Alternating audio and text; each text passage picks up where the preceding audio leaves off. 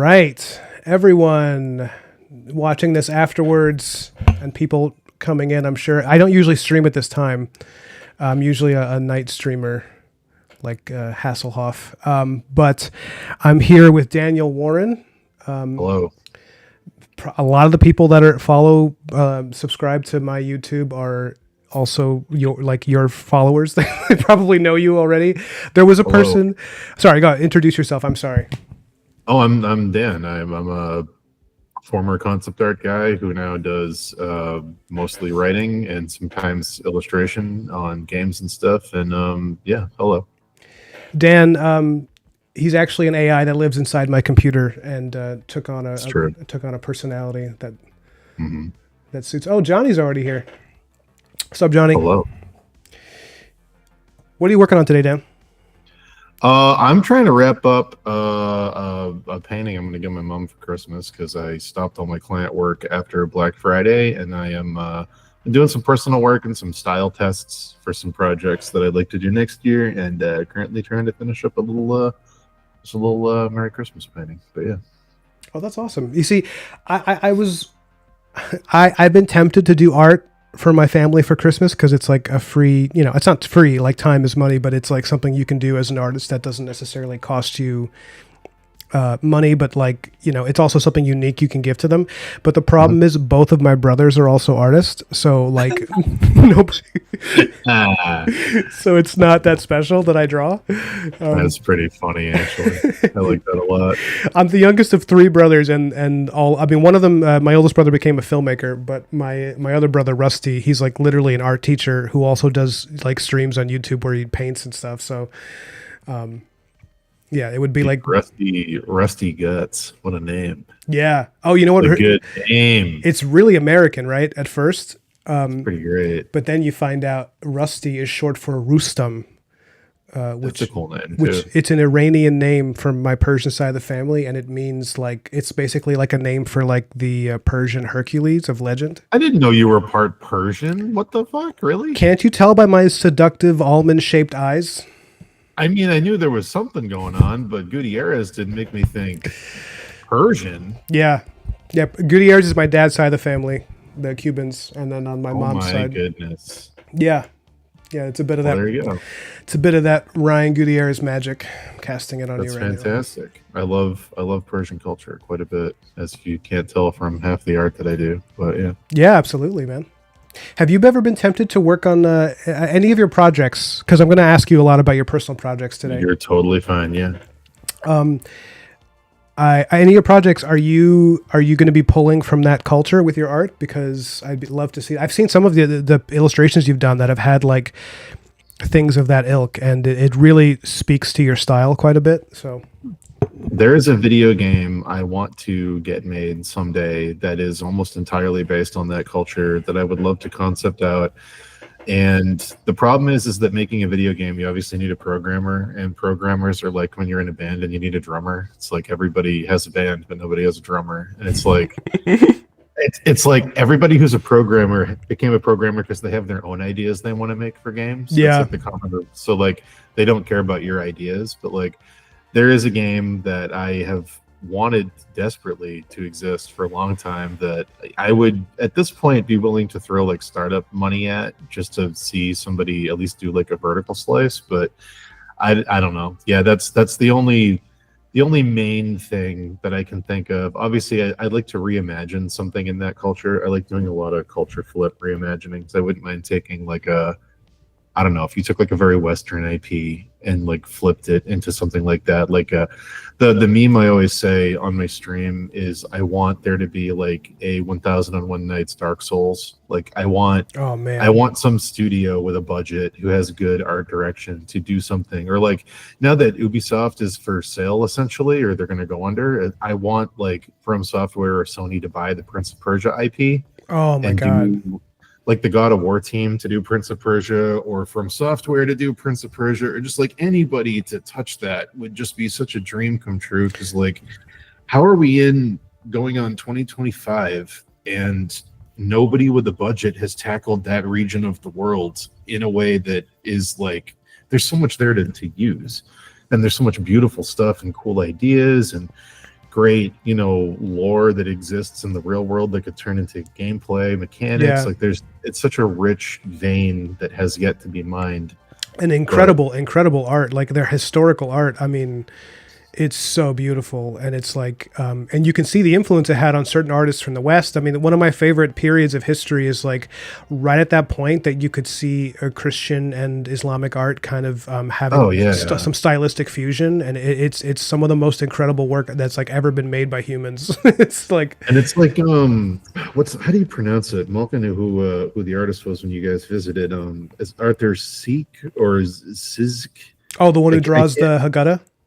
Yeah, I can't pronounce. I never know how to pronounce the last name, but I am obsessed with his artwork. I found him a few years ago, very randomly at a bookshop, and I was like, "What? Like these intricately, ornately detailed with all the Persian patterns and like." But he takes that aesthetic and he illustrates like Western stories with it. Sometimes that's fascinating to me. But yeah, he so the reason I knew him when you showed me the book was because Malka, she wanted me to do the Passover Seder with her, and and it's like, I don't know if you've ever been to a Passover Seder, but the real traditional one, it is long as hell. It's like. It's like Schindler's List plus Schindler's List 2 and 3, and it's like, and it goes till late, and I'm getting hungry. And she's like, "You got to just do one traditional one with me, and then for the next few years, we'll just do like the abridged version." But the way she made it up to me was that she brought that same Haggadah with all of his illustrations, and she's like, "You'll like this," and then I was obsessed with it. I was like, "This is so freaking cool." Abrahamic religions and fasting, name a better combo. It's just they love it. They love not eating for sure. They do. They love the we're suffering, but it's gonna taste so good later. Like they love it. I love to do something. Just to wrap up on your question, I'd love to do something with that. But that'd be. I mean, if you guys, I'm sure everyone here is familiar with your work, but I've definitely trolled his art station a few times, and there was that one piece you did, and I forgot what it was called, and I'm going to do that thing where people describe a drawing of yours, and it's like this. Fine. It's it was oh my god, it would look like a Sikh warrior, and he had like I might be fusing two different pieces of yours, but he had like almost like a like frankincense and then like a lantern. Oh yeah. It was I watched Kingdom of Heaven, and I believe it's Baldwin, right, with the mask. Yes. And I was like, that is the coolest design I've ever seen. And then I got obsessed with the history behind that movie, and I looked it up, and I was like, no way is this real? And it was real. Yeah. And then that imagery always stuck in my head forever. And then when I was thinking about like the perfect game I'd want to make, it was like a Metroidvania. It was going to be like a dungeon crawler. You would play as this warrior girl. It was going to be Middle Eastern and Persian. It was going to be very Prince of Persia aesthetic-y. And I was, at the time, I had a couple things going on, and I was like, I want to design, like, I want to pretend I work for Magic the Gathering and design a planeswalker that doesn't look like any of the other planeswalkers. That was idea number one, was like, they don't really have anything from that region, and I was like, that'd be cool. And then number two was I was trying to concept out what this game would be, and I think the idea of the game was like, there's a lot in that culture of the invisible world and the visible world, with like the djinn and like how to bind demons to the physical plane and like use their powers and things. And I was like, that should be the core of the game, is you defeat these things and you bind them, and you can use their powers to traverse or do new combat things. And so then the natural conclusion of that was, okay, well, who's the villain? The villain should be some kind of priest who, to transcend from the physical world to the other world to get more power, basically self-immolated and became a cloud of mist. And that's what that character design is. It's a guy with a censer, and he's swinging the censer, and all the embers that come out of the censer become eyes for beasts that are made out of this like smoke that can take physical form. And the idea is that when you beat him, the big reveal at the halfway point of the game, you think it's the end, very Symphony of the Night, you would beat him and the cloak would fall off and there's no body underneath. He's incorporeal, and his eyes were embers from the same sensor, and then everything would go crazy and you go into the second, harder half of the game. But that's cool. What that character was. Yeah. See, how much of that concept was developed while painting it, and how much of it came afterwards? I knew he was. The idea for him being a planeswalker was the first thing. Was like I don't see many like Middle Eastern themed things in the Magic pantheon. So I was like, what would I design? Well, I designed like a sorcerer. I'd have him fight. I never seen anyone use a censor as a weapon before. And then Yeah. very funny. Like I think like 6 or 7 years after I did that painting, Dragon's Dogma 2 came out, and they made a class that uses a sensor as a weapon, and you swing it around and conjure smoke monsters. And I was like, that's so, like, I wonder what I saw that they also saw in Japan, like for the parallel thinking, because that's so specific. Well, it could be the one mind, as the Aborigines called it. The idea of like a shared consciousness where, because I'm going to get really esoteric really early on, guys, but like, no, you're good. So the idea of the one mind is this idea that you and I, never having met, could end up with similar notions of reality or steps in our imagination based on some kind of ephemeral consciousness that sort of exists between us. And there's some science that supports that, or at least, pseudoscience, meta science, you could call it, which is the idea of like morphogenic theory. Sure. Which is this idea that like, a monkey on one side of the world learns how to use tools, and then another monkey from an entirely different genus on a different island, continent, whatever, learns it around the same time. And they've documented things like this will happen. And so there's this theory of the morphogenic field, which is like that there's a field of information that we don't exactly understand yet, but how things are passed through like the field. And some of that could account for what we think of as being instinct. But also imagination, right? Like, there's this great interview. You probably have seen this, Dan. I feel like you've seen everything, but like there's a, whenever I bring up a video, Dan's like, oh yeah, I saw that like 20 years before you saw it. It's this conversation between Mobius and Miyazaki, from Studio Ghibli, and they basically they meet for the first time on camera and sit down. And over the course of this conversation, you realize that they've been having a conversation for like 30 years through their art, that they've been talking to each other. Do you know what I'm talking about? I didn't even know they ever even met. That's fascinating. Yeah, it's really cool. I feel like you would love it. It's like, they hadn't met in person, but then Mobius would be like, you inspired me with like Valley of the Wind, and that's why this comic looks the way it does. And Miyazaki was like, oh, it's funny you should say that, because Valley of the Wind or whatever was inspired by something you did in the 70s. And that like, and they're just like looking, and they have a translator because one of them only speaks French, the other one only speaks Japanese. Right. And it's just like, it's such an incredibly, like, it's just closing up on their beautiful old faces while you realize that they're like kind of best friends who'd never met each other. It's incredibly sweet. That's cool. It's badass. Yeah. That's really, really cool. But yeah, no, that's where that came from. I'd love to do more. I don't know. I'm at a weird point where I'm trying to figure out what I want to do for next steps career wise. Cause like, there was a point where I was like, oh, I'll just go full illustration, Magic the Gathering, do that path, do D&D, get into games. And like, I don't really want to do that anymore. I thought I did for a while just because it's like the next step everyone kind of does. But like, I don't know. After publishing some stuff and doing some personal things, I don't know if that's really the way I want to go. So I'm kind of trying to experiment and figure out what I would like to do. But yeah, that's kind of where I'm at now. I would love to see, because you already have, a lot of experience now with comics. I would love to see, because from what I understand, Steve Lichtman you do mostly the colors for that, no? Or do you do some of the line art too? Well, me and Dave, the way it breaks down is we both write it, and then I do the final script, and I do all the punch up. We both punch it up, and we make it as funny as we can, and then I'll do the script, and I'll finalize that and do all the punctuation and stuff. Then we'll both kind of thumbnail it out. Dave will do some roughs, and I'll look at them, and we'll talk about like what scene we want to emphasize and anything needs to change. Mm-hmm. Dave will do the lines, I'll do the colors. We'll drop the words in, and then it's like it's nice because we can get things done really quick that way because we're both working, so it gets done in like half the time it normally would. Mm-hmm. So it's a good assembly line where like as I'm working on something, Dave's working on the next thing, I finish, he hands off the next one, and we just kind of assembly line it.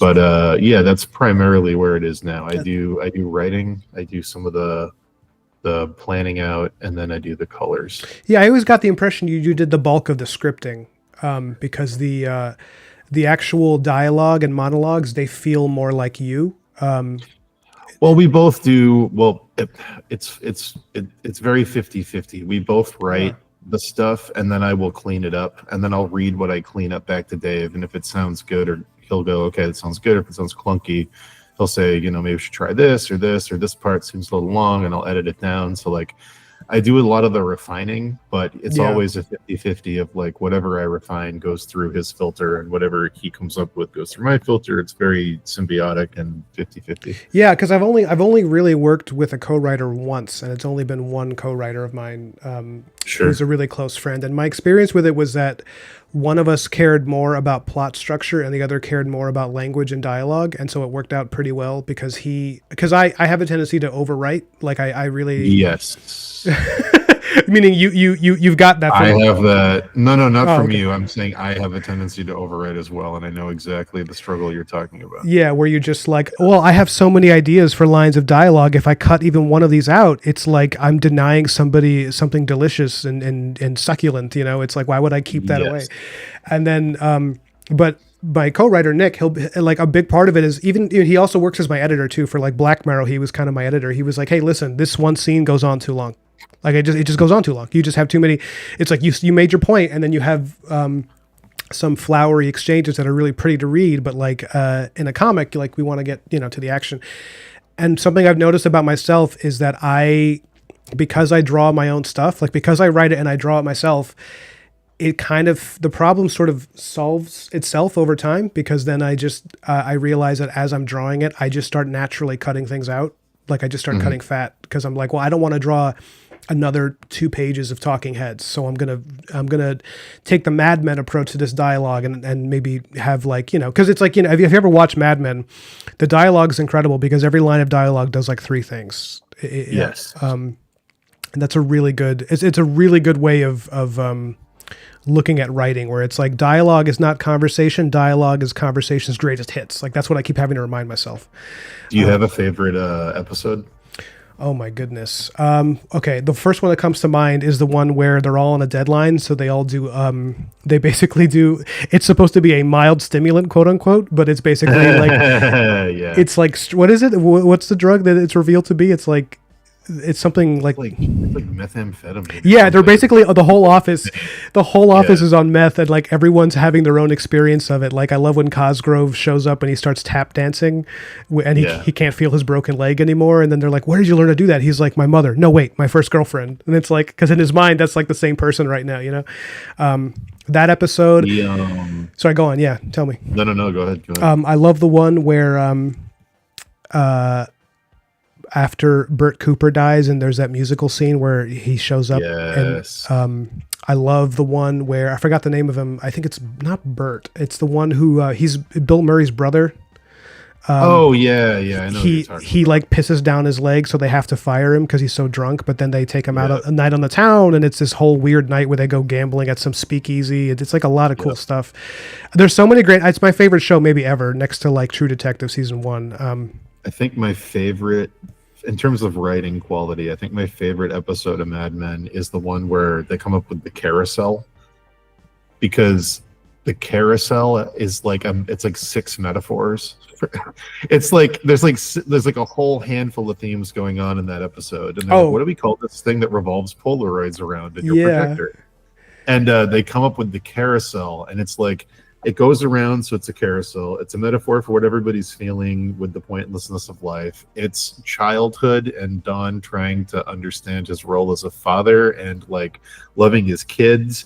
It's the shame of the people in the room that have cheated on their spouses. It's like every single thread of that season gets boiled down into the carousel. And like that scene is insanely well, like I don't know how they ever did that. It's so good. Also, something I think maybe you touched on this, but like it's also the carousel is the cyclical nature of time, because like as it starts and Don is like he starts by defining nostalgia, and then nostalgia like in Italian or like in Latin it means like the pain from an old wound. Yeah, and it's just like so good. And they're playing that music, that like Thomas Newman-esque music that immediately makes you think about like I don't know, just things in your own life. Yep. It's an incredible scene. That's actually from, I think, season 1, right? It's like really early Yeah, on. it's an early one. It's an early one, but man, it's that gets me every time. That's Yeah. such a well written scene. It blows the mind how good the writing is in that show. And I think one of the creators of the show was a former writer for Sopranos. And Yep. you can see them revisiting some of the themes that they touch upon in Sopranos. But in my opinion, and I like Sopranos, but I think Mad Men perfects a lot of what Sopranos attempts, in my opinion. I agree. Mad Men, I mean, Sopranos starts off really strong with this dual thing of, okay, it's The Godfather, but he's in therapy. Mm-hmm. And like, you have a really good balance of the external, here we are, we're a gang, we're going to do these things, you're going to see the violence, it's going to be this thing. And then there's another flip side of the internal, where it's, okay, now this guy has to examine how he feels about these things and his subconscious. And my personal favorite thing about The Sopranos is the dreams. The way that show films dreams, the way they get the sound right, where like voices sound a little too close, like when Gloria talks to him, and it's not like Tony, it's like really close to them, like Tony, like things that happen in real dreams that they captured, like surrealism with like the lens choices and things. But early on, first couple seasons, it's a really good balance of internal and external. And towards the end, I feel like they kind of drop the Melfi stuff, and they're sort of like, we're just The Godfather now. Mm-hmm. But yeah, I agree. I think Mad Men is a much stronger balance. Yeah, I really agree with you about that, because I think the dream sequences, the audio for sure, and the way that they'll do things where like characters will in the dream will be like multiple people, like it'll be like, it's Melfi, no wait, it's your mother, no, it's your girlfriend who died, it's like all these people, and it's like, that's so much of what happens to me when I have a dream. It's like your brain creates composite characters. And they capture that really well. And it actually, now that you mention it, makes me think of what someone was talking about with AI, that like one of the reasons that particularly when people do like horror AI, where they just do that like that ugly shit that just like is a composite of different stuff, the way that AI assembles those images to generate them is actually very similar to how the brain processes images supposedly for dreams. So, which is why so much AI, when you look at it, whether intentional or not, it kind of feels like a fucking nightmare. Remember that there's like an ad campaign a few years ago where they were like, Google is dreaming, and it was, I think it was Google, it might have been something else, but they were like trying to market the AI. They were like, remember they were putting out images and they were like, here's what Google dreamt up last night, and it was like tons of eyes, and it looked like a biblical representation of an angel, like weird fractals, and like it was so stupid. It was just, there's like, this is what Google dreamt of on the internet last night. It's like, oh, this is a fucking nightmare. Yeah, and like, why do you think that's good marketing to me? Like, oh, I'm so glad that you're creating our replacement. That really makes me sleep better. Like, I don't know why. It's interesting because it's kind of, it's like this huge disconnect from your audience. Like, I don't want to live in a world with artificial intelligence becoming a problem. Like, I'm not interested in that fundamentally. And it sounds like if you don't legislate shit, it's going to get dangerous. And like, for some reason, you seem to think I really want it, and you're like advertising it to me as if like, hey, it's that thing you asked for. It's like literally the meme line from every movie where the guy yells at the scientists, "You were so busy wondering if you could, you never stop to think if you should." Yeah, it's like, it's just that. That's exactly how I feel. It's remember that episode of South Park where Mr. Scientist. Well, yeah. Is that the one you're talking about? I was actually, I don't know, maybe it's the same one, but I was thinking where climate change finally becomes a problem and everybody just keeps looking. We didn't listen. They're like looking at each other. Yeah. We didn't listen. He's like rolling down his window to strangers. We didn't listen. We didn't listen. Man Bear Pig comes back. Yeah, it's very good. I was thinking of the old one where the internet stops working for the whole planet, and the military is talking to the scientist about it, and every single time they come back to the room, the scientist has a good solution, and they go, "What are you talking about, Mr. Scientist?" And it's just that line from every movie. We don't have time for your egg-headed theories. Shoot it! Like, it's great. It's so good. Yeah, the way that South Park handles like film tropes is pretty amazing. I mean, the Imagination Land trilogy is great. It's like when there's that section of the Imagination Land episodes where they're trying to figure out how to like deal with the problem of Imagination Land, and like so they keep bringing in film directors to like come up with ideas because it's a land of fictional characters, so clearly they're the best option for problem solving. And like Right. M. Night Shyamalan comes up, and every time he names an idea, they're like, "Those aren't ideas; those are just twist endings." Those are just twists, yeah. And it just keeps going, and then it's Mel Gibson comes in, twitch his nipples, and they're like, "God damn it, yeah, we don't like him as a person, but he's so good at plot development." yeah. I think he says like he's like, "Say what you want about that crazy son of a bitch. He understands story Yeah. structure." And I was just like, "That's amazing." So fucking funny. It's great. It's great. But yeah, I think Dave's strength is he comes up with funnier, like immediate, this is funny, like you're laughing, like belly laugh, like this just a funny thing. Yeah. And then my weird OCD is like, okay, but how do we get that to work in the script? And then like it's a fun dance of like, I'll come up with like more, I don't know, I think my funnier dialogue things, because a lot of the stuff that I pull from is just like real life conversations that I think are hilarious, and then we just adapt them to the comic. But Dave's very funny, and a lot of that's just like, great, this is an awesome idea. How do we get there? And then building it out to make it work, and then refining it, cutting stuff. I think between Dave editing me and me editing Dave, we've probably, for the 2 books we've done, we've probably cut enough content to do a 3rd book on its own. But that's just stuff that we either thought was superfluous, wasn't as funny as the other stuff, or didn't have anywhere to put it. There's like hundreds of pages of ideas that there was just nowhere to put. And it's very strange how much stuff you end up cutting in the process of making a thing. Would you ever consider doing a Blu-ray version of the book with all this? Oh my god. I mean, the closest thing to that I would do is like an audiobook of the cut stuff, or something we didn't have to draw, because the drawing and the creation of it takes so long. But yeah, I mean, even in the 3rd book, we found some homes for some ideas that got cut from the 1st book. So it's, eventually, if it's funny enough, there's going to be a place for it. But yeah, I think that's, yeah.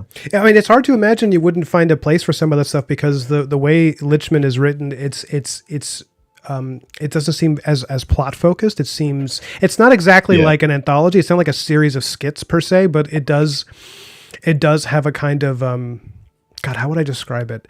It's like more coherent than like a Mel Brooks movie.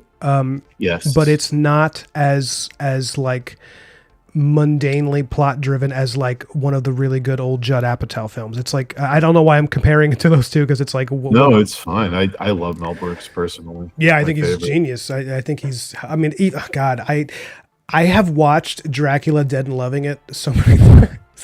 I think his Inquisition musical in History of the World is probably still one of the funniest things I've ever seen committed to film. Yeah. The fact that he got a studio to give him probably $1 million to film a 5-minute musical about the Inquisition is fucking insane. When the Iron Maiden flips open and he's in there doing the hands, like, this is nuts. It's absolutely insane. Like synchronized swimming nuns and like, I don't know. Incredible work. It's weird because we never planned on doing books. It's all kind of a weird accident we fell into that we're still in some ways kind of figuring out how to get through. Like, we did one comic because we were both angry about our freelance jobs and we wanted to put it out there. And it resonated. So we were like, oh, I'll do another one. And then eventually we had like, I think 15. And there was a bunch of Reddit threads being like, please tell me there's a book of this. Where can I buy this? And we were like, I guess people want a book of it, so let's make a book. So then we were like, well, do we just come up with more skits? Or like suddenly we had to fill a book. So we were like, well, we should make some kind of through line and put skits around it. So we came up with like a very loose plot. And like, it was never supposed to be something that necessarily had a through line. We just felt like we had to, because suddenly it became a book. Yeah. And it's very strange how those things just kind of happen, and you're like, okay, well, I guess it's this now, and I guess we got to figure this out. And then the plot in, I think, the second book is much stronger, because we knew there was a somewhat of a plot going in from the beginning, whereas in the first book we just kind of stumbled into it at the halfway point by happenstance. And then we're trying to get back to just being one-offs. That's like The third book is our attempt to close all the loops and go, okay, all these things are resolved. Now we can get back to single funny issues with some through lines, because balancing a bunch of plots and resolving all of them and still keeping it funny is much harder than just, this is a funny thing, here's 3 pages about it. Yeah, well, especially because the way it started was, and that's not to say it has to stay that way, but the way it began, from what I understand from you, is that it was like, it was a series of like funny single ideas that you guys started to string together. Yep. And oh man, you know it's funny, Malka. After we, so for anyone watching, I met up with Dan in Cape Cod, and I watched him eat duck rangoon jealously. And then the night after, he had me over for dinner, me and my lovely fiance. And afterwards, she was asking me about Steve Lichtman on the ride home. So I started playing some of the clips that I had.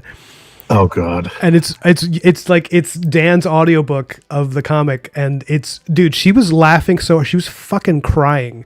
She was like, why are you embarrassed by it? Is that the face? Is that what I'm hearing? It's just yeah, I mean, I'm one of those people, just how I was raised. When I'm done with something, I lock it in a room and I never look at it again. I'm flattered that she enjoyed it. That's really Oh yeah, especially because she's, you know, this is like, that's not really her culture. She didn't excuse me, she didn't grow up like a fantasy nerd, but she was able to, you know, to extrapolate the you know, it was just also just like having just met you, and like, Sure. and then like hearing you do this like really funny, like kind of slightly hammy narration. Yeah, and it was, you know, was like the ganja was flowing freely, like that whole shit was just, it killed her. Because we like when we did the audiobook, we were like, it can't just be us reading this. That's too lame. That's like so cringe. And we were like, well, the only way to do it is to lean into the cringe. So how do we do it? So the solution we found was, there was this old Dungeons and Dragons game called Dragon Strike, I believe. And it was a board game, and it came with a VHS. And you can go find this VHS on YouTube, and I recommend anyone who hasn't seen it do it. It opens with like a guy in a turtleneck, like a very serious like actor guy who like clearly had dreams of making it big, and like now he's doing a D&D instruction VHS. And he's like, feel that terrible chill in the air? Better cozy up. It's about to get dangerous. And it's like, it's very like, his delivery is insane. And we were like, that should be the guy. We have to make a character to be the narrator of the audio. Well, that was maybe one of the best creative decisions I've ever seen. Because like the fact that you, like, seriously, like you guys solved that problem in such a perfect way, and you ended up creating an entirely new dimension to it. Like I was so impressed with it when I first heard the audiobook. I was like, this is like, and you played to your strengths. Like you knew exactly what you were good at to do. Like the fact that you both do the audio, but like you both play exactly to the voice composites that fit with you as people. And it was just like, I mean, I had just, someone had asked me about it. I was talking to, you came up in one of my streams. I think it was someone brought up Dave and you and Steve Lichtman, and I had said something, and I still think this is true, is that I said, what people don't realize about Dan and Dave is that they're essentially, they are comedians who are also good at drawing. Like, you know. Yeah, I think it's, I hate to say this. It's so cringe to say this, and I'm sorry. I'm so sorry. Here it comes. About to say this. It's okay. I stretched. I'm ready to cringe. I hate it when other people say this, and I can't believe I'm saying it. I do think it's a product of growing up in Boston. I was like, what is he going to say? Is that we were both raised in a way where the only way to express admiration is to roast each other. So like it's constantly making fun of everything is the only way to like not like, you have to make fun of everything all the time. And it's like, yeah.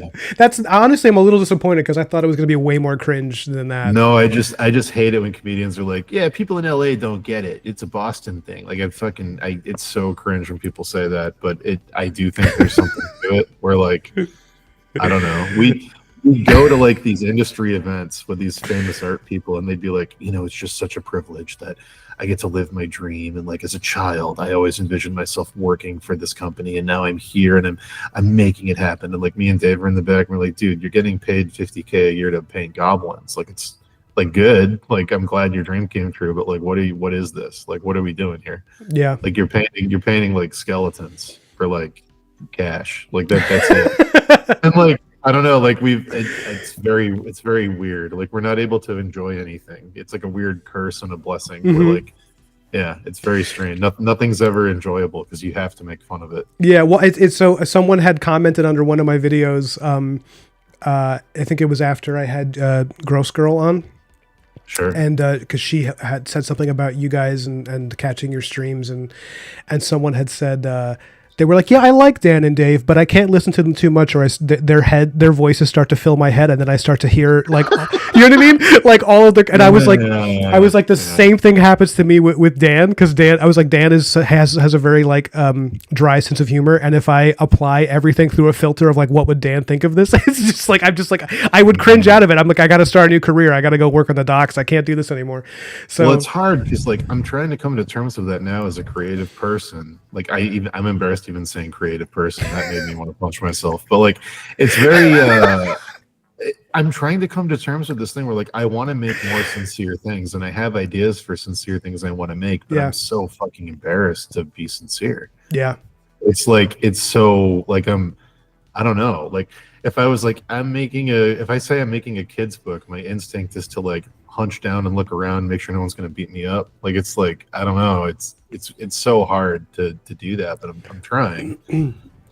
It's also really funny because and Malka can tell you this, that like everything that I do with my work is like, you know, you guys in the chat, many of you have read my comics. I'm like painfully sincere, and to the point where like it's like everything. And I don't want to say corny and necessarily cringe, because I don't want to like shit all over my own stuff too much, but like I'm very like, oh, like I really want this to mean something, or that kind of thing. And it's like my brain just works very differently. Like I mean, I do have those moments of being like, this writer Anne Lamott talks about it, where like every voice that criticizes you in your head is like a radio station that you have to be able to tune up and down depending on what you need for a moment,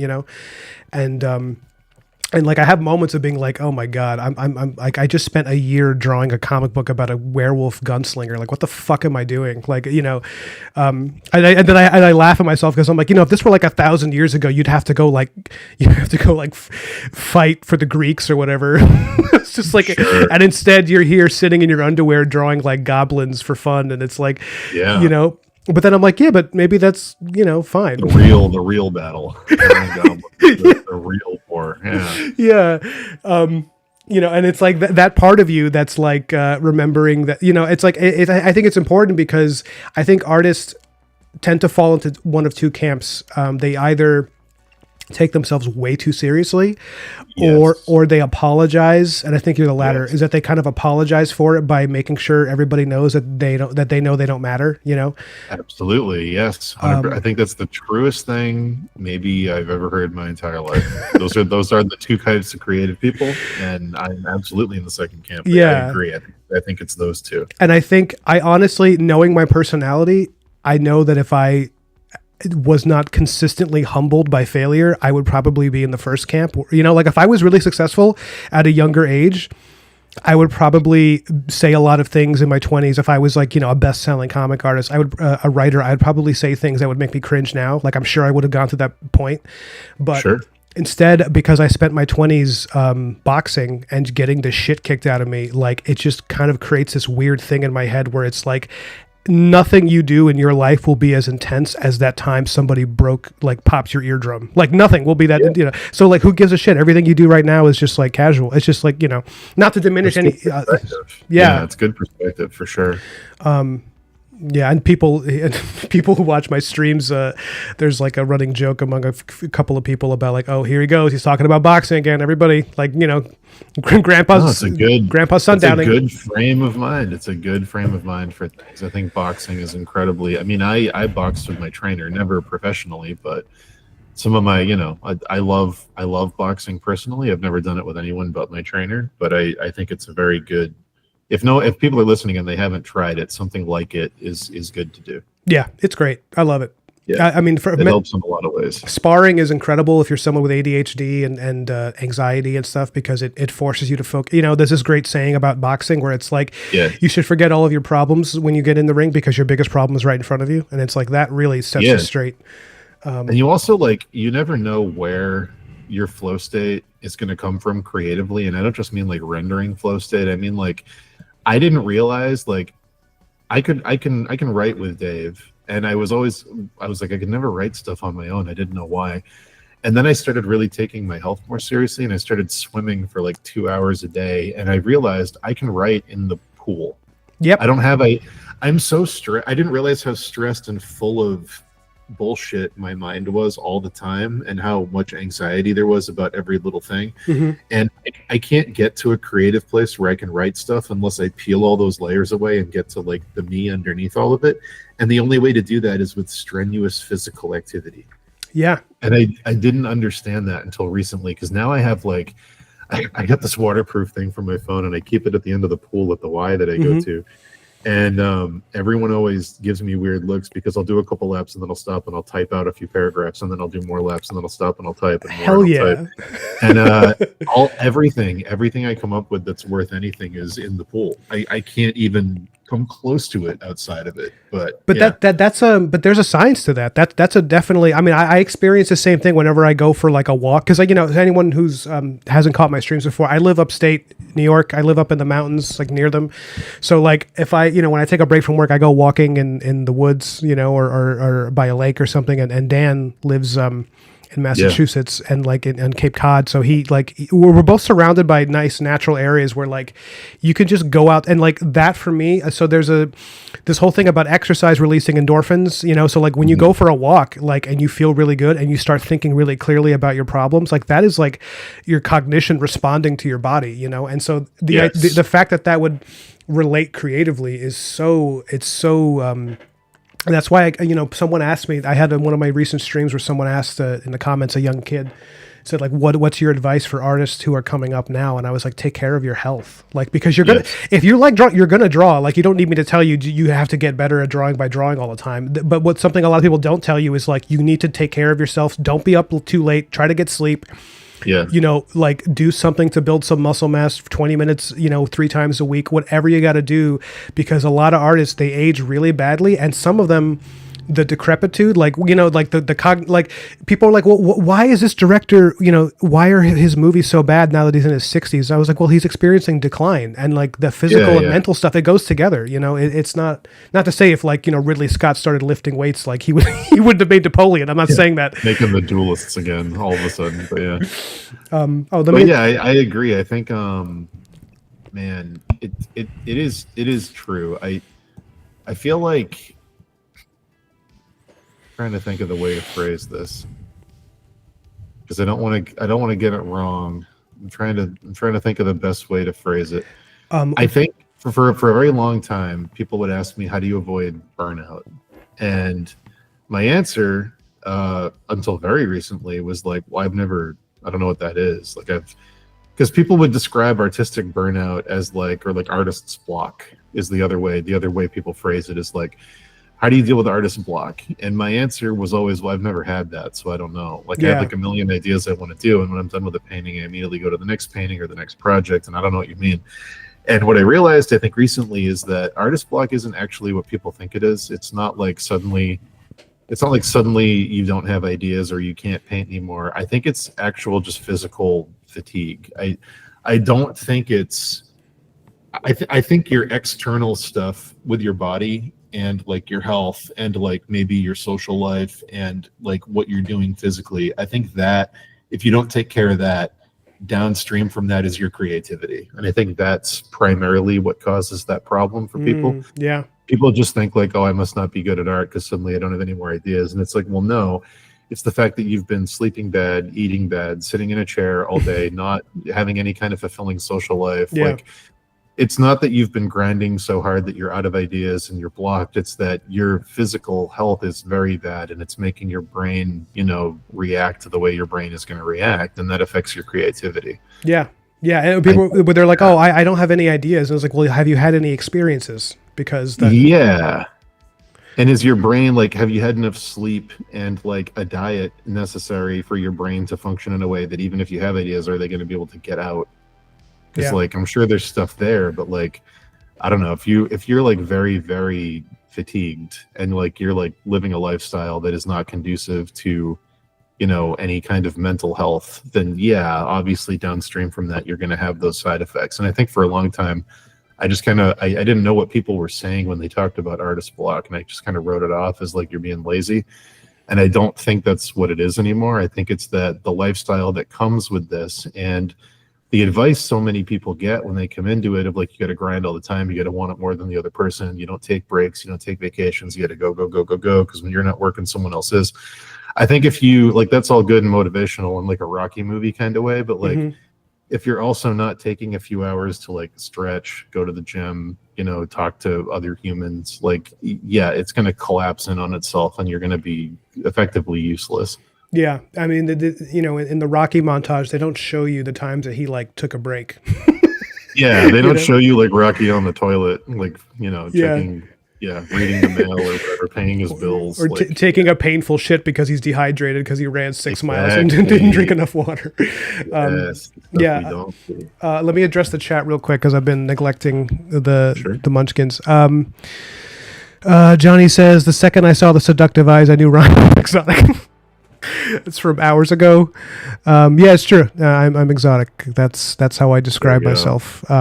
I describe, some might say. Yeah, with no irony, I say that about myself. Shay says those are the bad guys. I don't know who he's talking about, and it feels like I probably shouldn't look into it. Wigglewood says, "Hey, what's up, Phil? Hey, Wigglewood. Are you? What's up, Wigglewood? He's going to be. He and I were talking about doing. He's going to, I think, hop on at 6 today. So. Oh yeah, I'll listen to that.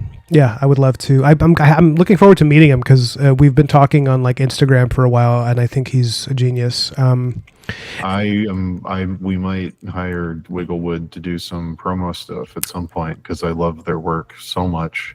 I also would like to hire Wigglewood. That's so funny. Yeah. I reached out to him and were like, hey, what would you like charge for like a 30-second animation of one of my characters, doing whatever? And he was like, oh, I don't know. He's, of all the multitude of things that Wigglewood nails so many things, but of all the things Wigglewood nails perfectly, somehow they have mastered the bit crushing of the audio quality for those old Sega Saturn and PC games. Yeah, the audio's incredible. And the sound samples of like the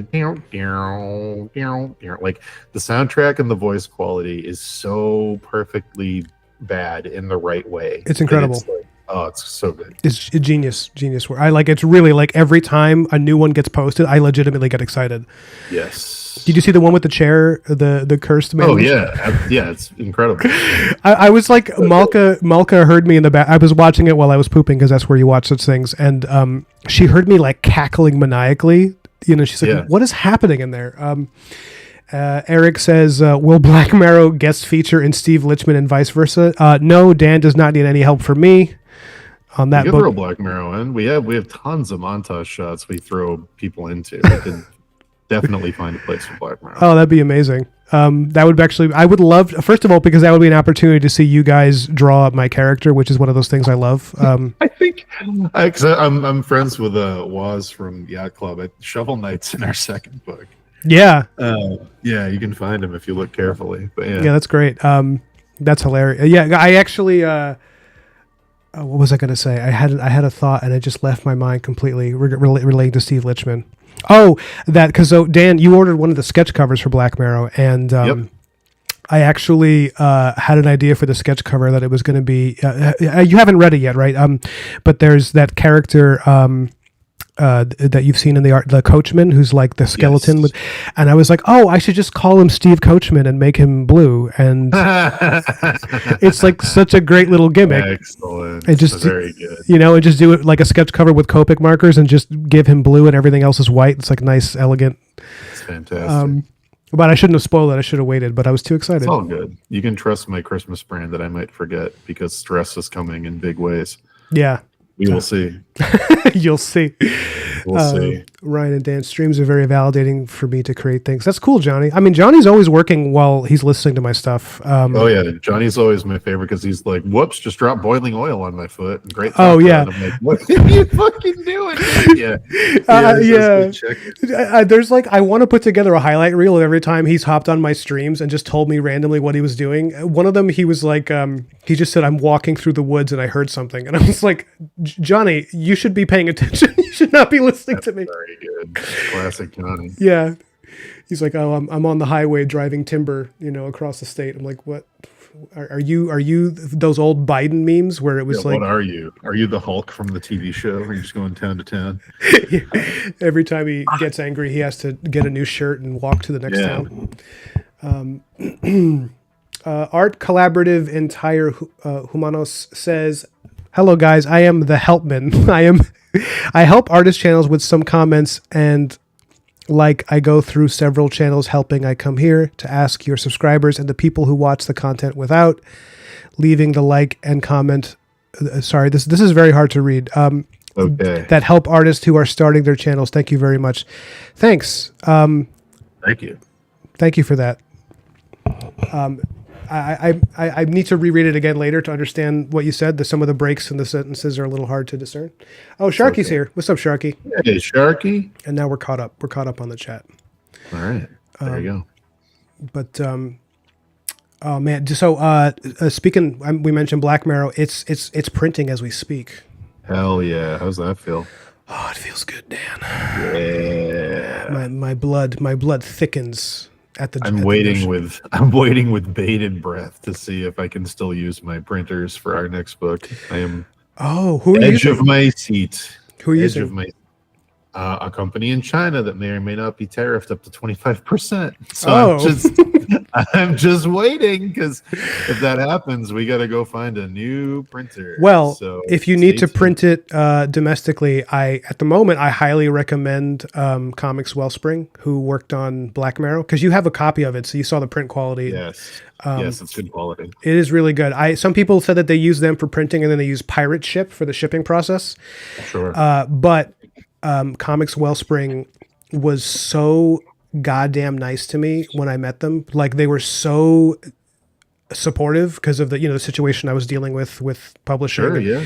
And they were just like, hey, we're gonna, I don't want to even say all the nice things I did, because then other people will ask for that, but they were just like, they offered me a lot of things just to show me the print quality, and they said, like, we're confident you'll go with us, so we're going to just show you this, and like out of respect for an artist who's kind of dealing with a lot of nonsense right now, and the customer service is great. I can always get someone on the phone when I call them, and they'll just which is like, shout out to them. Yeah, they also offer a 15% discount for anyone doing Kickstarter.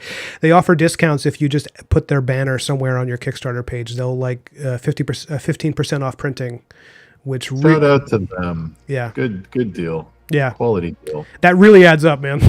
That knocked absolutely. Yeah, 15%. Remember, I'm a big dummy, and I didn't realize this till our second Kickstarter, so I had to redo my taxes for the previous 2 years. Oh, but hell yeah. For anyone listening to this who's doing a Kickstarter, you can deduct the Kickstarter fee and the credit card fees as business expenses.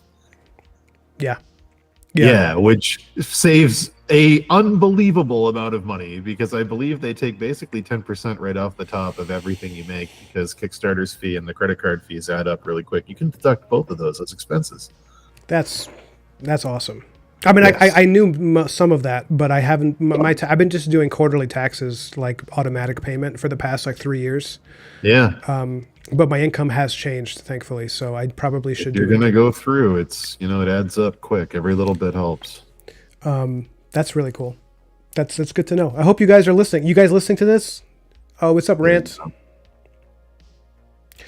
Yeah. Rant says you missed my message above because of the help bot. Yeah, I'm gonna call it the help bot. But oh man, so can I talk to you about King Arthur? The current title for the book. I think I'm going to do the Kickstarter in 2025. I think I'm going with Knights of Camelot. You can always talk to me about King Arthur, buddy. I did find the thing I'm going to rip off to do a piece for your King Arthur thing, by the way. Can you show it to me? Can you send it? I'll put it on my screen. I can, actually. Would you prefer me to send it to you Google or Discord? Let's. What you mean? You can do it right in the Google chat where we are right now? Oh, I think I can actually. If you can, that might be easy, because then I'd have to send it to Discord. I'm gonna do a version of this piece because I think it would work thematically. Does your your story's going to have a round table, or at least mention a round table, yeah? Oh, it's going to feature the round table quite heavily. Okay, Because cool. I'm treating it like the way I've been pitching it is that it's basically like the Knights of Camelot as a kind of medieval Justice League. Mm, So a lot of it is like, you know, it's going to feel like you're like Elden Ring, where it's like the round table hold is your hub, and we go back there, you know. So I had to, you know what, guys, I'm going to bring up some of the art I did for it, so I can show some of my new any new subscribers. I'm going to do a version of this, and it's going to be Arthur in profile, probably holding Excalibur, and the circle behind that's the halo is going to be the knights in portrait, like they're at the table. Oh my gosh. Okay, I can't wait. Let me Yeah, let me pull that up. it's like one of my favorite Muka pieces. Oh, how do I get to it actually? It's not showing up in my Not showing up in the chat. no. Do you mind sending it to my? Oh wait, here it is. Yeah, Yeah, here I'm it gonna is. probably do a version of this. Oh, hell yes. Yeah. Oh man, yeah, I So love. instead of the zodiac signs, I'm gonna do the knights in the background, and then yeah, probably have him holding the sword up like he's praying to it. So you're gonna need some fairly cemented designs that you can work with, right? Oh yeah, I'm only gonna need a few of the knights, probably I don't know 6 or 7, but yeah. Okay, I have about 6 or 7 designed, so that's what feels right. I have the ones Cool. I'm very focused on. You know, obviously Arthur, but then like Lancelot, Percival, Bedivere, Sir Kay is one of the first ones to come in. You know, and Nice. and even though Galahad, the way we have it written, because in the original stories Galahad is like second generation. He's Mhm. so that we're kind of sticking to that. He's a character throughout all 3, but he's only a knight in the 3rd book because that's going to be when he's like old enough. He maybe has my favorite design of any of the knights other than Arthur. Like I designed. I think I might have shown it to you. The drawing quality of it is not great of the design, but I really Okay. I like the design itself because it's like based on so the way I did it was each of the knights is based off of a different animal that you would see in that part of Europe. So Oh, even better. That fits what I'm ripping off even better. yeah, I know. I've seen some of Yeah. your work where you do that, the anthropomorphizing kind of. Yeah. Yeah, it's fucking awesome. And Galahad is based. Oh, it's actually my profile pic on Google. He's the dove. Oh, sick. So I gave him this like because the doves are interesting animals, right? They're this beacon, the symbol of hope and all that, but they're also like insanely aggressive birds. Right. And then Gawain is the minnow. So I made him like a lancer with this like greenish fish-like armor. This idea that he, patrols the waterways of Europe because this is when piracy Oh, was. this is. I'm very excited to do this now. This is great. It's gonna work out so well. Percival is the rooster. So he's like, Nice. so I gave him kind of like a big barrel chest, and he's kind of a thick boy. Some plumes. Yeah, he's got a big ass plume on his helmet. Yeah. And Arthur is obviously the dragon. Lancelot is the lion because one of his names is the Lion of the Lake, and it's this black lion armor. Leonine, I think they would say. What were the others? I had them all written down. Oh, Sir Dynadine the trickster is a fox. Very good. So Very good. his helmet has this like really bizarre, totally ahistorical, like tri-corner kind of look to it because it's like fox head shaped. Nice. But I've seen some weird medieval helmets, so it kind of works. Oh, There's what's up? some What's up, Kyle? outlandishly strange ones. Yeah. Oh my God. I love that stuff. I love when you can tell like, oh, the person who did this one was extremely eccentric and this was probably not even used in battle because it was like, I'm so bummed the Higgins didn't have their full armory out when you were out here. oh man, I mean, I had a great time, and I ran into a famous historian who I've watched his stuff on YouTube, and I think I terrified him because I so anyone who doesn't know, I'm a very tall person, and I think I surprised him with my like big meaty Dick Tracy forehead, like you go. looming over him, and I was like, he was coming down the staircase, Tracy Ford. What a reference. Oh, that's good. He just was coming down the stairs, and I was like, I've seen your videos. He like jumped 4 feet in the air. He was like, hello. I was like, oh, I'm working on this whole thing. And, Malka laughs at me because I'm like really effusive with people I just met. I'm very like, immediately we're best friends. And she was like, he looked very not interested in talking to anyone. I wonder But what he was doing. I wonder if he was working on a video or something. well, I think his family is like he basically runs that museum. Like his Oh. name is Higgins. Oh, okay. Then he owns the fucking. That's insane. Yeah, and I know That's him from wild. he has like YouTube videos where he talks about the historical accuracy of Elden Ring, like that kind of thing. Oh, sure. And that's kind of how I saw him. So this is some of the art that I have so far for Knights of Camelot for anyone. And I know you're working, Dan, but Let me pull it up. so this is ostensibly the first page. Let me see. There's probably a delay in the video, but oh, I didn't send it to you. I have it on my screen on the Clip Studio. Yeah, I'm going to find it right Okay, now. okay. So I'm using the Lady of the Lake as like a bookend. She's kind of taking the role of like Galadriel in the Fellowship of the Ring.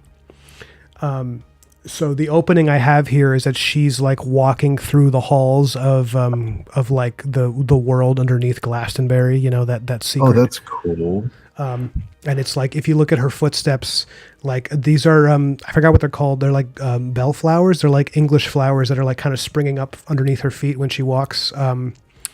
This idea of this like aquatic, you know, and so I had to research the hell out of this background. Yeah, so this is dude. Also, the LP traditionalizer brushes are so awesome, where they'll like give it paint breaks where it feels like chipped acrylic. So then this is the throne room where the round table is. So I did it as a double page spread. So if it'll take a second for it This to. reminds me ahead. so much of this. Oh man, where was it in England? I saw something that fucking blew me away, and any photo I find is not going to do it justice. Describe it. It was Warwick Chapel. That's where it was. I'm going to post this in our chat. I'll pull it up. This thing fucking blew me away when I saw it because I was not expecting it. I was just walking around aimlessly. Mm-hmm. And I was like, this is so fucking cool looking. It's like some king, I think, who's like entombed there with like a gold effigy of his armor on top of it with like all these gold inlays. Of like, it's so gnarly, dude. That is so awesome. I just turned a corner and it was there, and I was like, "What is this? Like, this is wild." But yeah, anyway, your art reminded me of that. Well, that's very flattering. I was tempted to do something with more gold in it, but then I felt like the cold colors, because the whole idea is that it's like he's been gone for like 1,000 years, so it's this feeling of like a cold, dead world that we're kind of reinvigorating. So Sure. like this shot here is the throne room, and I had to save different versions of it because I really want to reuse this shot for when it's during the day and in the prime of Camelot. But this is essentially the room where the round table is, and I did something where it was kind of like it's like church windows, you know, overlooking this table. But I thought it'd be really cool if the table looked like it was made of wood that kind of grew in that way. I love that cast shadow. Oh, thank you. That's awesome. That's really, really effective. That looks great. Thanks, man. This is all Procreate too. It's amazing. I use Clip Studio when I stream because it's streaming from the iPad is a fucking nightmare. But Sure. I absolutely, when I'm working on Procreate on the iPad, I like zip through pages. Like I got this done in like an afternoon. I don't know how. Wow. It's like and I haven't done the colors for this page yet, but this is the throne that I'm working with right now. And she's like touching the round table and then like looking at the three, you know, and then it's like this last shot, these two panels is her eye open and then closing to remember. And then we get this page, wow, this incredible reveal that the stream hasn't caught up with yet. But it's this piece I just posted yesterday, which is like me aping Frank Frazetta really hard. He's a good guy to ape. Yeah. Oh, I just ordered one of his art books on Black Friday, so I can't wait for it to arrive. Oh, hell yeah. Hell yeah. I can't believe a very, very Conan post. I cannot believe I don't have a Frazetta art book already. Like I just like it's just shocking to me that I maybe I had one in the past when I was younger, but yeah, this is like I've got a few. I think I got that book Icon. That one's really good. That has a lot. There's a few oversized ones that are good too. Icon. That sounds familiar. Yeah, it's called Icon, and it's all. I think it's like pretty comprehensive collection of his stuff. So it has not just his paintings but his ink work, because a lot of people like neglect his like he actually said that working in pen and ink was actually his favorite medium. He loved it. It was it's his favorite thing. I do have some of his work. I have an original first printing of I think it's the Creep Show comics he did. Yeah, those are great. And he has this really hilarious comic that this is drawn by Frazetta, guys, where he's saying how to tell if your friend is a werewolf. And it's like this goofy premise, but it's drawn so incredibly with like a pen and ink and like ink wash. It's incredible to see, like, even when the art is so good that it actually lends to the comedy, because it's so developed for such a ridiculous premise that you buy it, you know. Every time I go to an antique shop, there's always one dealer who collects the weird antique, like horny stuff. And like, I never want to look at it, but they always have little Annie Fanny comics, and I always want to know if somebody has one of the Frazetta ones. I would kill for an Annie Fanny comic. Yeah, that's like the one thing I will look for if I see, because for some reason at antique shops, those like old, like kind of horny comics are like very popular. I don't really know why. There's always one person that has a whole bunch of them though. Yeah. But, yeah. I don't know. I mean, I for a while, I think I still have some. I have like a couple of old Tijuana Bibles that I just think are hilarious. One of them is about Popeye coming home to olive oil after 3 months at sea. Amazing. And he like knocks down the door with his like 4-foot penis. And yeah. In my mind, the penis also is smoking a pipe. I don't know why my brain went there. I think, Dan, what you're realizing is that you clearly have an aptitude for this type of storytelling. That's what that was. I probably do. It's probably true. It's probably very true. Yeah. Pages are looking good, dude. Oh, thanks, man.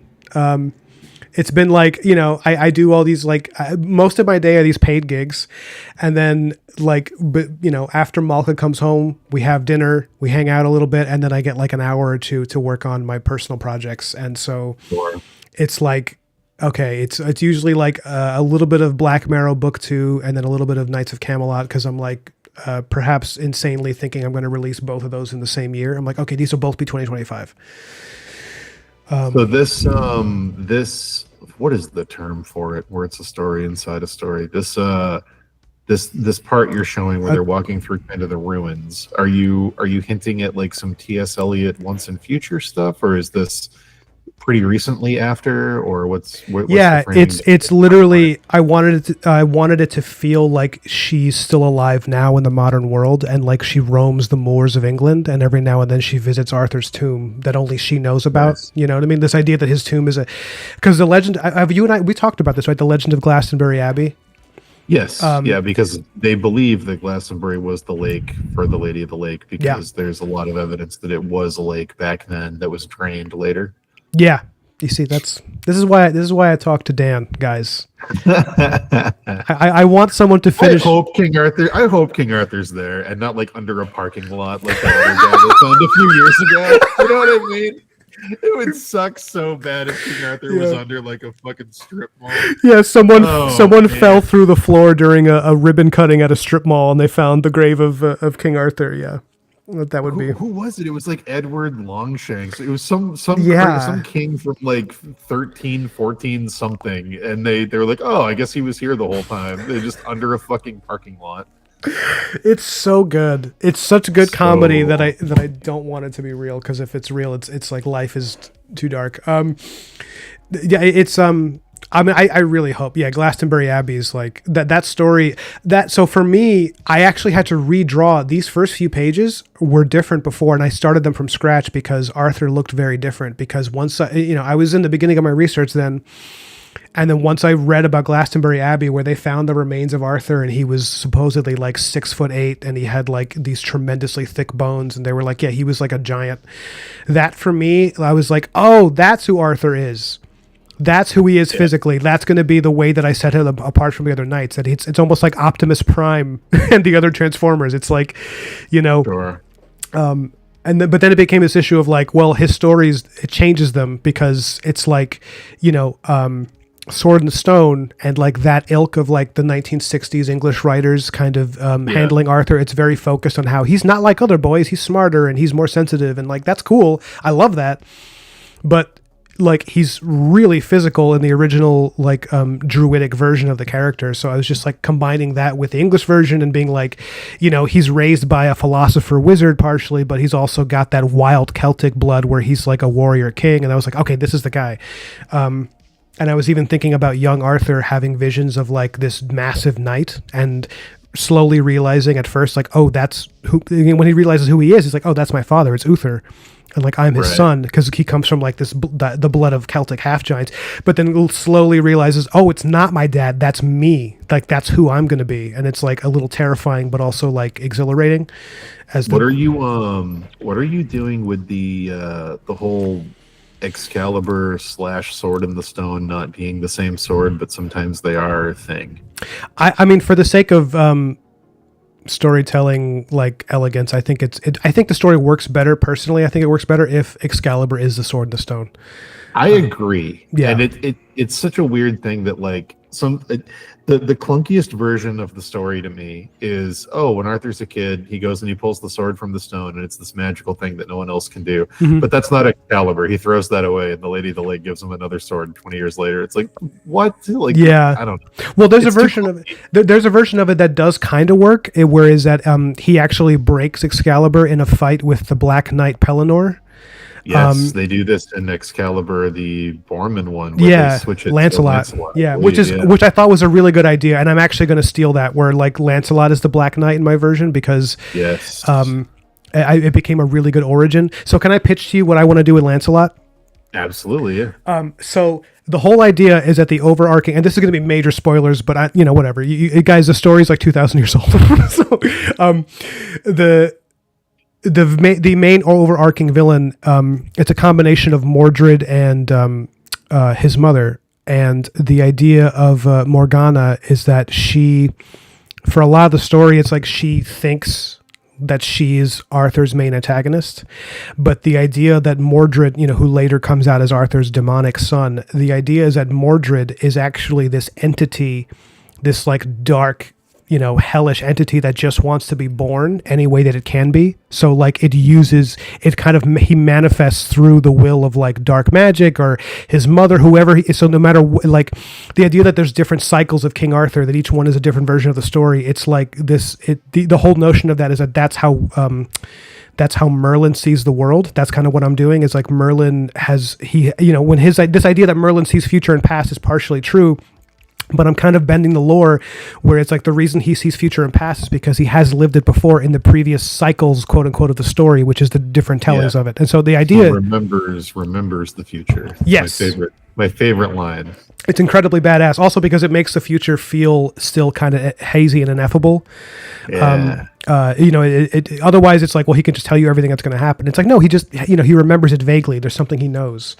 Mm-hmm. And so this idea is that Morgana, she wants, her whole thing is like, she wants to take the throne, and she knows in order to do that, it's very similar to Merlin, where it's like, I have the will to see the world as the way that I want it, but we need knights. We need strong, powerful men.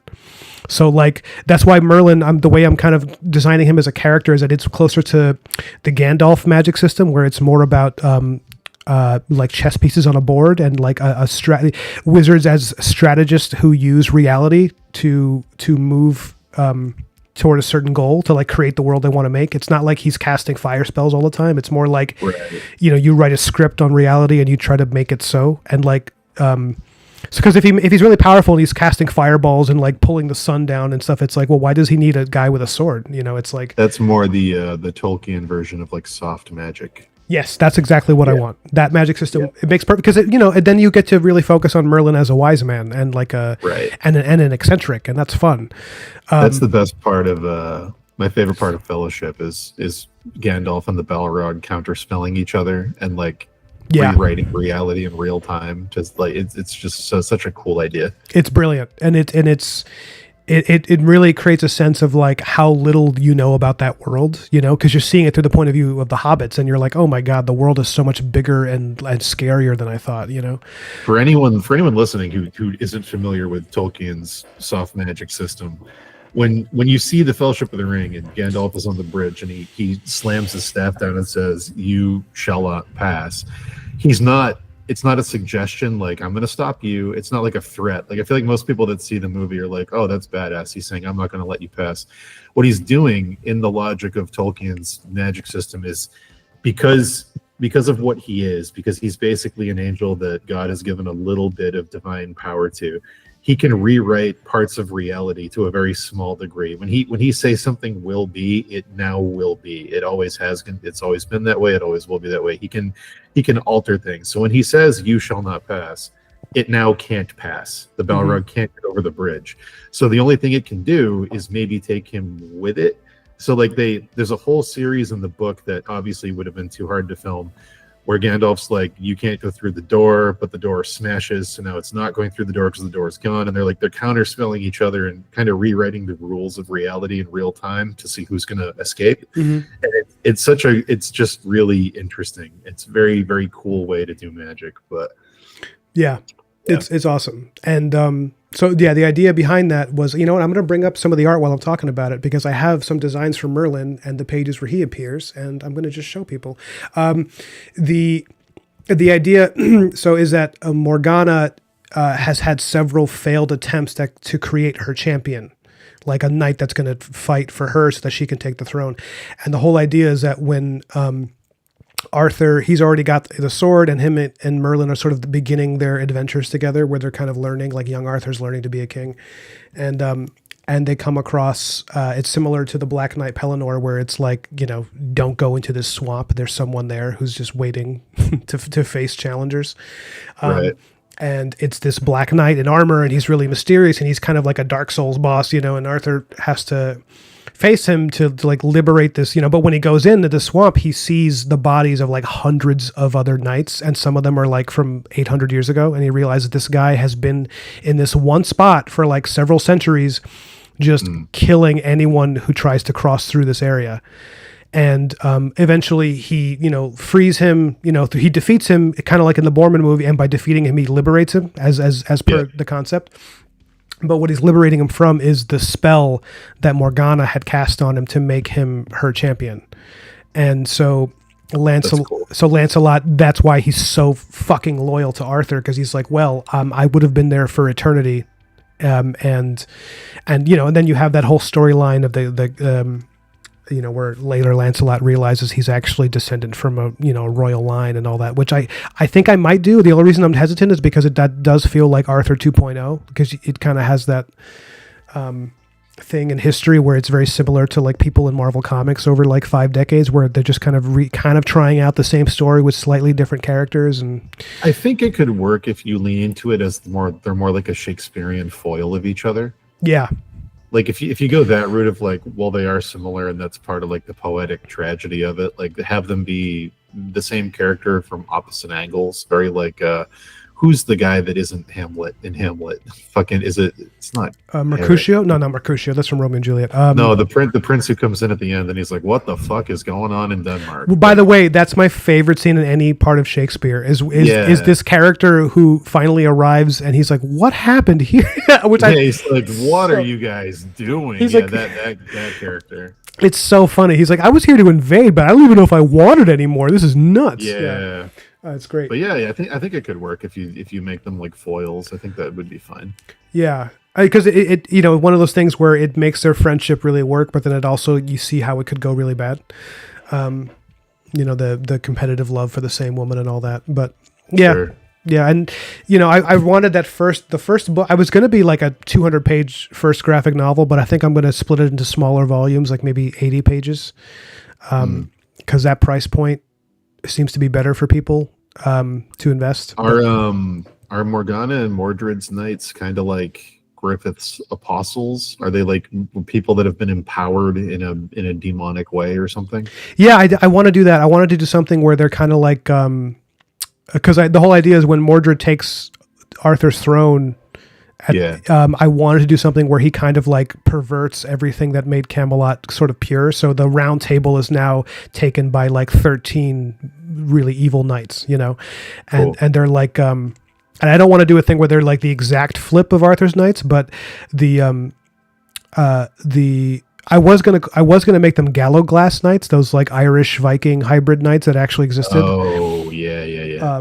But then I was like, I don't know if I want to make the gallows glass like because I wanted them to be kind of fantastical, and it's like the gallows glass were not were not demons, Sure. but they are a cool basis for his knights. But yeah, I thought it'd be really cool if a lot of them were knights who were defeated or banished during Arthur's reign for their cruelty, and now it's like under this new king, he's like going to reward them for being like really fucked up. And Nice. yeah, I mean, the name I had for them now was and this is kind of corny, but it might work. Is the Dread Knights, like Mordred's Dread Knights, you know? I think Dread Knight works. Yeah, because it's kind of a play on Dreadnought, I guess. But Yeah. yeah, and it's we're starting the story like when we jump into Arthur and that first page you saw with that, you know, Frazetta kind of ripoff. It's kind of like we're arriving at the Battle of Camlin. So we're finishing the last cycle and then starting the new one. So we're going to see all the knights in their prime, or rarely past their prime because it's, you know, toward the end. And that's kind of the first time we see the Dread Knights is just like them fighting Arthur's knights in the middle of this huge battle. And, you know, so it's it's like I'm hitting the reader with like design, like visual, like, you know, orgy of just. Yeah, you wanna open with a bang. Yeah, because if you open with Arthur as a kid and the Sword and the Stone, like I love that story, but it is, you know, it's like if you're someone who's like, you know, are we gonna get a battle scene or like what's up, you know? Yeah, it's been done to death. Yeah, you gotta. That's exactly what. And also, it gives me liberty to do my version of it and to change a few things for like my cycle, because I'm showing people like, hey, look, the cycle, you know, it's still there. This is the ending as it was written. You know, it's not chronological, but there's a reason Miura opens with Black Swordsman and not Golden Age, and it works. It does work. Which one? Say it again. In Berserk, there's a reason Miura opens the whole graphic novel with the Black Knight, or the you know, Black Swordsman, and not the Golden Age. It's because he wants to open with something this is what this world is. Here's all the coolest parts of it. Big explosive bang. Here we are, and then flashback after. Yeah, that's a big thing that I really wish more writers understood, is that if you open on action and mystery, you have your audience hooked for like the next few hours. Like they'll buy into what's coming next if you give them an intro. I mean, like that's why Peter Jackson was so smart. He's like, no, we're going to start with showing the battle at the end of the first age. Like that's what we're going to do, because like he knows, and you know, Ian McKellen described this. He said like he felt like when he watches that opening, that's Peter Jackson looking at the people in the audience who think that fantasy is lame and being like, yo, come on, it's going to be fun. Like it's going to be a good time. He's like taking them by the hand and being like, no, this is good. Trust me. It's going to be awesome. Like you don't know because you haven't experienced it, but this is like some of the most fun you're going to have at a movie theater. And it's like, and it worked, because now after that, you go to the Shire and you're like, okay, well, I like these people. I really hope they don't encounter those things I saw at the beginning. It's just like very smart. And he even said in an interview that he was basing it on Bond films, that opening, where you open a Bond movie with like, you know, it always ends with the end of James Bond's last adventure, which is really action set piece, and that's something that just like has been in my head for just like, because I was like, why is this so much more exciting than so many other movies that get good later? And it's, you know, it's basically none of that. I mean, it's in the appendices, but basically none of that's in the book. He was just like, this needs to be here. And it was absolutely the right call. Oh, yeah. If that had been a director now, they would have either done one of two things. They would have changed the book so much that they would have like caused riots in the streets. Yeah. Like a certain TV show that the name of which I shall not utter here, is it's the Black Tongue of Mordor. Rings of Power. But the Hot Sauron. The kids are gonna love it. Yeah, you know, Sauron, but fuckable. You know, when you were a kid reading Lord of the Rings and you read about Sauron, you thought, I bet he's sexy as hell. Hey kids, have you ever been in a toxic relationship? Boy, you're gonna relate to this. Sauron's fuckboy now. Like, oh no. This is gonna turn into me talking about Rings of Power. I'm so sorry. I just need to say one thing. I just want to say one thing, and then I'm gonna stop, and you have the right to respond, but I'm gonna stop us both from turning into like a snowball. Fine. It's fine. My favorite is Lord of Lies, is just him in a wig, like yeah, he's the master of disguise, and he just changes his hair color. Yeah, what they should have done, like not even joking, he should have been a different actor in every scene or at least every season because he's supposed to be able to glamour and change his fucking yeah, it's fucking nuts. And also, oh boy, I appreciate what they were trying. Did you watch season 2? Oh, I don't watch any, but I just watch clips. And it's usually clips that people make while making fun of it. Because unlike you, I care about my long-term mental health, and I don't want to do that to myself. They tried to honor the source material in season 2 in a way that completely backfired. And like, I know what they were thinking. I can see the wheels turning. But my God, they were like, they show Sauron die. And then they flash forward and they're like, but he regained his human body. And it's like a pile of goo, like sliding out of a mountainside.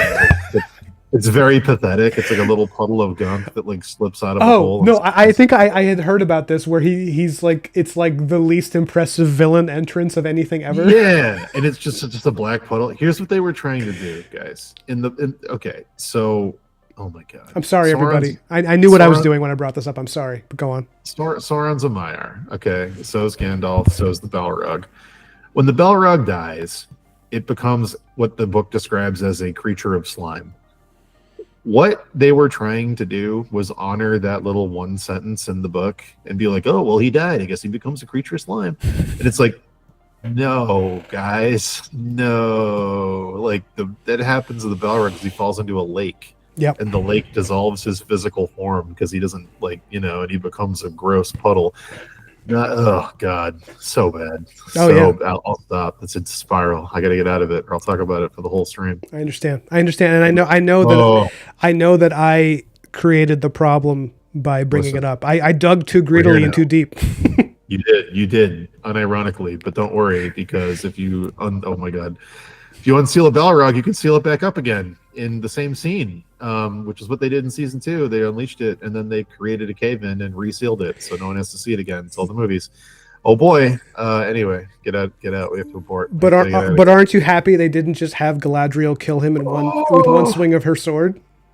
I'm the gladdest. I'm so glad, dude. I'm so happy. I'm so happy that a hobbit looked at Gandalf, who we didn't know was Gandalf at the time. He was just a stranger.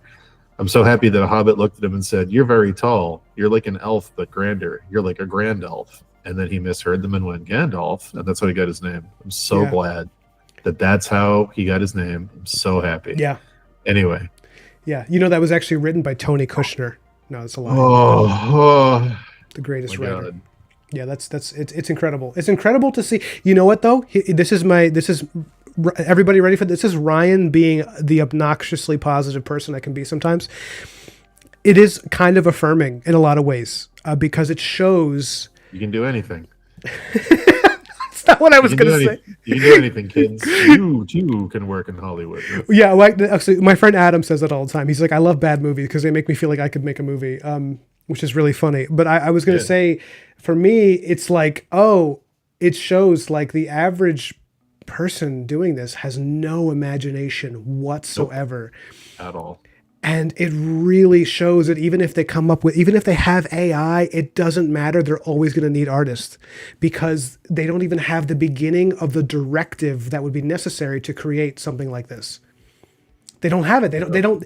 You got to have everybody in the chat. Most of you are artists. I mean, I'm assuming almost all of you are creative people of some kind. It is so. You got like I know I'm going to get really corny for a second. Dan, you can cringe. I'm sorry. You guys are really important. Like it's so important that creative people make shit, even dumb shit. Just keep making stuff, even if you don't think you're that good. I'm looking at the camera to say this. This is like a hostage video now. It's so important you guys do this shit because like culture gets really incestuous with its ideas if we don't bring in new shit. That's why you get AI videos. It's like I saw this hilarious. You've seen those trends of like AI where it's like something reimagined as an 80s movie, right? Yep. Someone did that with Star Wars. They were like Star Wars reimagined as a dark fantasy from the 80s, and it's just Star Wars because it's already. And people in the comments were like, you didn't reimagine, like that's literally Someone what someone said that's I can't remember who said this. I might have been Dave. I don't even know. Star Wars reimagined as a dark fantasy is Krull. It's so true. it is true. Yeah, It's just Krull. It's just oh god. it's so lame. It's so lame. People's ideas are so bad. Like you watch that fucking show, and like when when the hobbits travel to this new place and they just encounter more hobbits, like that Yep. is one of the most hilarious displays of creative ineptitude I've ever seen in my life. That is It's so a big bad. wide world. We could I think they literally say the line, it's a big world out there. Who knows what we'll encounter? We could find anything. Oh, it's more hobbits and another wizard. it's literally what we are. It's a hobbit and a wizard meeting another hobbit and another wizard. It's like oh my god, guys. Yeah. That's what creativity looks like. You just don't understand. You just don't get it. You don't get it, Dan. You're just a hater. That's what it is. Is that True. My TV show got canceled, so I'm just mad. That's all it is. Just mad. which TV show? Oh, we sold Steve Lichman and worked on it for 5 years. Oh, I know that. I thought you meant Yeah. I thought you meant your favorite show or something. I didn't realize you. No. I'm just saying I have to live with that knowledge in my mind that like my show didn't get made, but I'm watching this show and oh boy, is it bad. But yeah, I'm so sorry. it's okay. Life goes on. You know what, Dan? I'm gonna make a few phone calls. Get that started for you. Don't worry. Yeah, please do. Thank you. No problem. Let me know where to leave the checks. I appreciate it. No. Don't. You sing at my wedding and we're even. Oh, okay. I can do that. Let me know the songs. Yeah, Rings of Power is I don't know. I don't know what this trend is of creating something in a beloved universe and bringing in people that don't know anything about it. I don't know what that is. What it keeps happening. It's like I don't get it. I don't understand how they, especially with like Jeff Bezos, like personally funded that show, and he's like a fantasy nerd. And Is like, he? wouldn't you? Yeah, he specifically, the only reason Rings of Power got made is because Game of Thrones was big, and Jeff Bezos said, "I want my own, Game of Thrones. I want something like that." And he was like, ideally he wanted to do Lord of the Rings, so he went out and he paid an astronomical amount of money to get the rights to that. And yeah, I mean, I don't know why you wouldn't bring in like, I don't know, people from Weta that know the source material or Tolkien people to help write the scripts, or I just don't get it. I don't know why you would just completely wing it with something that is so established. But yeah, I don't know. That's incredible. That's I think the term fresh take gets thrown around a lot, and I think it's somewhat damaging. I think I'm a little bit done with fresh takes, quote unquote. Yeah, I know the legal reasons why they couldn't do some of it. Like, Yeah. they didn't buy the rights to the Silmarillion. They only bought the rights to the appendices of the Return of the King, so it was cheaper. Mm-hmm. So like they couldn't, in the first season, I think it was, they couldn't say Morgoth. They had to say like the enemy, because like his name didn't show up in the appendices or something. There's like a few examples of that. But I don't know. Yeah. I don't know. If you got more money than God and you want to make a show, make it a good show. Like, I don't know. $1 billion? Like, Yeah. It does not show up in the visuals, in my opinion. I mean, some of it looks pretty good, but like, I literally, when I saw clips of it, I was like, I feel like this is money laundering. Like it's not. yeah. It just. I mean, some of the costumes look pretty good. But yeah, some of the poverty of ideas. There's just a pure like this sense of like an emaciated brain trying to match, and like you can, and it's, I think it's compounded by the fact that you can tell that the show thinks it's really good. There's this cringe-inducing like swagger, like, yeah, can you believe we did that? And it's like, oh my god, We did it. The 3 years that Celebrimbor was tortured by Sauron is now one afternoon. We did it, guys. oh my god. No, okay, for me. Okay, and then I promise we'll stop, guys. Also, if anybody's If anybody's wondering why I'm not drawing, it's because I'm waiting for the iCloud to upload this page I'm working on, which is a PSD file, which anyone can tell you they take up a lot of space. So I'm sorry that I'm not drawing at the moment. Everybody's probably wondering why Ryan's just staring at an empty, canvas. He's contemplating the fall of Middle Earth. Anyway. Yeah, I was dumbstruck by what I saw, like a character in Lovecraft. The part that tipped the hat for me, where I was like, "Oh, are you doing this on purpose?" was the latest season. There was that scene that I saw where the orc is with his orc baby and his orc wife, and he's saying he doesn't want. We just want families, master. We just want a home to call our own. It's like, okay, guys. I get it that Wicked was popular, and like we can't have bad guys anymore. They have to be sympathetic. I get it. Yeah, and I know I don't want to, and it's not political for me because I know that people will say like this is from Marxist influence, and like possibly, but for me, I don't think those people are thinking of Karl Marx when they do that. I think they're literally just influenced by like a modern idea which has taken hold of writing. That's just. This There's idea, no bad guys, yeah, or just this idea that what shows that your writing is really good is when you humanize villains. Like I think that's what they're thinking. Is like this is a sign that I'm an intelligent writer because I give the villains quote dimension, and it's like you morons. It's not a people saying it's a Marxist thing is cringe. It's very specifically they're not secretive about Game of Thrones was hugely popular, and they literally said we want our own Game of Thrones, and the only way to do Game of Thrones is multiple characters that are fully fleshed out characters with different motivations scheming against each other, and that any of them can be someone you relate to. That's the secret sauce. It's not that Cersei's being evil. It's that you understand why she's being evil and you go, oh, I kind of empathize with what she's going through. It's not that Jaime Lannister's a villain. It's that when you find out why he killed the Mad King, you're like, oh shit, he's actually secretly like kind of a good dude. Yeah. And that works with that because it's very political and based on like the history of the Lancasters and like the Yorks, I believe. Mm-hmm. And like that all works because it's based from real world scheming and politics, but that does not work in a fairy tale. And Middle Earth is literally a fairy tale. And Tolkien was not secretive about wanting to write a fairy tale for the modern age. And it's just, you can't make an orc a sympathetic villain that wants to have a family and live in peace. The source material describes them as maggots that crawl out of the rotten parts of the world to feast on it and destroy it. Like, sorry, you just can't do that. Yeah, but some of that also, and this is where I think, and I don't know what's going on in the minds of people that are hyper politicizing everything. I think for those people, they feel that that's designed as a critique of Tolkien's mindset, that he thinks that evil exists and like how that's very primitive. And like we as writers we're more evolved than that because we can see that they're probably just desperate. And it's like that. This is not a commentary for like, I think that there's this idea that the orcs are supposed to be, I think people don't understand that Tolkien was not referencing a specific culture. Like the orcs are not human. They're not supposed to be a reference to a particular culture that he had a problem with. They're literally demons that just want to destroy. And that was like, even the fact that they don't have a culture. Like, okay, so something I was thinking about today, I watched Fellowship this morning while I was eating, and it's like literally how I've been starting my days is just watching Lord of the Rings.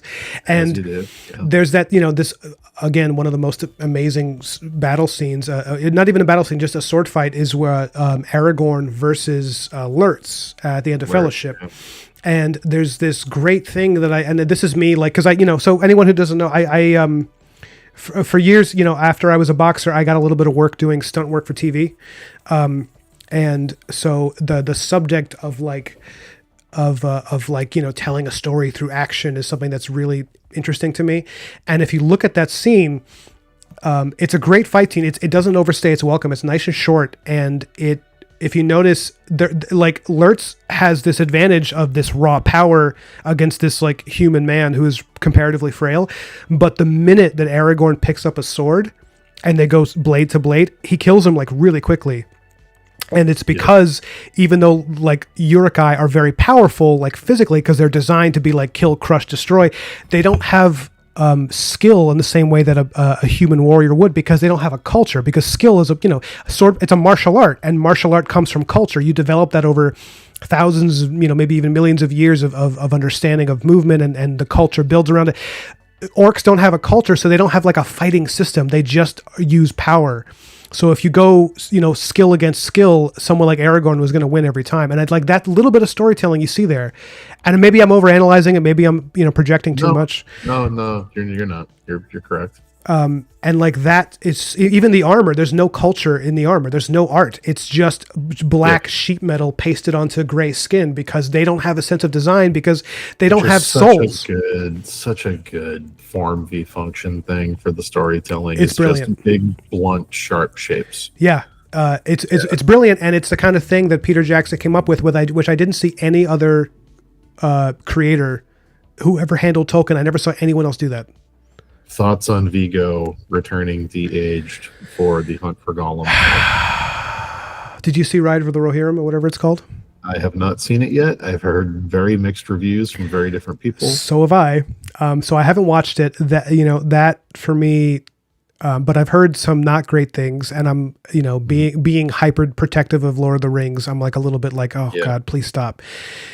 I'm not thrilled with the idea that you call your movie The Hunt for Gollum. It just sounds very bad name. Too clunky, and like it's like in terms of like scale and a sense of promise of adventure, it is a significant downgrade from like every other title. All the movie Strider. Yes, Just call it Strider. Oh my God. Have it start with him not knowing his place in the world. He's not accepted by the elves because of his heritage. He's not accepted by humans because he's Dunedain. He loves, Arwen, but she doesn't think that she can ever love him back. He's an outcast. Gandalf comes at the turning point. He's the inspirational kind of Obi-Wan Kenobi guy who's like, you're meant for greater things. You can redeem yourself. How do you do it? You find Gollum, you stop Sauron. Turning point, second half of the movie is The Hunt for Gollum.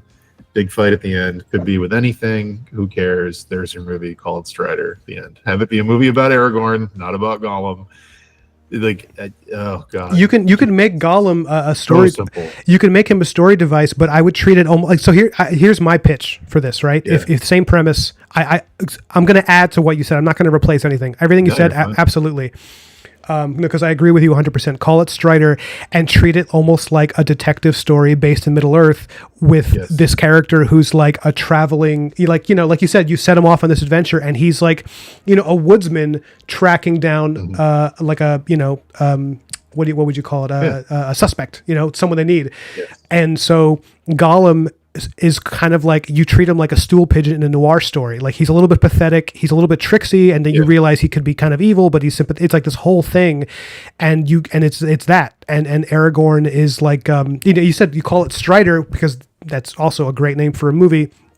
And that much better than The Hunt for Gollum. Yeah, much better. Yeah, it's so lame. And like Strider works on that level as like a kind of almost like a detective drama in the Middle Age, because what's a great name for like a wandering investigative a tracker is Strider. Like it's badass. So you can do a thing where like you can do really cool stuff with that we didn't get to see that character do in the movies, because he won't be part of a group this time. He's not going to be in a fellowship. He won't be with Gandalf.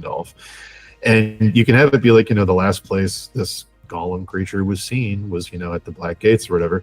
He can sneak into Mordor. He can be the Rambo kind of thing where it's like 1v100 and he has to like, hide in nature and use all of his skills. And I'm thinking of the scene where the guy walks past the dirt wall and then Rambo's eyes open and he jumps out and kills the guy. Yes. Like, he can do shit like that in the wilderness that we never really get to see him do, skills that he has. And like, you can revisit some of the beloved locations. Maybe he can go to Gondor.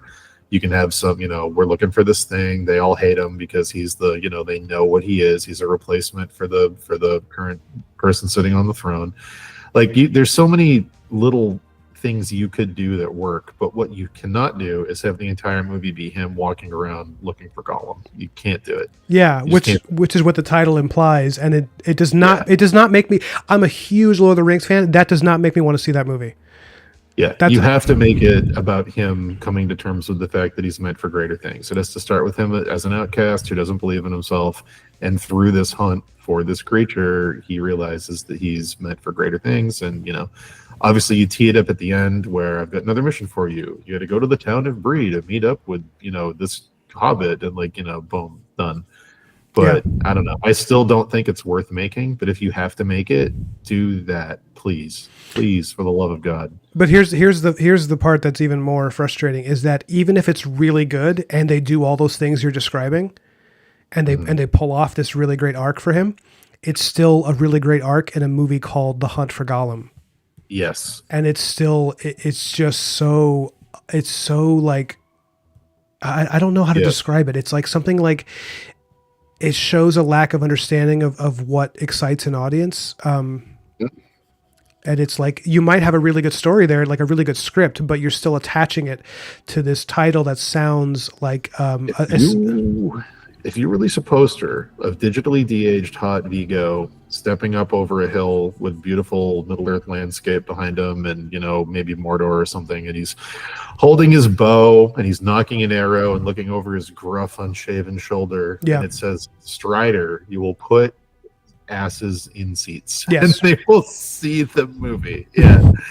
I don't know. Correct. If it's The Hunt for Gollum, that it's a face collage of, Ian McKellen and fucking digitally de-aged, Vigo and a fucking CG Gollum face and Andy Serkis and everyone's here. No one's gonna fucking care.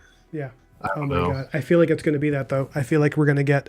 Also, Gollum is an interesting character. I feel like he's getting too much exposure. I don't know why they think I care so much about him outside the context of the main story. Like, yeah, he's not. The whole point is that he's not significant. If you make him too important, it ruins his place in the original story, which is that he's like surprisingly important. There's three big elements going on in that time period for that movie that are very good that you can use. We have to track this creature through these places that he would be hiding, which automatically means creepy places, caves, places that aren't in the sunlight. So lots of opportunities for fighting cool things. That's there.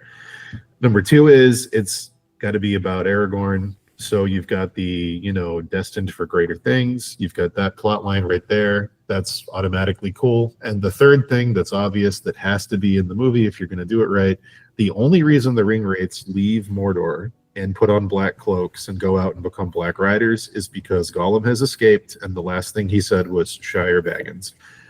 And what are the Ringwraiths? They are what Aragorn could become if he takes the ring. They are past kings who gave in to their vanity and their greed and made pact with Sauron and fell the darkness. They are the foil for him. So they should be the antagonists.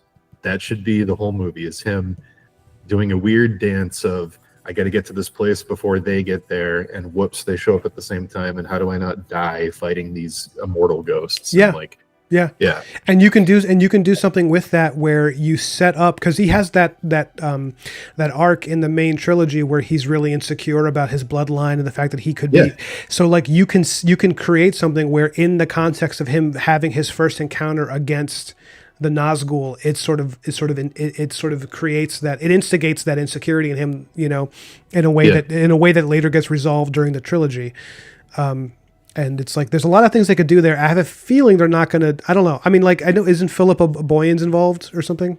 She's pretty good. Yeah, I mean, like Legolas can be there too. Technically, Legolas can show up for part of it if you really want to throw in more people because he has a previous relationship with Aragorn. There's that's canon. You're not stretching it too much for him to also be there. Yeah, well, Legolas is also in. Sorry, I don't mean to cut you off, but Legolas is also in. He's in a lot of that story of. You remember the Council of Elrond when they talk about when Gollum, I think they had Gollum at Mirkwood for a while, and yes. Legolas has that whole part of the Council of Elrond in the book where he's like, actually, he was doing better. He was starting to heal from the ring, and then one day the orcs attacked us and he used that diversion to escape, and so now we suspect he's full on, you could put that in the movie and it'd be great. You could make that interesting. Sorry, but so you were saying? No, I'm just saying there's things you can put in that make sense naturally, but you can't have a big epic war at the end. You just, please God, for the love of God, don't do it. Please don't do it. But I don't know. I don't know what they're going to do. I don't know what they're thinking. My take on it is it should not be made, but if you're going to make it, there are ways to do it and ways to not do it. Your take on it is don't do it? My take is don't make the movie because it cheapens the source material and it's not a story that's exciting enough to be worth telling. But if you're going to do it, you have to make it a character story. Yeah. You can't try to make it a sweeping epic like they did with The Hobbit. The Hobbit had actual wars in it, and The Hobbit had dragon, and The Hobbit had all these crazy things, and it still didn't justify 3 movies of content because they tried to make it. It's not an epic story. The Hobbit's very much not an epic story, and they tried to make it epic, and it destroyed it. So, like, Yeah. if you're going to do a small story about Aragorn, it has to be a small story. You can't try to inflate it and go, okay, we have to have a massive battle at the end because Lord of the Rings is massive battles. We can have crazy creature because Lord of the Rings is crazy creatures. Like, you can't. Yep. And years ago, before Rings of Power even came out, like when I heard they were doing another Lord of the Rings based, series, my immediate thought was, oh, they're going to do the Silmarillion. Yeah. Because that's the obvious choice of what you would do. And you could do it as a series. When they said it was going to be a show, I was like, oh, you should do the Silmarillion as like an anthology series where each episode is a different like span of a few years of Middle Earth. You take, because the Silmarillion, for anyone who hasn't read it, it's like a collection of it's like millennia. Yeah. So you just, and you could start the first episode with the creation of that world with the, the battle between, the creature that later became Morgoth, and essentially the Silmarillion is essentially the Bible. It's like there isn't like a main character. It's like different eras of history. It's essentially a history book. The Bible's essentially a history book too. Mm-hmm. But like there's no like main character of the story. There's a bunch of different things. It's like, here's what happened to this group of people over here. Here's what happened to this group of people over here. Here's what happened to this group of people over here. Here's where God intervened. Here's where he didn't intervene. It's like, it's more like that.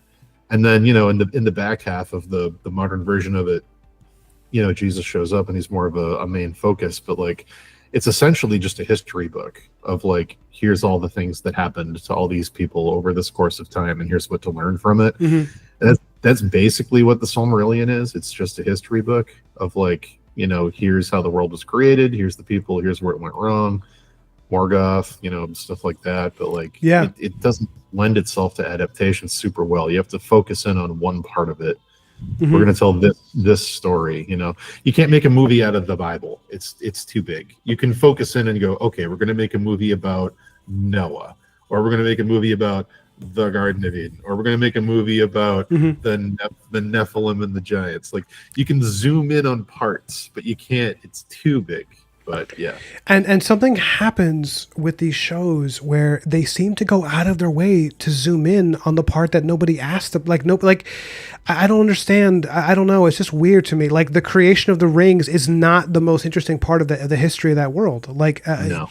At all. And it's like, okay, well, we want to do something with like a strong female character. It's like, okay, great. Have you ever heard of Baron and Luthien? Because that's a great story, and it's a great romance. Right off the bat, yeah. And it's like, instead they wanted to use Galadriel, and for some reason, because she's a recognizable character, but then they changed so much about her that it might as well not be her. I was just like, what are you doing? Like, these are so, because they tried to save money by not buying the rights to the whole book, and they can only use what's mentioned in the appendices. Yeah. Star Trek kind of went through a similar thing. I don't know if you've watched any recent Star Trek, but it's like they had to make it, I think, 70% different. So Jesus. Oh no, sorry. I the opposite. It can be 70% similar. I have to change 30% of it, which is enough to make it feel odd. It's like weird. It's so arbitrary. What's the reason? I think it's because it's like partially owned by one thing. I don't remember. I watched the whole thing. Midnight's Edge does a whole video about it. And what? Yeah, it's like, so that's why the uniforms can't be too similar to previous Star Trek. I could be wrong about this. I'm pretty sure that's what's happening there. It's really bizarre. It's like the uniforms, even the phasers, and then they can bring certain characters into it, but they can't bring all of them. So it's like this weird hodgepodge of like intellectual property balletics, It's really strange. I will talk to you about Lord of the Rings for the rest of the day, so we have to find a way out. Because I will do it, and I will enjoy every second of it. But I imagine your audience is not enjoying it. Let me see. Well, nobody's left. It's the same. It looks to be the same 14, 15 people. I can always tell what people are interested in because they stick around longer. Like, I remember there was one of my earlier streams. Someone asked me about when I was a boxer, and then I just started telling all these like gross ass stories of like shit that I saw. And I just saw the retention level go way up. People were like, wait, what? like, They look sick. Yeah, it was like similar to, when you have a friend who's a nurse, and they have like stories Oh yeah, and they're just like, wait, tell me, who he got his thumb bitten off. That's crazy, but yeah, we can, well, what else? I wanted to bring something else. Are you still watching Star Trek? I have watched all of the original series. I've watched all of Deep Space Nine and all of TNG. Oh my God. Okay. Yes, that's where I'm at with Star Trek. I haven't watched any Voyager. I haven't watched, yeah. Okay. I have a series of questions for you. Let's hear it. First of all, which is your favorite of the three and why? Okay. You can start there. I'll hit you with the others after. Can I come back in 1 minute and tell you? I have to step away for 1 second. Yeah, of course. All right, give me 1 second. I already have an answer. I will tell you in just a moment, though. Awesome. All right, be right back. Yeah, of course. Oh, Sharky says, I'll come and talk about 40K for 6 hours. Sharky, I think I'm about to start reading the Warhammer novels because I just played the game. Oh, and Dan and I were talking about that the other day, that he got really into the game. And after the Black Marrow Kickstarter was successful, I celebrated by buying Warhammer and playing it. And it was like, yeah, this is beautiful. This world is awesome.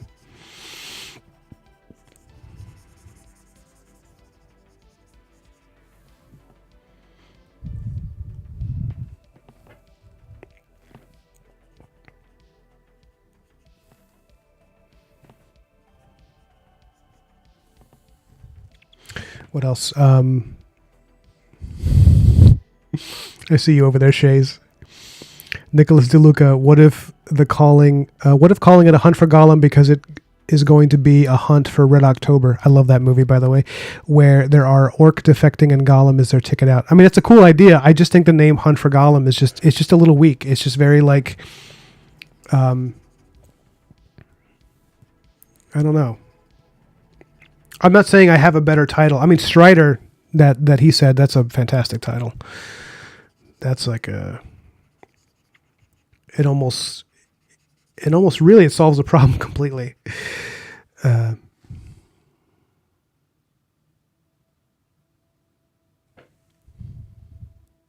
been reading Warhammer since you were 6 or 7? Is that okay for kids to read? It's like a pretty dark world. Yeah, Kyle, the new Space Marine game is the shit. It's incredible. It's a little short. The campaign is not long. It's not a long campaign, but man, is it satisfying. It is, and for a visual artist like yourself, I highly recommend that you give it a chance. You give it a shout out. Not a shout out, a tryout. It's really good. Yo. He's back. He's back. Everybody put your clothes on. What's really good? We're talking about the new Warhammer Space Marine game that I played. Oh, fucking awesome, dude. It's incredible. Good. Kyle was asking about it, old Kyle Martin. Did you beat it yet? Yeah, hold on. I got to fix my curtain. Everybody hold on. I'm taking my headphones off. Sure. Oh, Space Marine. So good.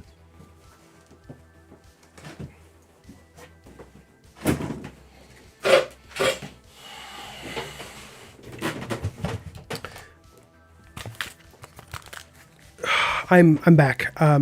Yo. There was a huge glare earlier, and now its glare's gone. So I want to see the world outside again. Yeah, I beat it a couple of days. It's not a long campaign. It's yeah, and the game, it's challenging enough while being pretty chill. Like I don't think I died once the entire game. It's the ending is so dope. Oh, that last level when you're like on the fucking cemetery planet. Yeah, that was incredible. And that giant thing shows up. Oh my god, dude! It's incredible. It's and the combat never gets old. I absolutely loved it. It felt like they were taking elements of there's elements of like Doom 2016 where it's like Sure. where it's like they kind of intrinsically understood like, okay, we can't make it all shooting. We need to have some melee. And even if it's just short bursts of melee to just keep reminding you that the Space Marines are also super, you know what I mean? Like they're not guys who rely entirely on their guns. They're like knights in armor. Yeah. And so the action is just so immensely satisfying. And yeah, especially at the end when you're facing those with the Chaos Marines, I think they're called. Oh, dude, they're fucking so rad. And every time you do one of those finishing kills, you like, okay, the sound editing when you're fighting them, and the clanking of like your armor against theirs when you like punch their heads. It's so good. It's exactly the weight. They make you feel the weight of the Space Marines. Like, oh yeah, these are like 700-pound half giants. You know, it's incredible. It's so good. To answer your question, please do. Yeah.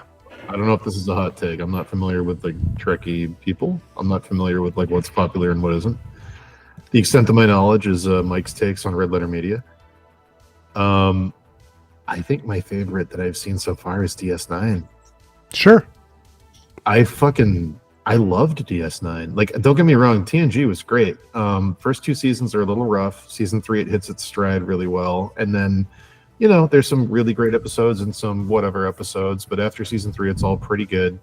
But there isn't like much of a through line. There's like, you know, the Borg thing comes and goes, and then that's kind of it. And then Q pops up now and again. There's not a ton of, and I get that that's the point, is like, you know, we want every week to be different. So the universe feels big, and they're explorers, and they're constantly encountering new things. Yeah. And there's some really, really great episodes of TNG that have some really awesome ideas that I loved. But DS9 was fantastic. It was like this weird ideal, like platonic ideal of like, okay, we've got the big universe stuff and the mysteries, and we're encountering new things, but also this is a story about a conflict, and we are going to thoroughly explore this conflict from all possible sides. Yeah. And it was like very, very, very interesting. But yeah, I was shocked. I didn't think I was going to like it, because when I was a kid, I thought, I never watched that show because I thought it looked lame. When I was a kid, I was like, who cares about like Quark and Odo, and like, what the fuck is this show? But like, man, it's great. It's really, really, really good. Yeah, I'm glad you got into it too. I mean, like, if you weren't into it, it would have been fine. But I just remember years ago when I first discovered you and Dave, and I think you had said that you like hated TNG, and I was like, oh, really? That's so surprising. And then I realized years later, now talking, I was like, oh, he hadn't really watched it as an adult. I hadn't watched it. I tried as a kid, and I thought it was boring because as a kid, there wasn't enough action and cool stuff. And then, honestly, I gave it a shot because I don't agree with Mike from Red Letter Media about everything, but I agree with him enough of the time that when he recommends something, I usually check it out, and I usually am glad that I did. And it got to a point where I was like, man, everything goes back to Star Trek for this guy, and I respect his takes on so many things. I was like, I should probably give it a shot. So when my mom was going through her cancer treatments, and it was during COVID, I couldn't go in the hospital to be with her because they weren't allowing +1s because of COVID, and I couldn't really go home because I had to stay there for when she got out. So I would have these like sometimes 6 to 7 to 8 hour days in my car in Boston where I couldn't go inside anywhere, and I couldn't spend time in the hospital, so I just had to sit in my car with my dog. That sounds incredibly terrible. Yeah, I would bring my laptop, and I would write stuff for the TV show we were working on and for our next book while I watched all of TNG in my car. And that was essentially how I got into Star Trek, was like watching that stuff. That was like my first introduction. And then last year, I got really sick. I got like real bad strep that turned into like even worse stuff, and I was sick for like a whole month. And I just watched the DS9 was like the show that I decided to finally do. I was like, all right, and then I just did it all in like a week or two. Yeah, and man, really good show. Yeah, it's really the way I got into it was I grew up watching Star Trek a lot, like TNG and then the original series as I got older. And Malka, it's COVID related. Malka had never really seen Star Trek, and she didn't think she'd be into it, but it's because the only version of it she knew was like the J.J. Abrams movies, which are, you know, they're entertaining. They're fine. But she's not like an action movie person. She hates violence. So she's just like, you know, she'll watch an action movie with me or a movie with action, but she hates watching people get like shot and stabbed, which is like, what a weirdo, right? And so I was like, we should, you know, we're locked inside during COVID. I had just quit my job as a teacher, and this is before my career in comics had like taken off. So I was just building a portfolio and working all day. And, I was like locking myself in this room in this apartment we were sharing. I like locked myself in this room, and I treated it like a full-time job that I was going to learn how to do digital art because I'd never done it before. Yeah. And when we were meeting up for dinner, she's like, we should just watch something after dinner. And I was like, I have TNG, I have Paramount Plus, or no, it was Netflix at the time. And she's like, okay, yeah, I'll give it a shot. And the episode I showed her was Measure of a Man, which is which is, for anyone who doesn't know, that's the episode where Data has to prove that he has a soul so that they don't so that Starfleet will rule in his favor in this meeting, in this hearing about whether or not they get to dissect him as an android and figure out, how he works, because he's a super advanced robot, but it's like you'd be risking his life, and like, does he have rights? Because is he an appliance or is he a person? So it's like a trial. The whole episode is a trial, a long debate about whether or not this robot is a person. And it's so incredibly well written. Yeah. It's beautifully written. And she had never really seen Star Trek. So she was watching it with me, and she pauses. She leans forward at one point halfway through the episode. She pauses it and she looks at me and she's like, how is this so fucking good? I was like, right? It's like, she was like, I cannot believe how smartly written this is. And, we ended up watching the entire thing we just like binge watched the entire series. But it was shocking for me because like I watched season 1 of TNG. It's rough.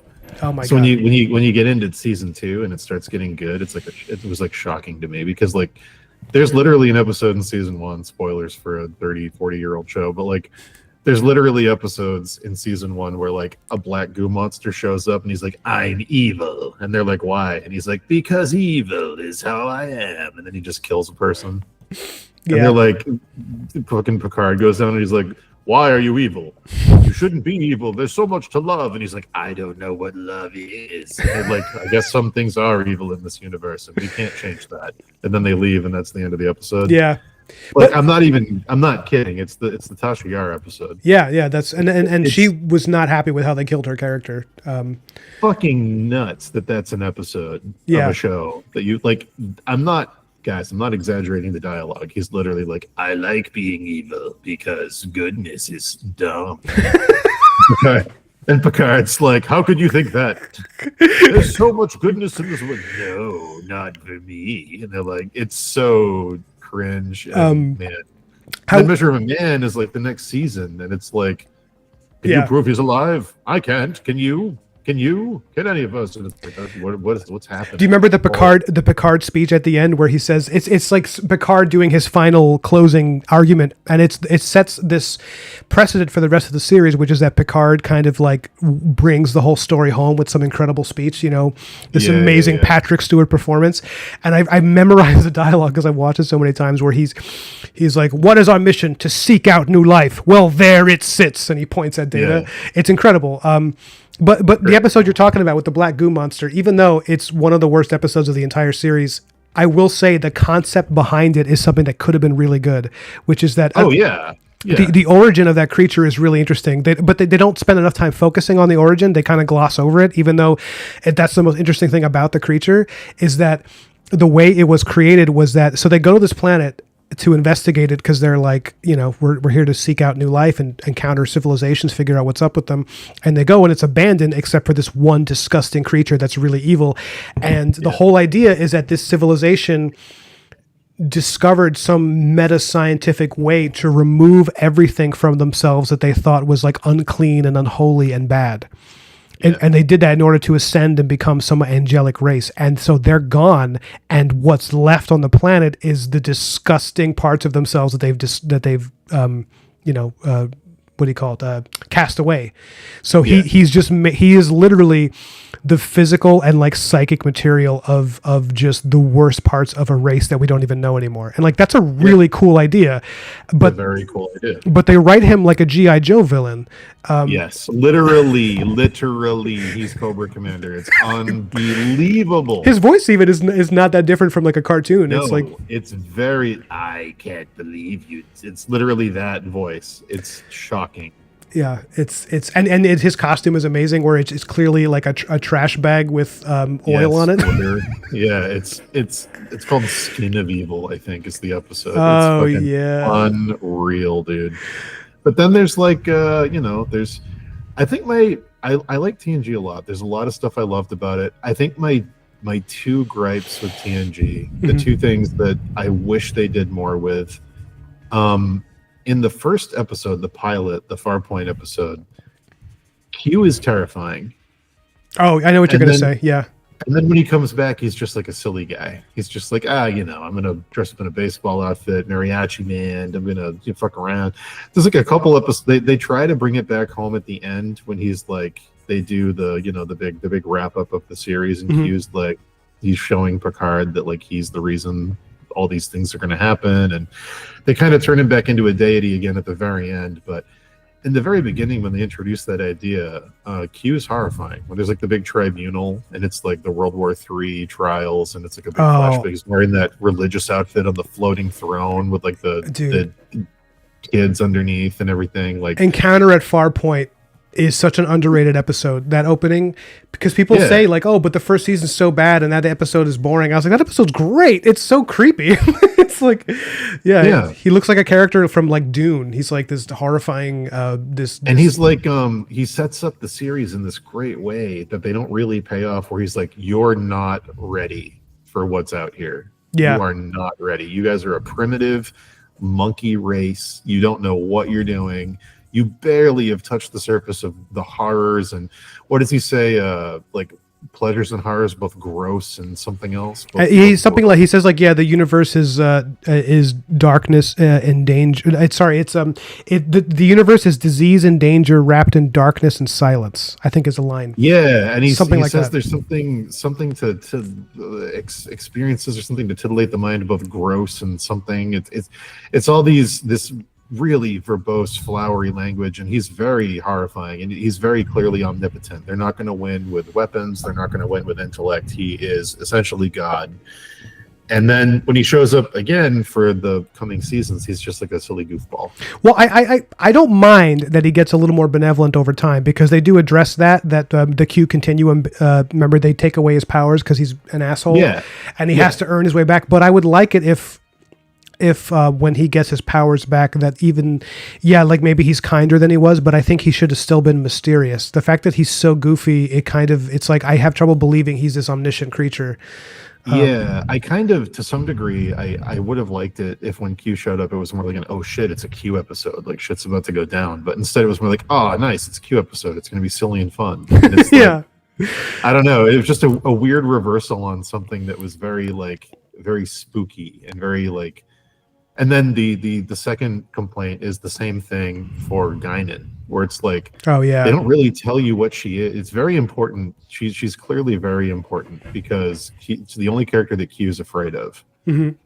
And you're like, oh, well, if Q's God and he's afraid of Whoopi Goldberg, what the fuck is Whoopi Goldberg? And like, she knows things, and she's an empath. Well, she was in Sister Act, and that's a big deal. Yeah, she has these weird abilities, and she has this mysterious past with Picard, and then they reveal what that is in the Mark Twain episode, and it's fucking horrible. But anyway, I wanted to know more about the El-Orians, I think is what her people are called. Yeah, but, I mean, they do address the fact that like her race lives a long time, and that's why she's encountered Q. But then I was like, that doesn't explain why he's genuinely like, he's afraid of her. Yeah, and like he's very, very afraid. It made her seem like such a badass, because you're like, oh, she's like really benevolent and scary to this guy. She must be, and it would have been really interesting if they, if she was more of some kind of cosmic race similar to the Q, that's like, kind of in a. I thought it was going to go one of two ways, and both ways I would have been okay with, and it went neither way. The first way was she was another cosmic race like the Q, and that they were essentially like the neutron to the Q proton. They like cancel each other out, basically. Yeah. I thought it was going to be that. And then the second thing I thought was maybe Q is a fraud, and all this stuff that he does is only in the minds of the people he's doing it to. Like he's basically like a hypnotist or like a psychic being. Like he doesn't actually do the miracles he's doing. You just think he is because he's in your brain. And maybe because she's an empath, she's immune to that. And she knows that he's essentially just playing at God, but he's not. I thought it was going to go one of those two ways, but it didn't. Q's just God, and he's silly sometimes. And she is friends with Mark Twain. I don't know. They never really explain anything about Guinan ever. Yeah, well, it's almost like they wrote themselves into a corner with her, and they were like, I don't know. They're like, she's nice. She Yeah, serves it's very drinks. strange. She talks people through their problems. Very, very weird. But yeah, I like DS9 a lot because it was a lot more grounded. It was very obviously there's a lot of parallels for things that were going on in the 90s and are still going on today. We don't have to get into, but it's essentially that. The whole thing is an allegory for very specific conflicts. Mm-hmm. And what if we did those in space? And what if we used that as a way to explore all these themes of, religion and, belief and belonging to a culture and God and, all these things, warfare and yeah. The thing about DS9, and it kind of keeps going into Voyager is that, so DS9, it moves away from the, as you said, it moves away from the episodic thing and it moves into more like longer arcs in a lot of ways. And it has a main focus for the entire series, which then sets the tone for Voyager, which is like kind of... I have not watched yet. Voyager is a lot like, in some ways, it's a lot like the new Star Trek movies where it's like big, it's like really focused on conflict and battles and stuff for like a lot of it. And it's really well written. It's really good. I don't think it's ever reached the same level of popularity that you see in Next Gen, largely because I think a lot of people watch Star Trek for the same reason I do, is that it's kind of a warm blanket. Sure. It's very cozy. It's very like, and Next Gen, it just feels like a world where you're like, oh, I would live here. This is pretty chill. Everybody's pretty chill. Yeah. I agree. TNG is very warm blanket. DS9 was not. And I think that's why I was like, oh, this show's like making me like think about stuff. I was like, oh, cool. But yeah, TNG, I could leave it on any day of the week. It's like if you have a cold and you need a bowl of soup. Yeah. It has this like I would describe it as similar to when you watch The Lord of the Rings. There's like a moral warmth to the characters where everybody's very good people and they exist in a world that is genuinely pretty just. And I think that's why so many people love to go back to it, is because like, well, I had a hard day. I want to watch Data learn how to tap dance. Like that one episode. By the way, one of my favorite episodes is the one where Data is, one of my favorite B plots is Data trying to understand comedy. So it's fantastic. He keeps going into the holodeck to do stand-up and it like sucks. Yeah. The holodeck stuff is just incredible. There's so much good stuff. Yeah. I like, oh fuck, what's his name? Barkley. Barkley was like one of my favorite recurring like B plot characters. Yeah, there's so many great. I love when he gets the holodeck addiction, and it's like, they go into the holodeck to see what he's been looking at, and it's just him like having these like Anna Troy being a slut. Yeah, falling in love with him, and he's like, it's so amazing. It's really good. Barkley, your head's so round. It's just, unbelievable. But it does, again, because the show is smart, it opens up certain doors of conversation, because she's like, well, I feel violated by this, but it's like, well, why? It's his private world. It's his private time. You can, and then it becomes this whole conversation of like, what are the ethics of the holodeck? It's like, yes, and then the holodeck comes to life, and what are the ethics of that? Yeah. And then it's like, and then Moriarty and all that stuff's fun. And the Moriarty episodes are great. Yeah. Some good stuff. Yeah. I would say, okay. Do I have a favorite? I don't know. I do like the kind of Christmas Carol ripoff episode where Q takes Picard back through all the things he considers mistakes and shows him that like, no.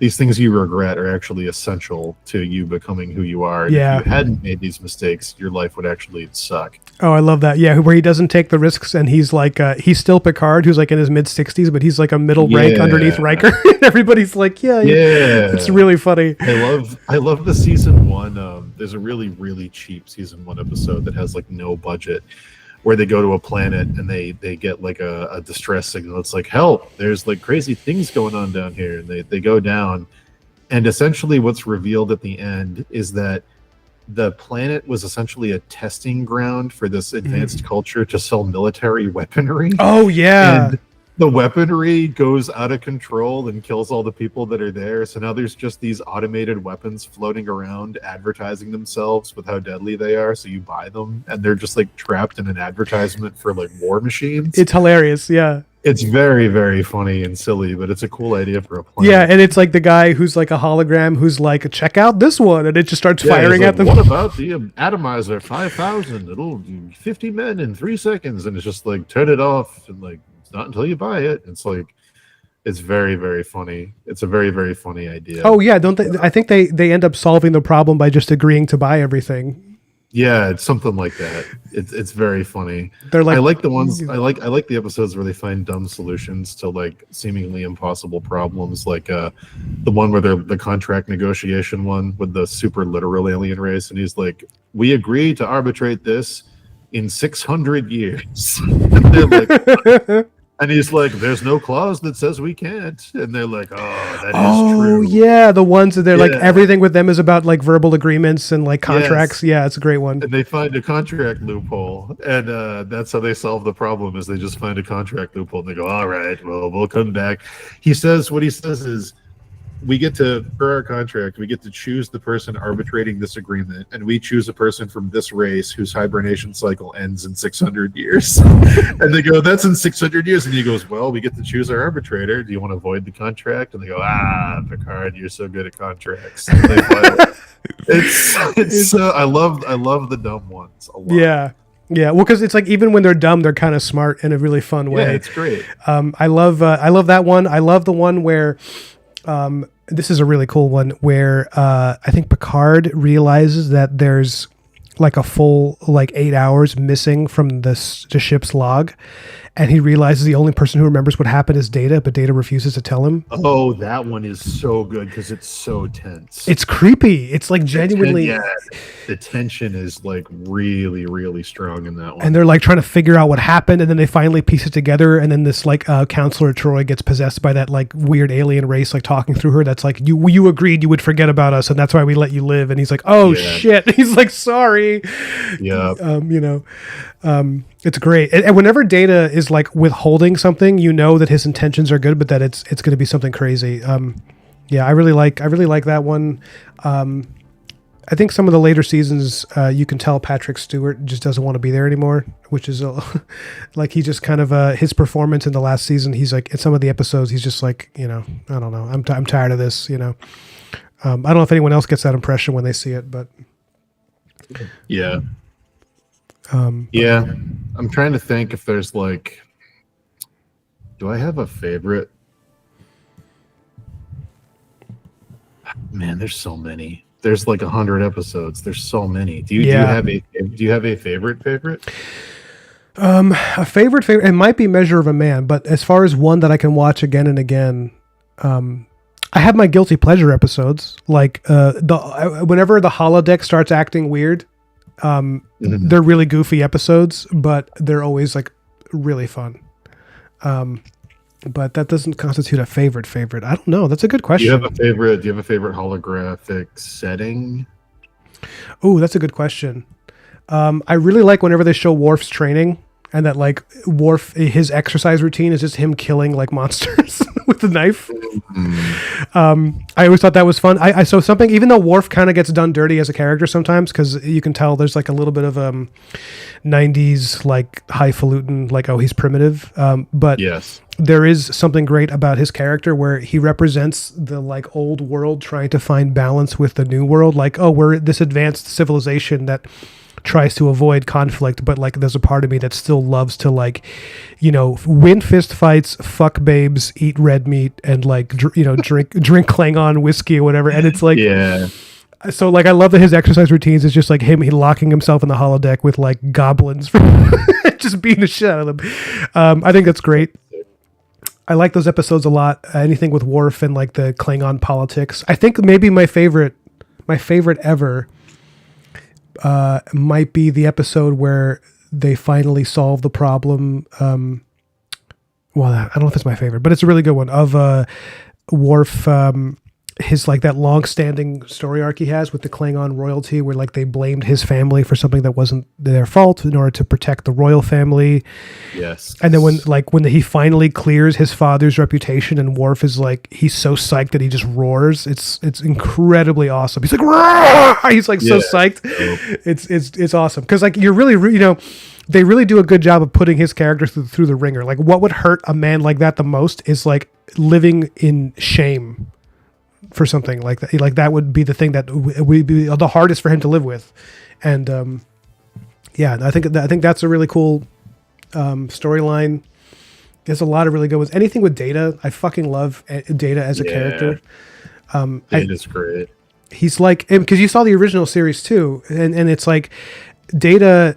I don't know. Would you agree that he's like an answer to Spock? Like Spock is like For sure. Yeah. you know, he's like ashamed of being partly human, and Data's like, actually, I would love to be more human because it seems really fun. And you know, he's like, I think he actually has that line. He's like, in essence, the thing that you've been trying to avoid your entire life is the thing that I've been trying to, achieve. yeah. Yeah. I think there's always a character who is the who am I character, and Data's that character in this one, and Spock was that one in the original series. It's like, I'm this, half-breed thing of these two worlds, and I don't really belong to either one. And like, they don't lean into it super heavy until the movies for the original one, I don't think. Yeah. Yeah, Data's definitely that where's my place in the universe type character. I Data as a character, I think is like, he's like one of the most beloved fictional characters ever. And I think it's because he's perfectly cast. Yes. And for the most part, he's perfectly written because they really capture this idea of a being that is immensely brilliant and also incredibly childlike and like seeing everything for the first time. And it's really easy for that to get, schlocky, but, and sometimes it does, but I think even in the schlock, he's so charming that you're like, I'm going with it, Yeah. I like some of the Geordi stuff is good. Not all of it. I like the one where he falls in love with the holodeck program of the lady. Oh yeah. The lady who designed the ship, and then when he meets her a few seasons she later, hates him. She's like that's so fucking funny. Malka because Malka, her favorite character I think is Geordi, next to Data, but she loves Geordi because he's just like a nice dude, and she said like, when she saw that episode, she's like, I'm so disappointed for him. She's like, I just want him to have a girlfriend. Like, why is she such a bitch? Oh, that's the other thing. They never do anything with what's his name? Will Wheaton. What's his name? Oh, Crusher. They never do anything. They never do anything with Wesley being implied to be like the next, like Thomas, whatever. Like they imply that. I think he gives a speech where he's like Mozart, Thomas Edison. All these. Yeah, the Traveler. The Traveler's talking about him. Did they ever do anything with that? Or remember, I think it's in the final season. I mean, it's pretty lame, but they do in the final season. It's the same episode where the Federation discovers that Native American planet where like it's like a reservation in space. Yeah. And Wesley is encountering the Traveler again. He shows up and he's like, "Yo, it's time for us to go, brother." And then Wesley disappears with him, and they go on voyages. And he disappears. Like for the rest of the series, he's just not there anymore.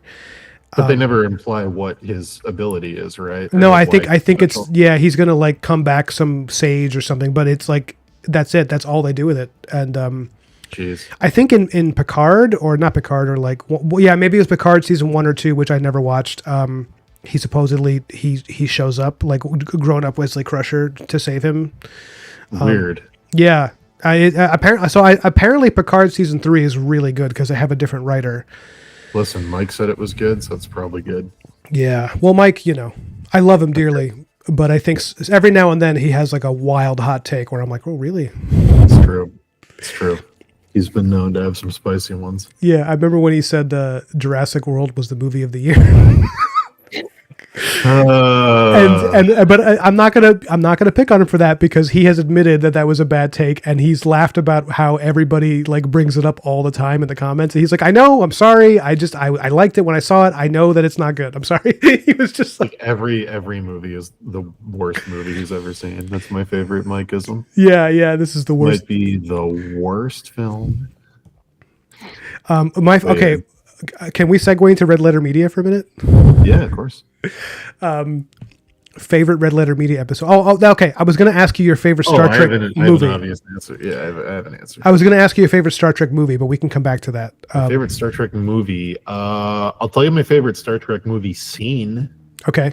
I haven't watched all the TNG movies, so I don't know. Of the original That's for the best movies, I think the first one's my favorite as far as a movie. It's amazing. Yeah. Where they meet V'ger. Mm-hmm. I love the design aesthetics of that movie, and the soundtrack is fucking incredible. Yeah. Love that movie, but my favorite Star Trek movie scene is when they meet God in Star Trek V. Yes. And Kirk is like, wait a minute, what does God need with a starship? It's incredible. And he's like, bring me my chariot. And he's like, hold on. You didn't answer my question, God. What do you need with the stars? Can't And he you starts just blasting teleport? him. Aren't you God? Yeah. And yeah, that scene is great. Because it really captures it. Like it made for a really good final, final quote unquote conversation for Kirk, because it's like the whole point of Star Trek is this like scientific skepticism, Yes. and like the idea that you're finally faced with evidence of God, and you're like, hold on, let me think about this. Like, if you are God, why would you, like that idea is really cool. And like, I love that idea of like a psychic entity that was the destroyer of like multiple worlds trapped on this like prison planet, and like he can't leave, but he can bring people to it. yeah, It's a cool idea for a villain, and it's a cool idea to play on ideas of blind faith. And I love that conversation, and I love the look of that deity when he has all the different faces. oh dude, when he first shows up and it's that those giant faces, and each one looks like a god from a different religion, and some of them aren't human, some of them are like other worlds. I was like, that is so awesome. Like the idea that like he's like, I'm the god of every world. It's like, and for someone who has like a little bit of like megalophobia, it's really scary. Like the giant faces of these like grizzled old men judging you. It's brilliant. That's a great movie. I mean, well, the movie overall it's very hit or miss, but I really like that scene. And I think the fact that you haven't seen some of the next gen movies might be for the best, because the original series has the best movies. TNG has probably some of the worst. But that's what I've heard. I've been avoiding them because I heard they're basically all trash. Here's where I'll disagree with the people who say that. Okay. Most people don't say. I think Mike says that because he's, I don't know, very, very critical of them. Understandably, like that's his thing. Sure. But Star Trek First Contact, okay, is if you like the show TNG, I would be shocked if you did not enjoy that movie. I'll watch that one. It's not quite as smart as some of the smarter episodes, but it is, of the TNG movies, I think it's very entertaining. You know what it's about? It's the I don't want to spoil it, but it's basically, it concludes the story of the Borg as antagonists. Okay. It's like their final confrontation with the Borg and figuring out what the Borg even actually is. And it's done with like a really high budget, so the art direction's really cool. It's kind of an action movie. Like there's a lot of battle in it, but it all feels very much in with the plot. And it's got some really great like Star Trek not goofy, but like comedic, like because a big part of the story here. I'm going to pitch it to you. It's fun. The Borg they realize the best way to destroy the Federation once and for all is to go back in time and intercept our first contact with another alien species when humanity was turning. And so the Enterprise has to go through the same time warp to stop them and intercept. So they go back in time, and it's like we're seeing the beginning of what later becomes the Federation, and it's right at the cusp of like when mankind, after World War III, when the population's really low and we're slowly rebuilding our sense of society, and it's like literally the Federation going back then to make sure that the humankind's first warp launch goes off successfully, and at the same time they're trying to stop the Borg from destroying the launch. So it's a really cool concept, and there's some fun characters. There's some. It's genuinely really suspenseful because the Borg are fucking terrifying. I'll watch it. Yeah. There's scenes where the Borg are just slowly taking over ships, like this very like algorithmic zombie like apocalypse. It's like, really terrifying.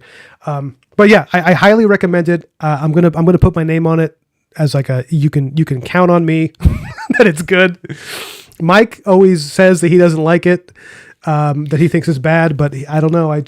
But he also addresses that most people love it. So, speaking of time travel, one of my favorite moments, probably my favorite thing Guinan says in the entire series, is when she touches Tasha and says, "Your death is meaningless.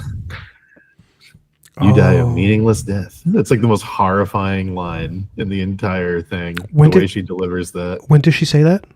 She says it. There's an alternate universe episode where yes that's one of the only defined powers that they give Guinan, that they explain to us, is that she knows when she's in the wrong timeline.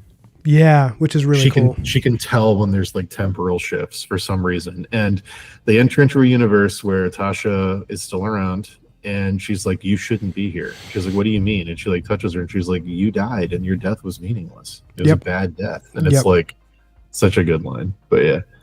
It's awesome. Yeah, that's a great one. Man. Oh, so you were going to tell me your favorite Red Letter Media episode? Oh, it's the one with Paranormal Activity, and they do all the jump scares in the episode. It's my favorite. It's my favorite one where it's the one where the meme of Mike being in the little I know exactly what you're talking about. The little cart going through the haunted house. Yeah, the my favorite one. The Paranormal Activity ride. It's so good. It is really good. I love that. It's out of the theaters. So good. I think sorry, go on. When he's talking about how nice the houses are in the Paranormal Activity movies, and he's like, "Oh, that's a really nice marble countertop over there. Did you guys find that you hear a noise? Is that a?" He just bangs the table. I was like, "Well, anyway, the walls and the marble you have in the bathroom is actually really." Is that you hear something over there? It's one of my favorite bits they've ever done. Yeah, it's really good. That is a really good episode. That episode, I mean, I think they go over it's kind of them talking about all the Paranormal Activity movies and just how they don't get why they're popular. But I also really like the episode with surviving edged weapons. I mean, oh God, I mean, okay, if we're including, for some reason in my mind I was only thinking half in the bag. Understandable. Oh boy, if we're going everything they've ever, are we including the retrospectives? Anything. Your favorite Red Letter Media video. We can start there. Oh boy. Holy shit. Let me think. Surviving edged weapons is one of the funniest things ever. Their reaction to that, especially when they walk in and it's a cult. You got a ceremonial dagger there. Yeah, that was unbelievable. Shit, best ever. It's got to be one of the Plinkett reviews. I don't know which one. It might be a weird one. It might be like a strange one. It might be the Avatar one. Oh, where sure. He's talking about if you're a James Cameron character and you find yourself having sex in a fantastic location, get ready because the next scene is going to be everything going wrong. Yeah, that one's really good. But yeah, I don't know. Obviously, the Star Wars ones are obviously timeless. Yeah, those are incredible. That's the first thing I ever saw online that made me realize that storytelling was a thing that you could do well or do poorly, because I knew the prequel movies weren't my favorite, and I knew that they were bad, and I couldn't really figure out why I didn't like them as a kid, because I had the Lego sets, and me and Dave saw Attack of the Clones, and we were laughing afterwards. I remember Dave drew this picture I still have of Yoda screaming with lightning coming out of him. And, the idea that Yoda would fight was so stupid to me, but I didn't know why. I didn't have the language to understand why it was bad. And Mike's breakdown of that in those videos just made me I was okay, I'm not crazy. There is a reason why. Someone gets it. And then the whole analysis critique thing, the way he presented it was just very, very accurate. Yeah, I really a big problem. I mean, I guess we're going to get on the Star Wars prequels now. A big problem I have with covering all the hits, folks. Yeah, this is just Rings of Power, Star Wars prequels. Do you feel like this happens every time we talk? It's happened a few times. You can feel free to change the subject or dive out at any time. Are you kidding me? I live for this shit. This is I'm here for it. Because I can talk to Malka about this for a certain amount of time, but if I keep doing it, it's kind of turns into one of those things where the camera cuts away, and then when it cuts back, she's like a decomposed mummy, shriveled. Yeah. But so the prequels, one of the things I really was so disappointed in is that I don't like this idea that he seemed to have chased with the prequels, that the Sith are just the same as Jedi except they're bad. I one of the things I loved about Return of the Jedi was this. My imagination went wild thinking about what the world was like before the Jedi fell, and the idea that the Sith were the Sith are wizards and the Jedis are knights. Like they're called Yes. Jedi Knights, and then the Sith are often called like they call them dark wizards and shit. Like they refer to them. Your sorcery has no place here, Lord Vader. That sorcery line in Yeah. episode 4. Yeah, it's And great. then it like makes sense with the philosophy of the Jedi, which is that they are about balance. So they would like be all about like they use the Force, but it's also like be a person in your body, like use your body. Right. You fight, you know, you don't abuse your power. And Right. the Sith, they're like, well, fuck that. I just want to use the Force for everything. I'm a god, and so that it's just like, so like Emperor Palpatine being this like shriveled, emaciated little man who's also like really powerful. Like that should be. I would love it if the Sith, generally speaking, they move in that direction. Like they become Right. a perversion of magic, and then. Also, that I hated, like there were so many poor design decisions. Like Ian McKay is an incredible artist, and he had many good ideas that George Lucas just didn't use. One of them was that his original design for the Jedi was based off of Luke in Return of the Jedi. And then George changes his mind and decides they're going to base it on Obi-Wan in A New Hope, which is Suddenly everyone, which is weird because Aunt Peru and Uncle Owen dressed the same way as Obi-Wan. So now it's like Makes no what sense. are you doing here? Like clearly that was a desert culture. You're dressing in the desert. Yep. Like what are we doing here? He's in hiding. Why would he be wearing the uniform of a Jedi if he's been in hiding for 30 years? Very stupid. And I think the dumbest thing I will never understand is why do the Sith have red lightsabers? Well, the explanation I don't get it. the explanation they have now, which I don't think they had at the time, was that your connection to the Force dictates the tone of the lightsaber, and when you get dark-sided, the sword turns red, which I don't really like because I think that that's it doesn't make any sense at all. It's because very simplistic. You're using the light side of the Force. You fight with a thing that's literally a manifestation of light. It's like it's thematic. It's on point. It's a sword. You're a knight. Like. Yeah. And literally, like the disdain in his voice in Jedi when he's like, "You're a Jedi weapon." When the extended universe novels, and in a lot of the movies, they reference the Sith as being like, you've heard the rule of two, where there used to be an army of. I love this idea. There used to be an army of Sith, but then they always, because of the nature of the dark side, they would just start killing each other because they all want to be in charge, which is brilliant. So what they should do. And so the rule of two is that they're like, okay, there's only going to be two at a time. But because there's only two at a time, the power distributed between those two is a lot, which is why a single Sith could be a lot more dangerous than a single Jedi, which is like a really cool idea for your villains because they don't like to share power. So they have more power individually, but they also don't have the benefit of like collaboration that the Jedi have, which is like a nice little... But then... They shouldn't have a weapon. They shouldn't have a weapon. And also the idea that they're always in secret because they're secretly trying to maneuver the galaxy in their direction means the Sith... I love this idea that I was thinking where the Jedi would be the ones who wear black like Luke does in Jedi, but then the Sith don't have uniforms because they're like sleeper agents. Yeah, you shouldn't be able to identify them at all. The whole point, why would they want people to know they're a fucking Sith? The whole point is that they guide the universe without telling. It's like...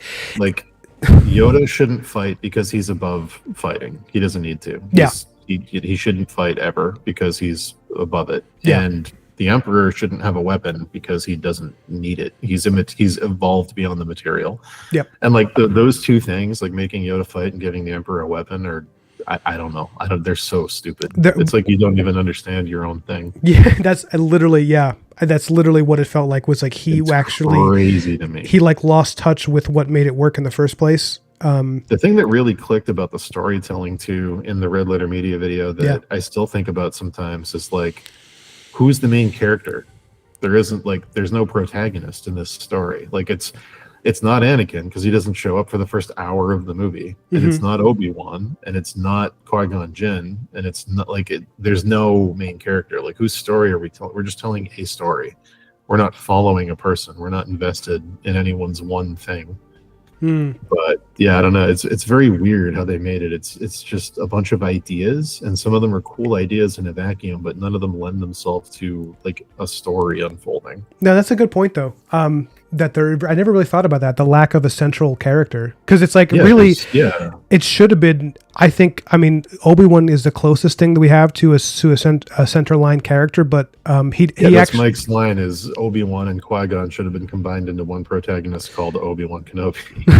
And it's like that's like one of the best lines in that whole review is you should have combined these two guys into the one guy. Like Yeah. Yeah. Do you know that their original idea, I think, was that Obi-Wan was going to be the Qui-Gon, and Qui-Gon would be the apprentice, and that Oh, God. Qui-Gon dies in the battle with Darth Maul, and then Obi-Wan, stricken with grief, quickly takes a new apprentice.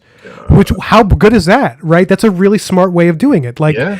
like the idea that he's not being a good Jedi because he's thinking really emotionally, and then he's like, I need to fill that hole of this young guy I lost, and then he makes the mistake of, training someone who'd like had some psychological issues, like it's a great premise. And then for some reason, George Lucas, he's like, and I don't have anything against the man. He seems like a nice man.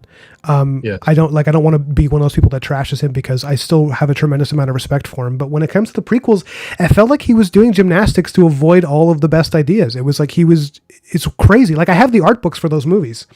Oh yeah. There's Ian McKaig's the amount of story that he has in his art is just incredible, and a lot of them are really great ideas. Like, he was. I mean, the idea for the sequel movies originally was really strong, or at least it was much stronger than what we got. But they shut that down too, so it seems to be a recurring thing. I don't know. Do you know what Rey was supposed to be? No. I think I've seen a treatment where she's like a reincarnation of the first Jedi or something. So in the original idea for it, the whole idea that the movie was on Jakku, this like super remote planet with all these destroyed Star Destroyers and everything. They say in the movie this was the last battle of the war. All the Empire forces retreated back to Jakku to do that. Why is this backwater, nothing planet important? All the Empire forces retreated there. They made their last stand there. It was the biggest battle. It was the last battle. The reason is because originally what they were going to do was in the core of Jakku was the Emperor's cloning facility where he did all of his Sith stuff, and it was where he was making backup bodies that were Emperor compatible. And after that, they all retreated there because it was basically like Hitler's bunker. It's like, okay, well, he's here. We're going to do this. They die, and in the chaos of that last battle, that facility is broken open, and the clones kind of wake up and escape, but they don't know what they are because they're just, their bodies with no minds, basically. And Rey is one of those. She's an Emperor-compatible clone body. That's why when she saw herself in the reflection in the original thing, there's no reflection there, is because she's not really a person. She's supposed to be a vessel. It was going to be all these themes of like, what's your identity when you're created for a purpose and you don't want to suit that purpose. And that was essentially going to be the whole thing, was that her purpose was to become that, because Force ghosts can manifest because you're a light side user. That's like your blessing thing you can do, but the Emperor's energy had nowhere to go, essentially. And the only place it could go is into one of those backup bodies. But that was, it's not the strongest idea, but it's stronger than what we got. No, I think that's a pretty solid premise for an arc. Yeah. I'm okay. The whole thing was going to be her going on, all the stuff we saw in the sequel things where she gets wayfinders and she like goes to the ruins of the Death Star. Oh my God. All that stuff was concepted out before the first movie that they wanted to put in, of her trying to figure out who she is and why she exists, and she was going to realize, I'm just a clone who was built for a really bad purpose. But yeah, it's not the strongest, but it's better than, I'm Rey Skywalker, the granddaughter of Emperor Palpatine, because then it means the Emperor had sex and had kids. Yeah. And it's like, come on, what are we doing here? But and then it's like, wait, who was this woman that he had kids with? And it's like, oh, we're not going to get into that. All you have to know is that there was a uterus and he made use of it. It's like, okay. It would also explain why Luke doesn't want to train her.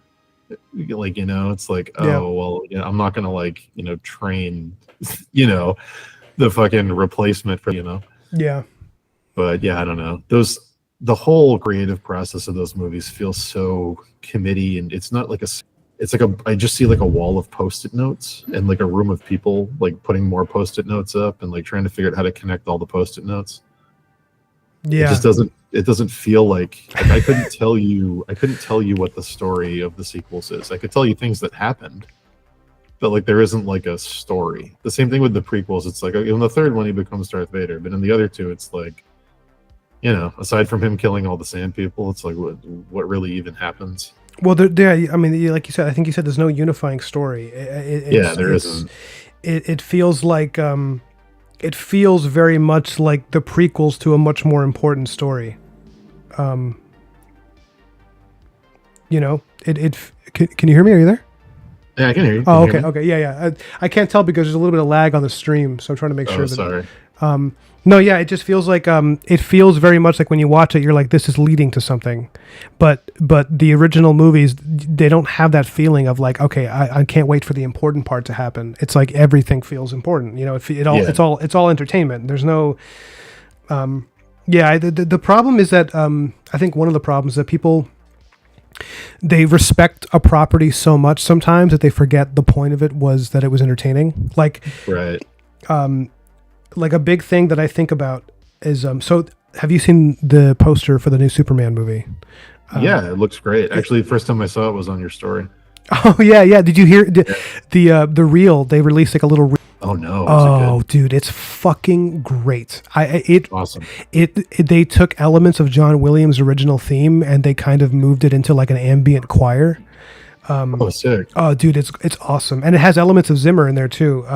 They're not doing a origin story, right? They're just going to jump in with he's Superman. You know who he is. I think they're starting with him as an adult. Yeah, I think okay. I think it is about him arriving on the scene, but it's not. I don't think they're going to show Krypton, and I really hope that they don't. Okay. I have faith in James Gunn. Yeah, I think Witcher 3 is shocking. Yeah, the fact that he made that into like he made those characters incredibly popular. Like, yeah, not just popular, but some of the strongest movies in that entire franchise with characters that were completely unknown to audiences. Like no one went into Guardians 1 knowing who any of those characters were. They just knew that the Avengers was really good, so they trusted Marvel now. And like of the last phase of stuff Marvel did, Guardians 3 was arguably the only like really solid thing. There was some good stuff here and there, but like Guardians 3 of that last like multiverse wave of movies, like Guardians 3 was really good. Yeah, I agree. But, and I think that he's very talented. I think he has certain tropes that he kind of sticks to sometimes. He does, for sure. It's always about found family, and it's always about like misfits. Misfits and found family, and a sense of finding a place you belong. And it was like I was a little concerned about what he would do with Superman because it's like I don't want to see another story about Superman about like one of the biggest issues with the Justice League, because like Superman is maybe my favorite fictional character ever. I think you and I talked about this where like you were never a big Superman fan. I never got it. All-Star I think was the only one I ever really liked. Oh yeah, well that's a great place. I mean, All Star's great. So like, I'm glad you read it. It's also Frank Quitely's artwork is like it's fucking incredible. But like I've always been, it's one of those things. You know how you feel sometimes when I'm sure you get this all the time, where you see something and you're like, God, if they had let me write this. Yep. And whenever writers talk about how they don't know what to do with Superman, I'm like, oh God, if you just like email me, like I will write the shit out of that, because I'm just my favorite Superman movie is the Brandon Routh one. Oh, I love Superman Returns. It's my favorite one. Everybody fucking hated it. I loved it. I loved the plot. I loved the portrayal. I loved the themes. I loved the fucking, even though Kevin Spacey, whatever you think of him, he was a great Lex Luthor. I loved the idea of, we introduced this logic in the first couple movies that these crystals your dad gave you can make a little part of Krypton here by adapting things around them. I'm going to make a kryptonite continent, and you can't come here. Like that, just fun little in-universe logic that made sense. Like, yeah, I don't know, that whole movie I liked quite a bit. I wasn't quite a fan of that plot from Luthor because it did feel like it was the same as the original Super. They kind of it's like they did the soft reboot thing where it's like the same, but I think Brandon Routh is a great Superman. I think I love the costume. I love that like retro futurism. 1950. I liked their Metropolis a lot, where it felt modern, but it also felt kind of like the 20s or something. Yeah, it was like this weird, like the same way that they do Gotham, where it's like there's a lot of Gilded Age stuff, but it looks all shitty and run down. It's very like Chicago World's Fair film noir. Yeah, but I like that they did that, where it's like, no, this just feels kind of like a modern day Chicago's World's Fair. It's like this very classic. There's little very Art Deco-y kind of flourishes. Like I like that a lot. Yeah, no, I agree. It's the best designed Metropolis I think I've seen in a film, and it's exactly the opposite of like the crap that Snyder was doing, where Metropolis is just Gotham by a different name. It's dude, the fact when they made Gotham Jersey and it was like across the bay, when he like points in that movie, and he's like Gotham over there, look, and Gotham was just the New Jersey to the New York. Yeah, like, no, really? Like, it's so stupid, and it's one of those things where it's like this need to make everything super grounded and realistic in spite of itself is like a plague. It's like this disease. It's like a sickness. Very, very, very dumb. Very, very, very dumb. It's I like that movie a lot. These cities are right across from each other, yet the cultures are that different. Like that's not how it works. Like, well, it's also like, okay, why does Gotham need Batman if Superman is 1 mile away? Yeah, he doesn't need to take the tunnel to get there. Like, what are we doing? Superman, he flies at the speed of light, but he doesn't want to go across the bay to deal with that crap. He's got I only fight crime in this 2-mile area. Anything outside of that, I leave to the Bat. It's like, what are we doing? It's so stupid. So dumb. But yeah, it's No, yeah, I agree what you say about with Superman Returns in that environment. I think a lot of people were frustrated by the fact that it really have that. I think they wanted to see like more visceral action, and I think James Gunn, if he's performing at his best, and when he's at his best, he's really good. I think he can. Oh, what happened? Hello? Yeah. Yep. It had cut out. I heard. I think a lot of people wanted to see, and then it took a little trip down Robot World. Am I okay now? Yeah, I can hear you now. Okay, the stream. I'm looking at the stream. It's lagging like crazy, but that's okay. We can go a little longer, and then I can leave you to your devices. The audio is still pretty good, I think, because nobody's complaining. So sure. Oh, you know what? It just fixed itself. I'm back to normal now. Sorry. Oh, by the way, in a minute, I'm going to ask you to look at this page and tell me what you think, because I just finished it while we were talking. Sure. But sorry, what were we saying? Oh, I think a lot of people were disappointed that it doesn't have any of that. Like, it doesn't have some big climactic, like visceral action sequence. True. And that's kind of what it's like. The only component really missing from that story is like, people want to see a little bit of Superman slugfest. And if James Gunn, when he's at his best, I think he can deliver on a lot of fronts, and I think he can probably put together some amazing spectacle while still, I think he's really good at understanding what makes a character work. And like listening to the music from that little, it's like a minute sample of music. I was like, oh, if this is a direction, because your writer brain goes in a million directions, and you're like, it has elements of John Williams, but there's something kind of a little bit bittersweet and majestic. And I was like, oh, he's going to be sentimental, which I think you need to be. And you should be, yeah. You should be. Because Superman, I've always argued, he's not really a science fiction character. He's a fairy tale. Like, he's not. For sure, yeah. And I think the attempt to turn him into like a science fiction character that Snyder did, it was really incompatible with some of his aesthetic and his. It's just like, yeah, it's just. I think you need to let it be fun, and I think I'm not a fan of Snyder overall. Like there was a great post about when what was the thing that came out, that movie he just did that everybody hated, Rebel Moon. Yeah, or as EFAP calls it, Rebel Moon, which really made me laugh. Oh my god! That it was like. Someone said maybe finally this will kill the myth of Zack Snyder. Like, oh boy, this idea that he's secretly a genius who's just like hasn't been appreciated. No, he's a very, very competent music video director who can adapt material very well. Like if you hand him 300 or Watchmen and you say, take the panels from this comic and put it to a movie, he can do that really well. He cannot create his own stuff for shit. Yeah. Yeah, he's not a good writer, and for some reason he insists on writing, and I'm just like, stop. Like, yeah. I think Watchmen I really like, and I think a lot of it's because it's based on a really good script by Alan Moore, and then he just didn't. The studio hadn't mandated the squid thing be removed, it would have been an incredibly faithful adaptation of the book. But for what's there, it is for what is adapted from the book, it's incredibly faithful. Yeah, and I think it manages to be, I think, a pretty good movie. I like Watchmen a lot. I think. Honestly, when it came out, I was such a fan of the source material, I didn't give it enough credit. I was mad about the ending, but Dr. Manhattan being, framed for the thing makes a lot of sense with the themes in the book. Without adding anything new, him being the, common enemy to unite everybody makes the most sense. Yeah, no, I agree with So that. And yeah, and it's perfectly fine in retrospect. and the idea that he would take that on himself, Yeah, be a seemed, martyr, leave. He was yeah, already, he already wanted to leave. So, yeah. No, I think that's pretty good. And it feels like also that was before Snyder got, I don't know, it's like another sickness that people have, this idea that if you remove color from something, it looks more serious or more like Watchmen. yeah, Watchmen, it has some of that desaturation, but if you look, there's some beautiful, brilliant color in that movie. yes, lots of really cool stuff.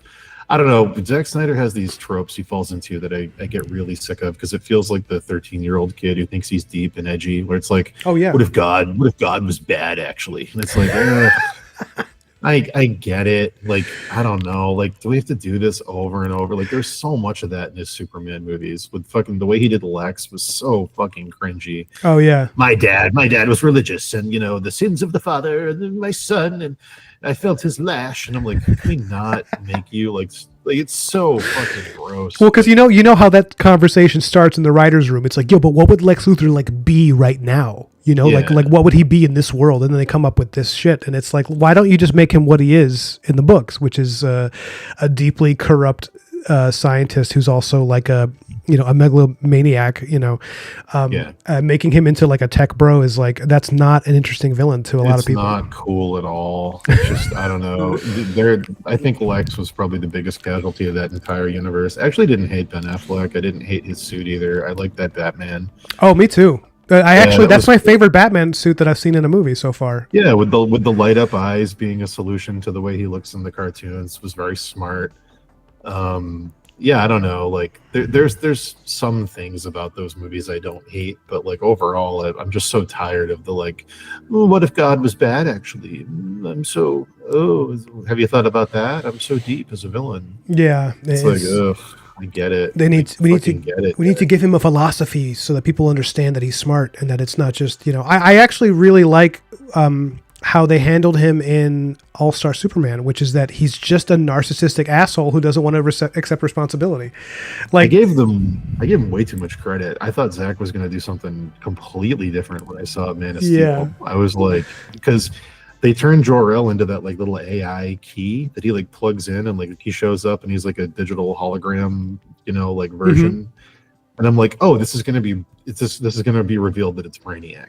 I was like, it's going to be Brainiac pretending to be his dad because they go out of their way to be like it's an artificial AI version of Jor-El. And I was like, oh, it's going to be him, and he's going to try to reconstitute Krypton, and it's going to be like, he's going to think it's his dad, and like, not want to really let go of his, home world and stuff. It's going to be really cool. And they didn't do that at all, and I was like, oh, then why was he an AI? Like, what? yeah, huh? But yeah, it's very strange. that's a really cool idea. I would have loved that. I also feel like they really missed an opportunity to have a clash between the ghost of his Krypton father and his Earth father that have two different philosophies about how he should. Go. It's like that's another huge missed opportunity. Like you can do a lot there, guys, and you did none of it. Yeah, it was very weird. There's just a lot of missed opportunities. I'm copying. I don't really get it. I'm gonna copy my image into the chat. Let's see. Oh, you know what? I think it's just. How do I send it to you? Is it on your stream? I can go look. Yeah. I was gonna just Go copy it look into the chat, but I think it's better if I just do it this way. Doing it now. I see the page with the girl turning away from the candle. Yeah, there's a bit of a lag. There's a bit of a lag, so we'll wait and see. I'm sorry. I'm curious if you want. I'm going to show you two different versions of it. So when you finally get to the full page, let me know. Waiting for it to load. Wow, there's a serious lag. What are you hoping for with the new Superman movie? Like, what am I hoping for in terms of story? It's Lex again, right? So like, what are you hoping for? Well, the theme, even big themes. Yeah. The theme that he seems to be going with is this idea that kindness is almost like out of fashion with some of like with the modern world, and that Superman being so innocent almost like makes him a target. Okay, that's a good angle. Yeah, it's a really good angle. Yeah, like he's like almost like an angel or something. And something that I noticed was that if you look at some of the pictures from the set, there's a lot of DC heroes that are already there. And people were like, Yeah. but what are you doing? The whole point was to do it right and to have Superman be the first and build everything up from there. And I was like, wait a minute. If he's doing what I think he's doing, I could be great, which is that Superman is actually very new on the scene and that all these other heroes exist. And then this guy comes along who is like way more powerful than all of them. And he's like almost childlike in his innocence. Oh, that's a good idea. And I was like, if they do that, that could be such a compelling character where he's like, because they had like Mr. Terrific and I think Martian Manhunter or whatever, Stargirl, all these like characters that kind of, yeah. and then it's like this guy comes along who is like literally even among the gods, he is a god. He's like so powerful. And yet he has this like, almost like Data where he's just like completely open to people around him and like has this emotional, like I was gonna say emotional vulnerability, but that makes him sound fragile. Almost like just a kind of unwavering decency that makes him like really strange to people around him. And I was like, that's Right. a really great way to bring him into that universe. That's a cool idea. I'm still seeing that comic page, so I don't know. Oh, it's the page. That's what I wanted to show you. Oh, okay. Yeah, yeah. With the girl turning from the candle. That's the Lady of the Lake looking at Arthur's throne. And I'm so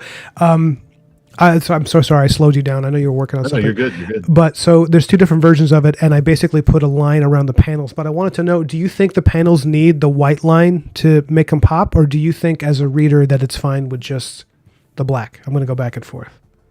All right, let me wait and see for the white line to come on. I see them with it looks good with the black. I haven't seen the white yet, though. Yeah, there's a serious lag. I'm sorry, man. It's okay, man. I'm familiar with streaming. Sometimes this just happens. Sometimes this just happens. It is what it is. I mean, the black looks good. I haven't seen the white yet, but I don't think you have to worry too much. The black does look good. Okay. Yeah, that probably don't need to even. I mean, looking at it now, it probably is just like I think the white lines around it would be maybe redundant. I don't know. Sure. If they pop up, I'll let you know. Yeah, it seems like there's like literally a full 1.5 to 2 minute delay. So you know maybe what? Maybe I can fast forward your stream. Maybe. Yeah, probably. Oh, okay. Yeah. I can actually. I can fast forward through the lag. I think you're fine with the black. I think the white might be. It doesn't look bad, but I think it might be redundant. Yeah. Yeah, I think it takes too much off of that big panel of the throne. Yeah, I think the darkness of the page also like is part of kind of the point of what you're selling, and popping it off with the white frames kind of takes away from it a little bit. Yeah, it starts to feel very like storyboard. It's yes.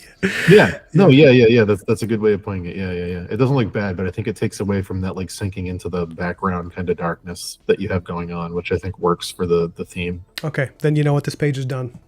I'm Cool. done. I'm done with it. I don't want to look at it anymore. Move on.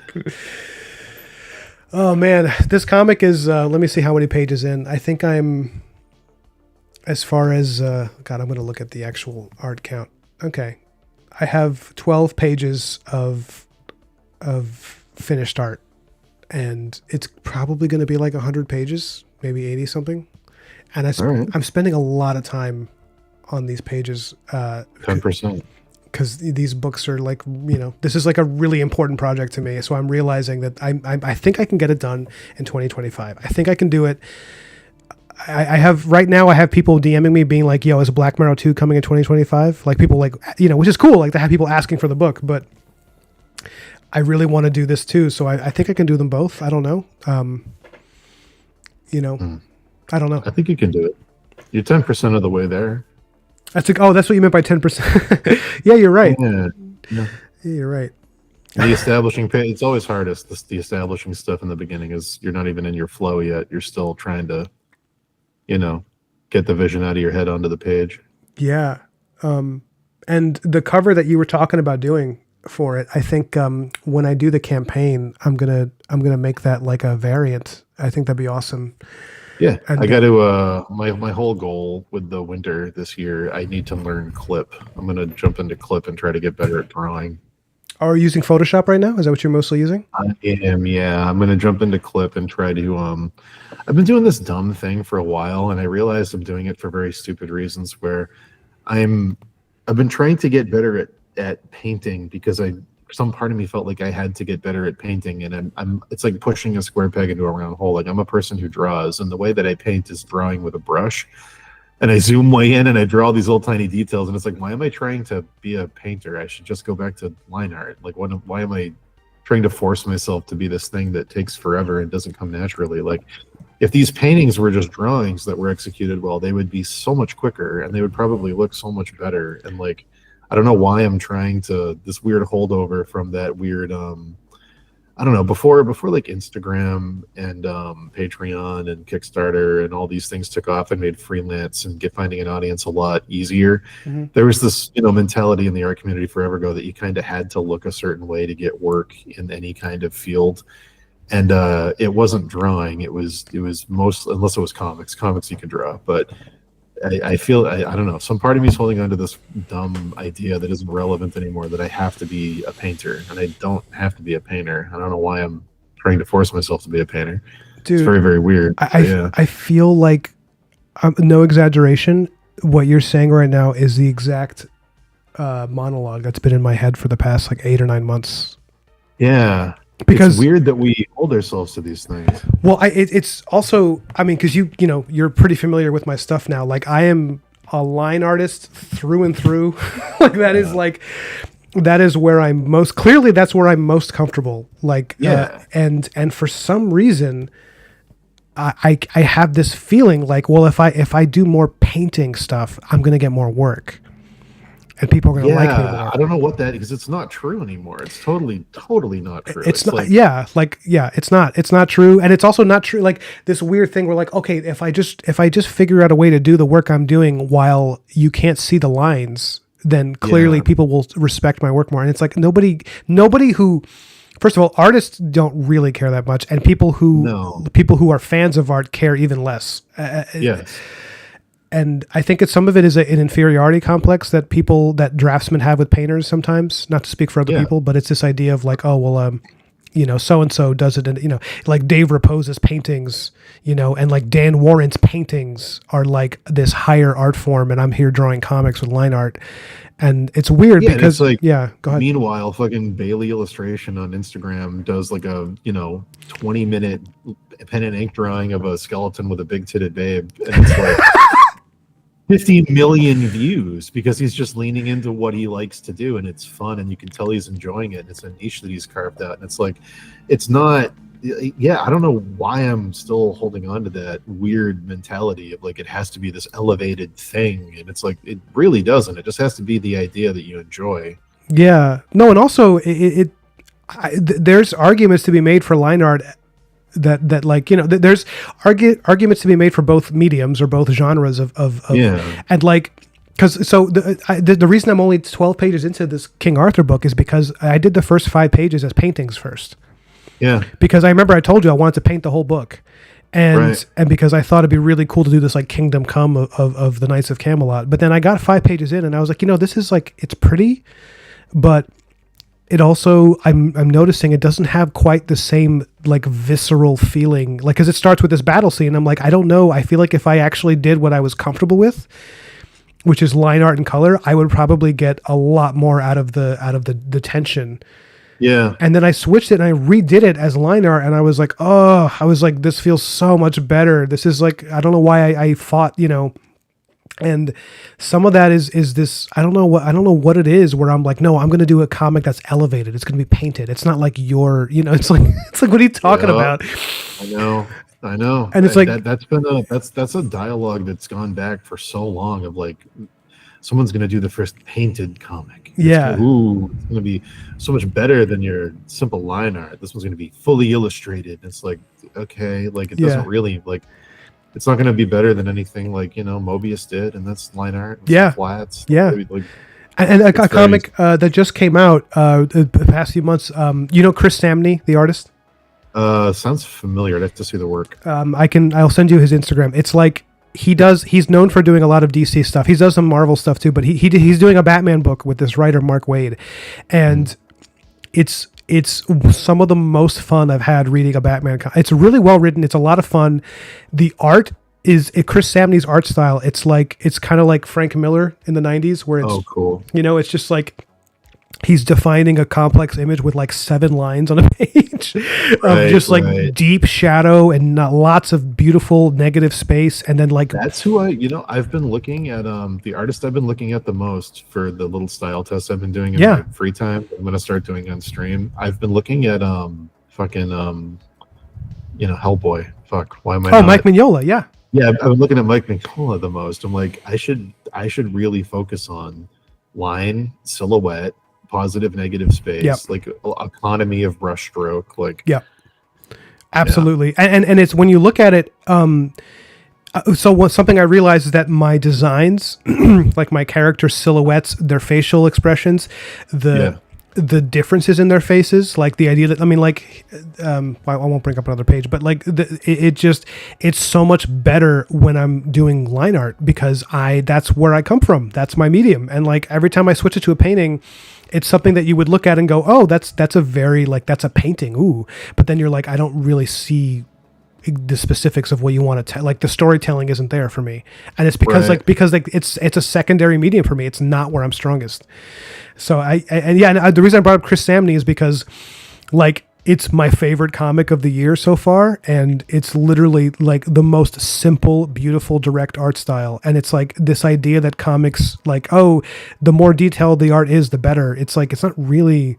I mean, detail isn't even in the conversation yet because we're talking about just line versus painting, which Yeah, but because they're both detailed. But Frank Frazetta, I just watched an interview with him from like the '70s where he was like, I don't care about the detail of an image. I don't care how perfect your technique is. I mean, like fundamentals are great, but like because like the thing that matters is that when I see it, there's imagination and there's passion and it's exciting to look at. He's like, that's all I give a shit about. He's like, if you yeah, give people an image that tells them an exciting story and like it shows imagination, you will hook them for life and they won't even care about the flaws in your art. And that's been right. on my mind for like 4 days, but I've got like, oh yeah. man, I've got so many things I want to paint, and I'm starting to realize that they would be better as drawings, and that they'd Mm. be faster as drawings, and that they would travel more online as drawings. So I'm Hmm. like, why am I holding myself to this ridiculous standard? But Yeah. yeah, and it's also like, I don't know, it's like trying to be something you're not just because you see everybody else doing it. It's not super healthy as an artist. Yeah, and it also feels like you and Dave have been having a similar conversation about that because I feel like Dave was doing paintings for a long time and he wanted to switch to drawing, I think he said. Well, Dave's whole thing is Dave can't sit still and he can't get comfortable. He's very, I don't know how much of that is him actually being unable to do it and how much of it is a conscious choice. It's Mhm. very like, when he was doing drawings, he was like, well, I got to get better at painting and I got to do these impressive paintings. And he does Ninja Turtle stuff and he did paintings, and then he painted for a while and he went, okay, my paintings are lazy because the drawings underneath are broken and I'm using detail and texture to cover up really bad flaws. So now I'm going to just draw. And he did his Starville stuff, did a lot of line art. Then he was like, I'm actually very bad at drawing, so I'm going to do animation. And then he started animating little cartoons and doing things like that to get better at drawing faster. And then he was like, okay, now that I know how to do this, I'm good at drawing, but I'm not good at telling stories, and I'm going to do comics. So then, like the Steve Lichman stuff, he really fell in hard with doing that. And then it back to painting, put it all together. Then it was like, okay, I'm going to do anime now because no one, I'm gonna try and elevate that because people, it's like he can't do one thing. He gets bored and he doesn't feel like he's challenging himself, and he's one of those rare people that is totally okay with the idea of abandoning everything he's done and just Mhm. doing a new thing, not really being afraid of that. Which most people either can't do or are too afraid to do, and he doesn't seem to have that issue. He can overnight just go, okay, well, I'm just not going to do paintings anymore. I'm just going to do anime. And like, Yeah. yeah, I don't know. It's helped his career a lot because it turns out, for anyone listening who hasn't realized this, everything you do helps everything else you do. If you get better at drawing, you're going to get better at painting as a result, and vice versa. Yeah. You do animation, everything's going to just, you're going to keep getting better. But yeah, it's very strange. I don't know. I've never been able to quite do that. I get too insecure about my stuff and I get too worried about it looking good, and he's just yeah, I don't know. There's certain people that can do that in a way that I don't think I'm ever really going to comprehend. Yeah. Yeah. I feel like I feel like that outlook that he has is a really good model for people Yeah. in terms of like, he learned something, I would imagine, from watching anime and from trying that art style. Like he learned, Yeah. and then he brought that back to his own. It's like that's awesome. Like the fact that a critique I have of a lot of comic artists is some of them you can tell that they only have looked at comic art. They haven't like James O'Barr, the guy who created The Crow. He was saying he was very critical of a lot of comic art in the 90s and the 80s because he was like, a lot of these guys, they just grew up reading comics and that's all they're interested in. He's like, but like, you got to also look at the masters who inspired them, because otherwise you're just doing a copy of a copy and every generation gets further removed from like a technical reality. So, but then you can bring that back into comics and inform the images.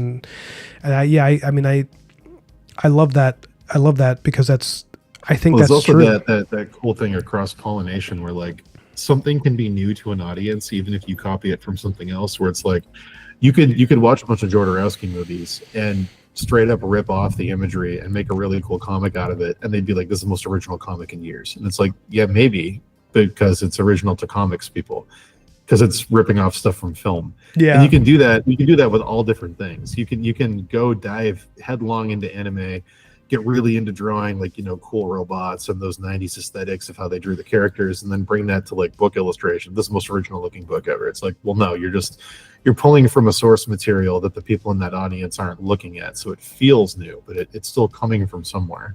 Yeah, but yeah, that's a good way to look at it. I think that's true. That feels true. Yeah, it's like you can find influences for the stuff you're going to do and the style you're going to do it in from literally anywhere. Like there's so many things you can do. Like I remember the guy who came in when they remade the Doom franchise in, what was it, 2016, and then did Doom Eternal. They're doing the Ancient Gods. The head designer on that team was a dude who designed race cars. Oh yeah, yeah. Came in and he's the art director, and he's like, his whole mentality from designing cars is what informed that fucking reboot style of that whole franchise. And it's like arguably one of the best updates of like a pixel art franchise to a modern day 3D imagining that I've seen. It might be the best, and it's because he came in with the mentality from working in the cars industry of what is the point of this? How is it efficient? How do we convey what we're trying to sell? Like it really, you wouldn't think it would inform the look of the thing and how they executed it in such a significant way, but it absolutely did. I think that's probably one of my favorite games ever. It's so good. I think I've played that more times than almost anything else ever since I got a PlayStation and as an adult. It's fantastic, and it's because if you brought in some guy from a concept art website who was too immersed in the concept art world, that game would have looked very boring and it would have looked very forgettable, and it would have been kind of like what happened to Doom 3 on the Xbox. Yeah, it felt very concept arty, and there was all these elevated ideas of like, what if we turn this into an H.R. Geiger inspired universe and make it very horror and very serious, and we're concept art people, let's make it grim, dark, and very very cinematic, and like they're chasing those things that are very like overdone kind of inbred ideas in the concept art community.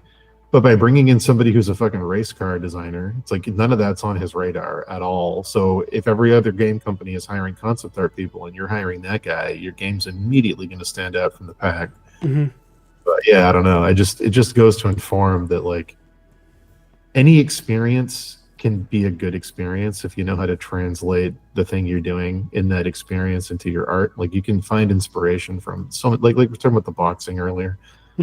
Like, yeah, if you're gonna switch styles, do something radically different. Like, why not? Why not get into it? Like, someone at Capcom got into brush painting, and then they made Okami, and it's probably like the most visually distinct fucking game of the past 20 years. And it's like, I don't know. There's no invalid art forms to pull inspiration from or to practice. Yeah, No, and also I think a part of it is knowing how to play to your strengths and like figuring Yeah, out, and like you can't really figure out what your strengths are until you try a lot of different things because you'll surprise yourself. absolutely. Like even when my anatomy, I mean my anatomy has improved a lot, but even when my anatomy was kind of awkward, my action sequences, which is I think this is why I was good for comics, is because my action sequences were always the things I was really confident about. Like I knew how to put together like a really dynamic, because I grew up watching like a lot of anime, which is like where the action in anime, a really good anime has some incredibly dynamic movement during like an action sequence. Yeah, And like that's something that, a lot of American cartoons just like did not have, at least not to the same absolutely. degree. And and then I think it compounded once I started boxing and I came back to art after like I didn't draw for like 10 years, and then I came back to it after like I stopped boxing for a living and was like I stopped teaching it really. And my understanding of like how to move a reaction to a punch, like how a person reacts, like that acting, I was like, oh, Yeah, this is like, I mean, I enjoy that stuff too. I like, I'm a big fan of martial arts stuff, so like doing that and like wanting to do that in my comics was obviously, a no-brainer, but I would not have realized that that was one of my strengths unless right. I was like looking for my weaknesses, and I have a lot of weaknesses. you know like my perspectives are fucked up and I kind of hide the perspective problems I have with like style. Right.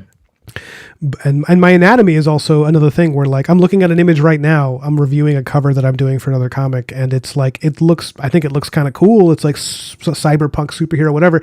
The anatomy is wrong in a lot of places, but like I think it's like I realized, and it was something you were talking about, like don't draw for artists, draw for the person who's like they're gonna, who likes Yes, it, the audience the is audience. not your competition. Yeah. Yeah, and like they're not react. People don't care. They're reacting to like the quality of the image overall. They're not like, oh well, Yeah.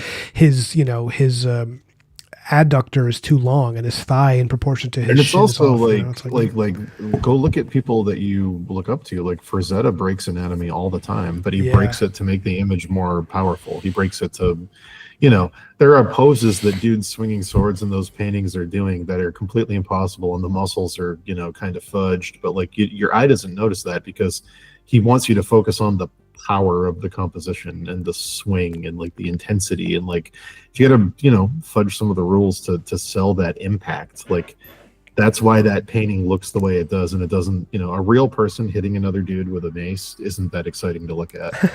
yeah, It's kind of mundane and boring, honestly. But like a Frazetta thing is like he's pushing and pulling all those rules to make it like that's a moment. It's like whoa, like yeah. it's exaggerated and just enough to maximize that without hitting the uncanny valley. Yeah, no. And do you ever you ever see that book, How to Draw Comics the Marvel Way?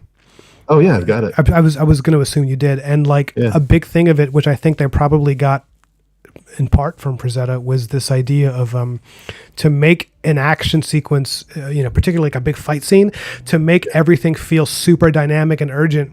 You show people at the apex of movement.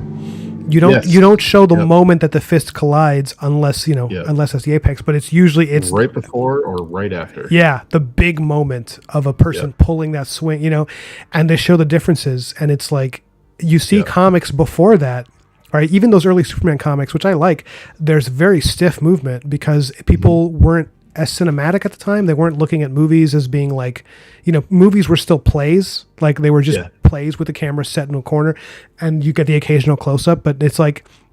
So the way that they were thinking of images was totally different. They were like placing the camera down in a corner and watching the action happen.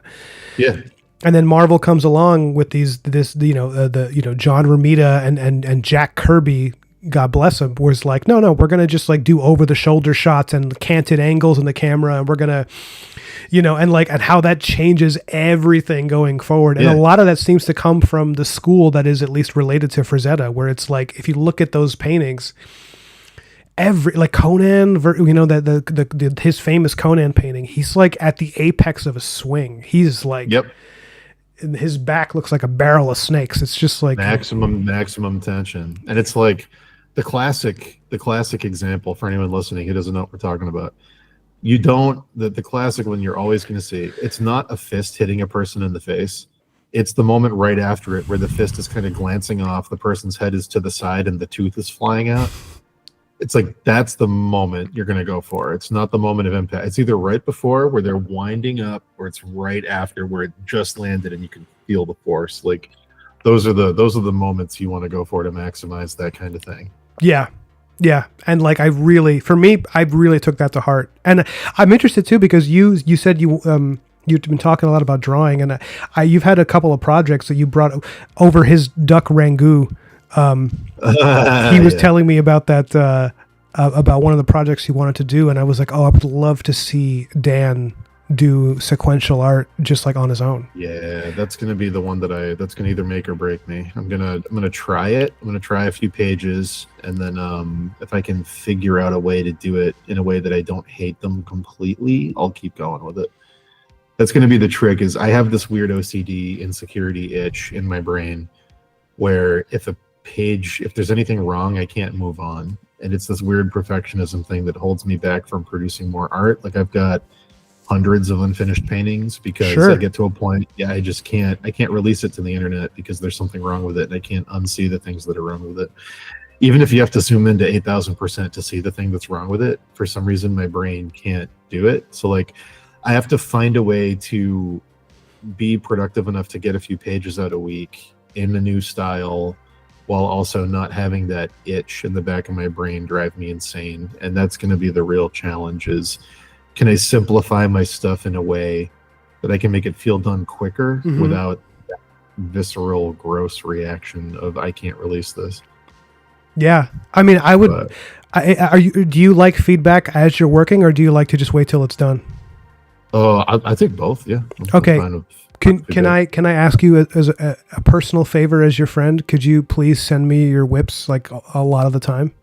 Yeah, sure. Because I promise, I just, as a comic artist who's also a fan of your work, it's like I just really want to see what you do in each stage of the process, just because it's going to be interesting to me to watch. I think what I'd like to do, just to give you a general idea of where it's going, I think it's going to be like a Mike Mignola style drawing, but then in the areas that aren't in shadow, I'm going to kind of render it like Toppy.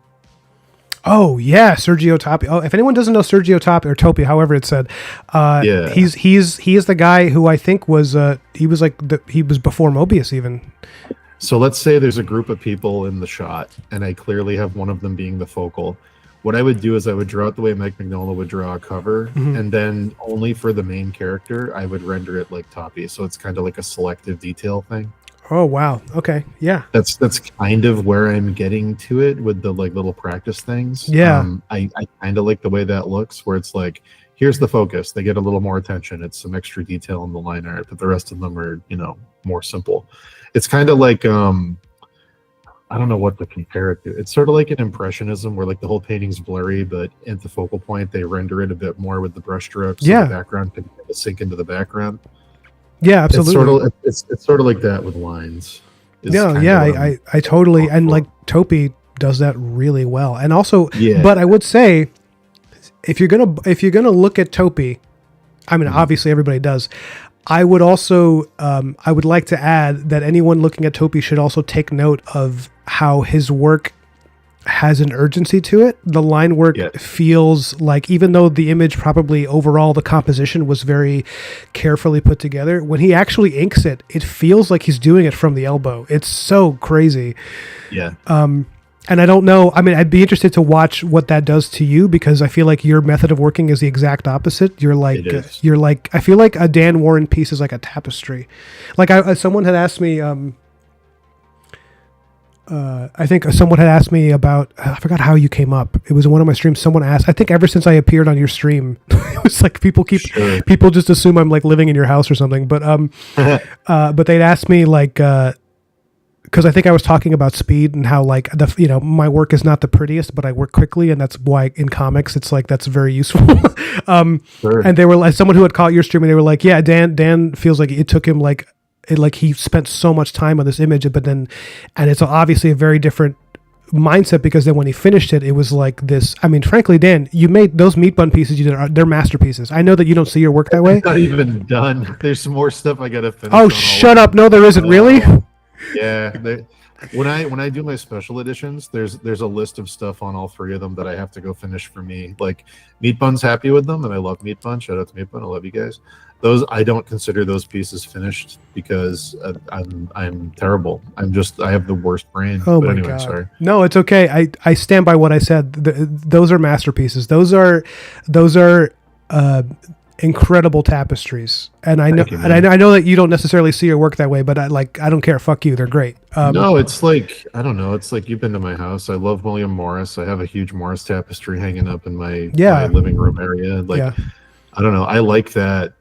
I do like that style, that like maximalism kind of thing. But like I don't know. I have to, even though I love doing it and I enjoy it, I have to run away from it for a little while just to get better. I can come back to it later when I'm faster and more efficient. But like I can't put out 3 paintings a year and call myself, a functioning artist. It's like I have to find a way to do more. Yeah, I mean it's I mean like I am of the philosophy that whatever it takes, like however long. Yeah. But I also feel like there is something that happens when you work quickly. That sometimes the work. I mean the piece the reason, guys, to the chat, the reason I have this piece up right now, that I'm not drawing at the moment. I'm just talking to Dan, and I have this cover up that I did recently, and it's a piece. I did this in like a couple of hours, and I was actually really insecure about the anatomy because parts of it don't really look great, but for some reason it was like the most popular thing I ever posted, and it's one of those things where it's like I realized that when I work quickly, people like my work more because there's something that changes, like the urgency, this feeling of like movement, which is like for line art that seems to be really important. But the reason I bring that up is because so I'm curious about when you are committing more to doing line art and drawing. I'm like, I want to see what that does for your flow and your speed. We will see. I'm going to be setting a lot of timers. I'm going to be starting a lot of streams going, all right, guys, this is a 1-day thing, and whatever it is, when it's done, it's done. And then we'll go from there. Which is going to be interesting for you because you're going to risk seeing some things come out that you don't like, but people will have witnessed it, and I think it's going to be good for you. I did a 2-week painting a few months ago, almost a year ago, just as a test to see how fast I could paint, and that turned out surprisingly okay. So I don't know. I'm assuming I can hopefully get somewhere with line art where I don't feel super gross about it. But your paintings are already very much, to me, they seem like line art. Yeah, that's what I'm saying. I'm not painting like a painter, and that's why it's taking so long. So I should probably just draw like a person who draws. Instead of trying, it's a square peg around the whole thing. I should stop. Yeah, well, I mean that's it's good that you see that because I mean whatever I think the finished product of what you've been doing lately, I'm like, these are some of the best illustrations I've ever seen. And it's like, thank you, man. That's really kind. No, yeah. And I think it's true. I mean, like when people bring you up to me, they're like, did you see Dan's, the piece that he just finished? I was like, yeah, I fucking saw it. Like my face melted like Raiders of the Lost Ark. It was like incredible. And thank you, man. Yeah, no, it's but the thing is when I look at it, because I was watching one of Dave's streams and I was like, and I think I'd said to you, it's interesting how you guys grew up together because there's no evidence of it in your stylistic. Yeah. And what I realized is Dave seems to be very interested in like a cinematic sense of his paintings. Yes. Where it feels like it could be, I mean, I guess I don't need to elaborate. Cinematic means that. But your paintings, what I really love about them is that they feel like they're from a sacred text. Like it feels like it's, funny. You know what I mean? It feels like it's from a book I wasn't even supposed to look at. Like it's awesome. It's funny because as kids, me and Dave would always talk about this stuff because we were both drawing and all the time. And like my whole thing was like I grew up with all these illustrated classics, and I was like, I'd love to do art like that someday. Oh, sorry, I don't mean to cut you off. Can you actually put some of your pieces into the chat so I can show them while we talk about it? Sorry. Oh, yeah, I can try to. Yeah, a small version of it. Yeah, sorry, continue. Let me take a look. I'll throw that Elden Ring triptych up. Yeah, please do. But I didn't mean to interrupt you. When we were kids, me and Dave would, we drew all the time. We'd talk about drawing all the time. And like, my whole thing was like, I grew up with all these illustrated classics and the Oz books and stuff, and I always wanted to do stuff like that and video game stuff and drawing all the characters from a game in one piece and all this kind of stuff. And that was always kind of like where my motivation came from. And Dave's motivation, I remember the conversation we had squarely. Dave's motivation was always, wouldn't it be hilarious to get as realistic a drawing and painting as possible, and then basically like shit post, like paint the most ridiculous things as good as you possibly could, so people have to take them seriously. Yeah. And we bring that up often when we were younger, and like he to some degree he's done that. Obviously, he does more serious work too, but like he was always like, all these amazing artists that have this realistic style and stuff, like, why don't they paint funny stuff? Why don't they force people to appreciate something really dumb like a Garfield painting or something? And like, it's just very funny to me that he held on to that this whole time. And he's using it. It's great. And then it kind of it came to fruition a couple of times. Not the least of which is Brad Rigney doing Fat Bat and when he years ago, I remember when I was first starting my career, I listened to you guys talking to Brad, and he was talking about how his exquisite turds. Yep, exquisite turds. And how he's like, I want to just do a perfect painting of just a pile of shit. Yeah. Like, and I want to empower that. We were like, Brad, just paint something really beautiful and really stupid. Yeah, and just like, yeah. I think Brad. I've listened to everything he's ever done. I feel like he's like the Bill Burr of illustration. Like he's just like, for sure. He's such a straight. I really like. He's said some things that I just was like, oh, you know what? I've never heard an artist say that. They usually say the opposite, but he might be right. Like when he said like this idea that you should never compare yourself to other people or that you should never be competitive. He's like, why? He's like, sometimes that anger can be really good when you're like, you know what, fuck you, I'm going to do something even better. Like, you think you're better than me, you know, that. And it's true. I like Brad because he is unflinchingly honest. Yeah. Brad, honesty for him is like a real moral virtue. And even if you don't agree with what he's saying, you know, he's never going to lie to you. Yeah. So like, you know, Brad is great. I love Brad. He seems like a really good man. I've never he is. Yeah, I've never met him in person. I've talked to him a few times, like, you know, through his we've chatted about comics and stuff, but like he actually years ago he said he liked a piece I did, and that for me when I was like 26, I was like, holy shit, Brad Rigney likes my comic art. Like, yeah. And now it's like I've seen years ago he was working on this comic that was like it was this thing it was like a science fiction comic he was doing in like based in some desert world, and it was he was painting every page like you and I were talking about, and it was so realistic that I asked him, I was like, did you hire like actors to wear costumes and then just take photos? Because I actually can't tell if this is a painting. I was like, I'm a professional artist and I can't tell if this is a painting or a photo. I was like, I don't know what, and he's like, oh, it's a mix. You know, I put photos in and I paint over them, I blend them and stuff. And it's just, it was so real. I watched his tutorial from years ago of the that's like it's a tutorial in quotations, but it still feels like I'm watching someone cast magic. It's very like I don't have the reagents for this. I don't know. I was 3 hours in, and I was out loud alone in my room. I said, "This illuminates nothing for me." I was like, I was like, I'm not learning shit. I'm just watching you blow. Like I couldn't even follow it. I was like, I'm watching you do it. I'm not understanding any of it. Like, this is crazy. It's a really good way to put it. Yeah, it's like if Muhammad Ali tried to teach you how to box, and he's like, okay, just throw a combination, and he throws like 6 punches in 1 second. He's like, now you do that. Yeah. It's like that my body doesn't do that. Like it would be like being at the International Space Station and watching them like show you how to prep something for lunar landing. And like, here's all the switches. You just do what I do. And it's like I don't understand any of this, dude. Like what? Honestly, I felt like I couldn't learn it at all. So I would even one more analogy. I would say it's like a porcupine trying to teach me how to make thorns pop out of my ass. It's like I don't. Absolutely. My body doesn't do that. And I was watching him do it. I was like, I literally don't do. I cannot physically do what you're doing. For anyone who doesn't know Brad Rigney and who's watching this, Brad Rigney is a painter who his finished paintings. I'm pretty sure that he's cheating and that he actually just goes to an alternate world where those things exist and takes high resolution photos and then comes home. They are fucking absurd. Like Brad is an absurd man. Yeah, if you're someone who's really interested and holds realistic fantasy art, and like if you hold that on a pedestal, Brad Rigney is like the end of the evolutionary line for that. It's like I don't know anyone can do that more than him. And Brad should be doing, I don't know why he's not. He should be doing movie work. He should be one of the people that the studios brings in to take photos of the actor and like put them in the scene for the concept art phase.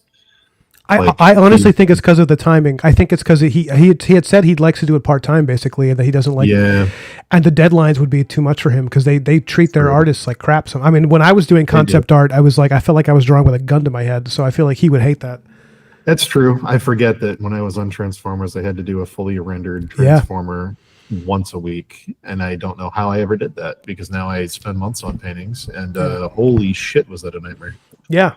Well, the reason you don't do it anymore is because you care about yourself. You don't want to do that to yourself. True, but also, if I'm being very honest, it's because I don't have to anymore. Yeah. God bless I do you. care about myself, but I also, if I was forced to, if I had to, I could. I just don't have to. Yeah. Which is a strange thing to come to terms with. Is like I might be a little too comfortable, and maybe that's causing some slowness. But like, do you mean like financially comfortable? Because I think it's great. Yes. I mean, but it's great to be an artist who doesn't have to eat toast with like butter on it for 4 meals. It is, but it also means that you don't have to grind, and when you don't grind, you don't get as good as fast. So it's a weird trade-off because grinding and the lifestyle that comes with it is very unhealthy. But you do have massive bursts of improvement and huge wells of drive because you're painting from necessity rather than entertainment. And it can make you better quicker, but there is a cost to your health and your social life. On the flip side, if you are too comfortable, you only paint when you want to, and you're going to paint less, and you're not going to be as forced to find new creative ways to get better quicker. Yeah. So you have to find a weird balance, and I am not saying I have found that balance. I have not. I'm way too far on the comfortable side. I'm not as driven as I used to be. I think at the high point of my productivity, I was working 5 jobs, and I was sleeping probably 4 hours a night, and I was pumping out an unbelievable amount of work. I was working Pathfinder, Transformers, private client, a Kickstarter. I was still doing managing Crimson Dagger stuff, and it was just like grind. And oh boy, I mean, like, I don't miss that lifestyle. I do miss the body of work and the productivity, but not the cost of achieving it. Yeah. But yeah, I mean, God, I don't know. I hesitate. I hesitate to jump on board with the idea that, like, I mean, yes, you're right. The urgency of grinding, it does make people get better quickly. I think it's also one of the reasons that some people who don't start off with panic attacks end up with panic attacks. I mean, I don't know. I had when we lost our TV show, I ended up in the hospital. I remember from a sustained panic attack, and it was just like I just can't. I'm not built for it, and it's there's some shame, I think, in a lot of ways, with people admitting, like, okay, I'm not built for certain things I wish I was. Like the romantic idea of, like, I'm going to be that guy. It's like, okay, I was that guy for a little while, and, like, I probably can't be that guy again, or it's going to kill me. But, like, yeah, dude. Yeah, I don't know. Figuring out your part to play and, like, what you do and what makes your stuff unique and how to enjoy it without, destroying your life. I think that's a valid pursuit that more people should put time into. I think early on, obviously, and I don't think this is a bad thing at all. And in some ways, I think it's totally necessary. In the beginning, you compare yourself to all your heroes, and you're like, I'm going to do that. And you kind of romanticize the lifestyle of, like, I'm going to sacrifice everything. I'm going to push everybody out. I'm going to focus. I'm going to do this. It's like the Whiplash thing, that movie Whiplash. Yeah, yeah. Like, I'm going to master this thing, and I don't need friends, and I don't need a social life, and I don't need to date people, and I'm just going to work, and better.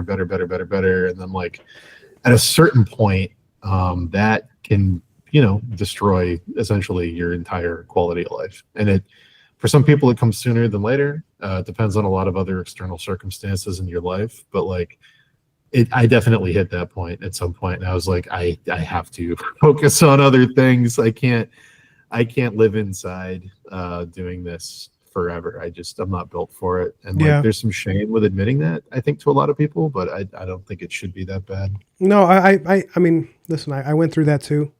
I've only really come out of that the past, like, 2 or 3 years. Because it went on a little too long for me, because I was into my 30s and it was still happening, where I was like, right. But I I definitely feel like if I hadn't gone, because to anyone, my story was that I was a boxer living in New Jersey. I quit that, wanted to draw for a living. Everybody thought I was crazy. Went to New York, the city, because I for some reason thought that was necessary to be an artist, which is really fucking dumb in retrospect.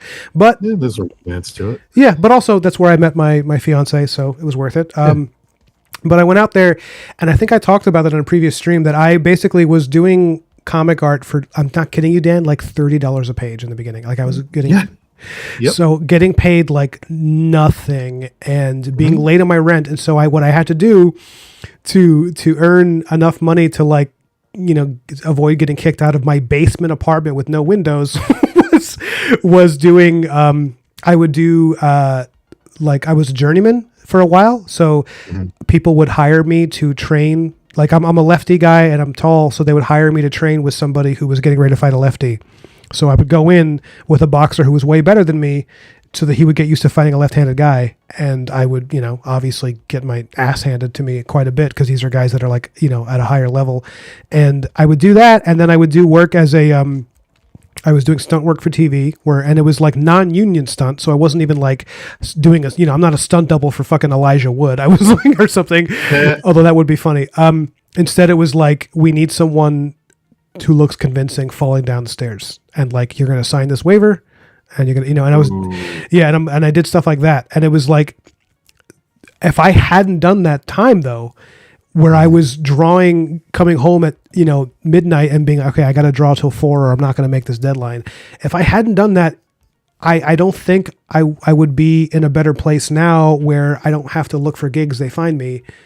Yeah. And it's like, it's a tough thing because I kind of regret that time because it was like bad for my health, but at the same time, I would still be at like a really middling place in the industry. So yeah, I don't know. And it's because when younger artists ask me about it, like I want to do comics for a living, I'm like, I don't know, man, because like the way I did it is not something I can recommend. I can't in good conscience tell a young person to do that. It's not good for you. It's a way to do it. I usually give people like multiple. I'm like, there's a few ways you can do this thing, and if you want it fastest, it's going to cost the most. It's like, you can, there's only so many things. There's time and money and social interaction, and you can sacrifice all of them, or you can sacrifice a couple. Like, it'll go slower, but yeah, I don't know. It's unfortunate, but it is a reality of it that it takes some sacrifice to get anywhere with any chosen field, especially a creative one with a lot of competition. Yeah.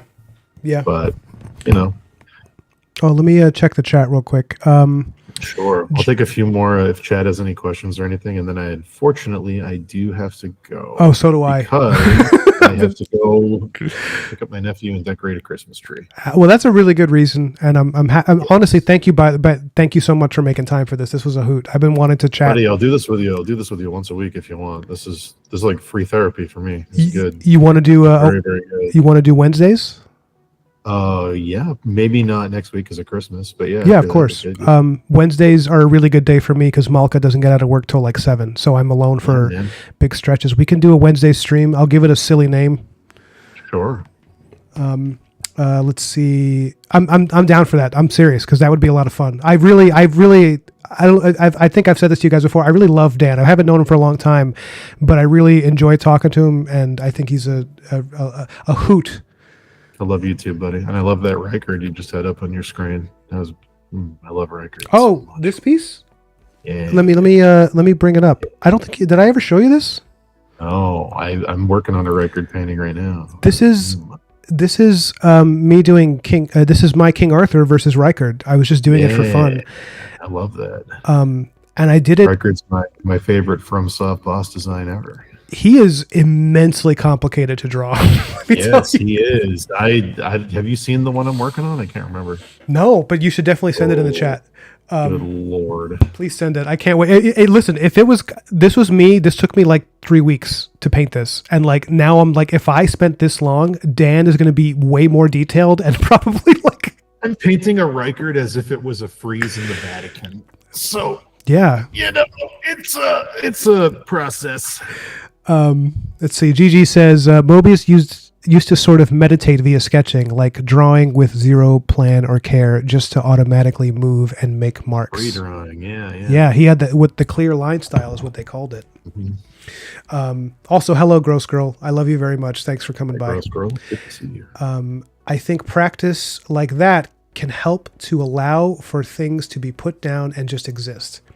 It forces some of the nitpicking to lessen because you have to get it down sooner than later. That's very true. Taco Force 157. I feel like I'm reading like super chats or something. I'm really not though. It's totally fun. Taco Force says, I found a lot of success with zero plan work, especially in non-digital work. If I get a vision of a final image, I'm at a point now that it can be done. That's cool. That's a lot like how James Zapata seems how to work.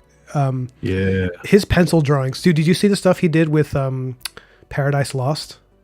No, I'll take a look. Oh my God, Dan. James. Oh, you're talking about Steven Zapata? Did I say Steve or James? They're both. I think Steven Zapata did some Paradise Lost stuff though, but James Zapata is also an artist. Steve, which is the one that you were on his channel? Steve, right? Steve, but it was probably Dave on the channel. But yeah, I think Steve. Oh, I thought you and Steve did. Yes, sorry. Steven Zapata. No. Yeah, Steven's great. His Paradise Lost stuff. He also reads excerpts from the book while he paints it. It's fucking incredible. Yeah. I was looking at this morning, and I was like, I think I'm going to become obsessed with his work for a little while. Yeah, he's in a good spot. He's young too, isn't he? Like 32. Yeah. He's like 31 or something. Yeah, he's doing great.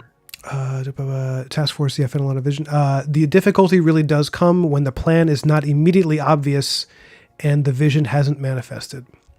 Gross Girl says he looks like the digital equivalent to Alex Ross.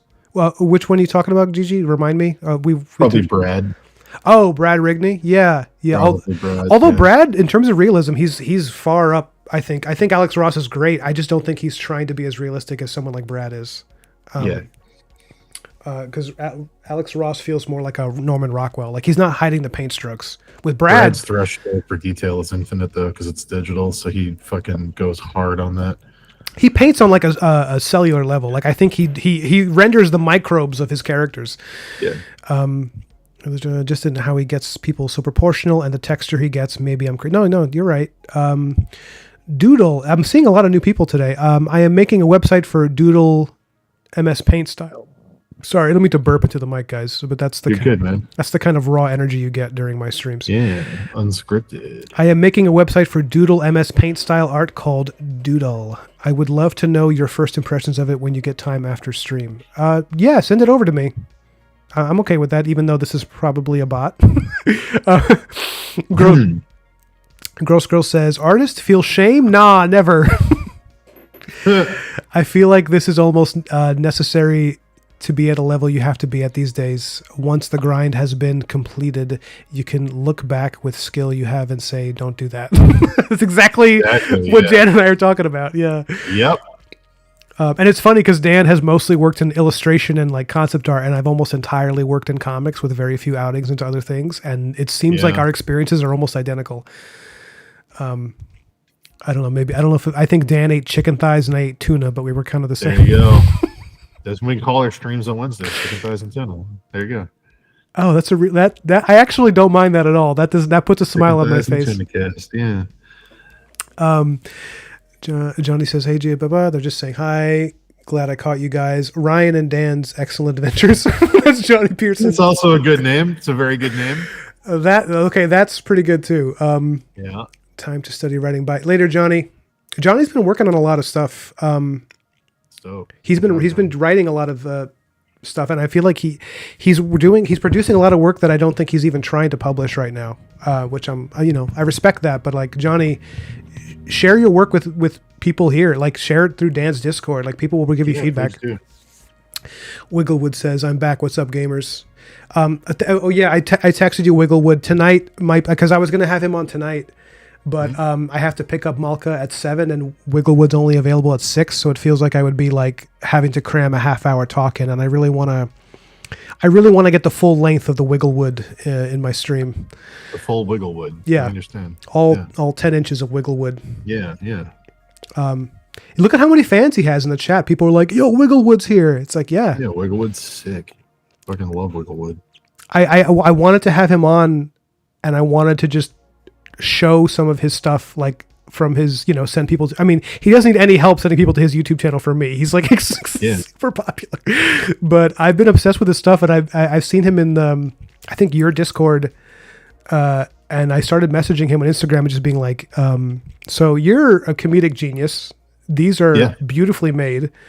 Fucking fantastic. And like, I just want to talk to you. I just want to like, it's literally like, I like your work a lot. Can we please be friends? Like, it's literally. I said yes. Yeah, it's. I'm like, I can't wait to talk. I'm so sorry that I had to reschedule today, man. Because I really want to talk to you because I just like need. He bought a copy of Black Mirror, and now I like want to know what he thinks of it. Just as someone who I think is really funny, I'm like, do the comedic beats of that book work for you? Like, please tell me. You can hire him to do the Sega CD pixel art intro, like it's a Castlevania game. Oh my god, that'd be amazing. Be fucking random. Yeah. How's your Patreon going, Wigglewood? Because I'm looking to do my own, and I want to know what your experience of it is at some point. That's something maybe we can talk about. Because I got a dip. Oh, later, man. Yeah, I'm going to sign off too, actually. Buddy, this was a pleasure. I love you, chat. I'm sorry we talked about Lord of the Rings and Star Trek so much. It will happen again. I do not plan on changing this about myself. We sometimes have to feed the beast, and the beast is being unhappy with the state of current media. So there you go. Love you, buddy. This was fun. We will do it again. I will send you a ton of whips later when I get home. Awesome. All right. You have a good one, man. And yeah, definitely whip me when you get a chance. I will whip you so well. All right. God bless Bye, you, everybody. Love you all. See you all. Take care. Ryan, thank you again. Well, that was Dan Warren. And Wigglewood says, thanks for the kind words. And yeah, we can be friends. Thank you. I hope I get to sit at your table at lunch. And Maya, but I only come if Maya can come with me because I've known her since second grade. And by that, I mean like 5 months ago. Oh, thank you. Gigi, you should definitely. Yeah, I was hoping that I would get your number so we could, because we keep texting via Discord, and I'm like, I don't check that enough. And now that I have your number, I can post it on Reddit. Oh yeah, you have a friend helping you set up your Patreon? That's cool. Okay. I have some experience with it, but I was just assumed your experience would be better than mine because Wigglewood is like a hurricane of success right now. Like every time he posts something. Also, I'm saying he. I think you're he. If you that's not your pronouns, please let me know. I don't want to. I'm not trying to be a dick. But every time Wigglewood posts something, it's like I genuinely get excited. Like I'm like, oh shit! I'm like, I stop what I'm doing, and yeah, I people have been talking to me about like, oh yeah, should he be doing like long form stuff? And I was like, I don't know, man. I mean, he could pull it off for sure because he's hilarious and his work is beautiful, but like the short form is so good for him right now for what he's doing. That I'm just like, I don't know. I just feel like if he made 1 million of those, I would devour all of them. And then I can't wait, bro. I cannot wait for when you have like an hour's worth of stuff and you do a supercut of all of them, which I'm sure you'll do on your YouTube channel. It's amazing. But yeah, Dan and Dave were talking about hiring you for something that they were doing. And I also wanted to hire you because I was like, oh man, if I can get him to do like a 20-second ad for my comic or something, that'd be like, I would just delicious. Gigi's the best man at my wedding.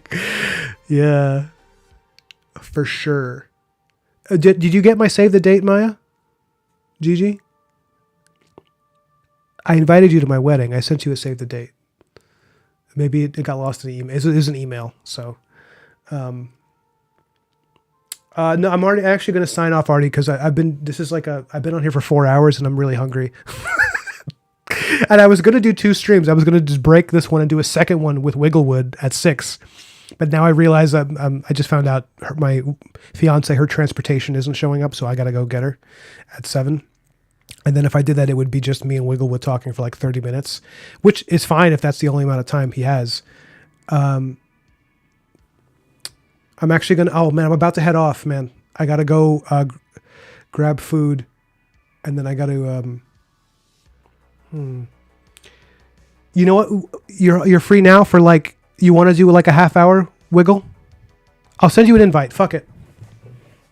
We'll do it live. I'm gonna do like a half hour with you. I'm gonna send you the invite. I'm gonna do a short intermission for like 5 minutes to grab some food and grab some water, and then I'll be right back. Okay, but I'm just gonna put up my thing here. I'm gonna send you an invite.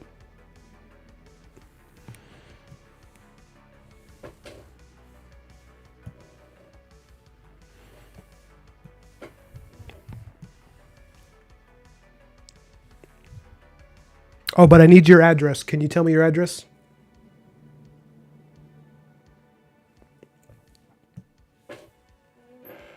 Your email address, I meant to say.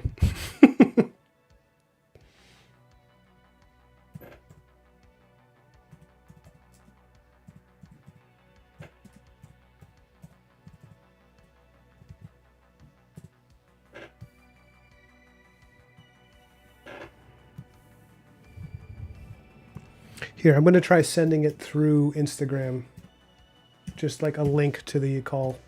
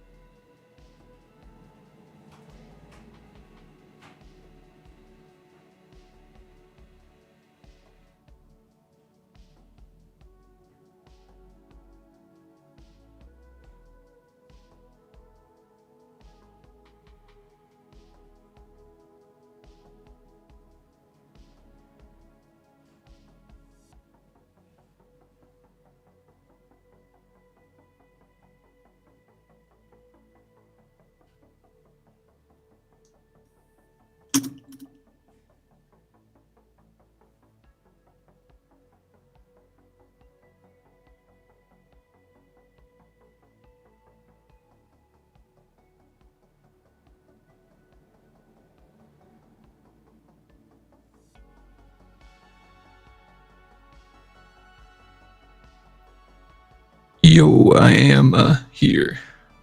You can hear me.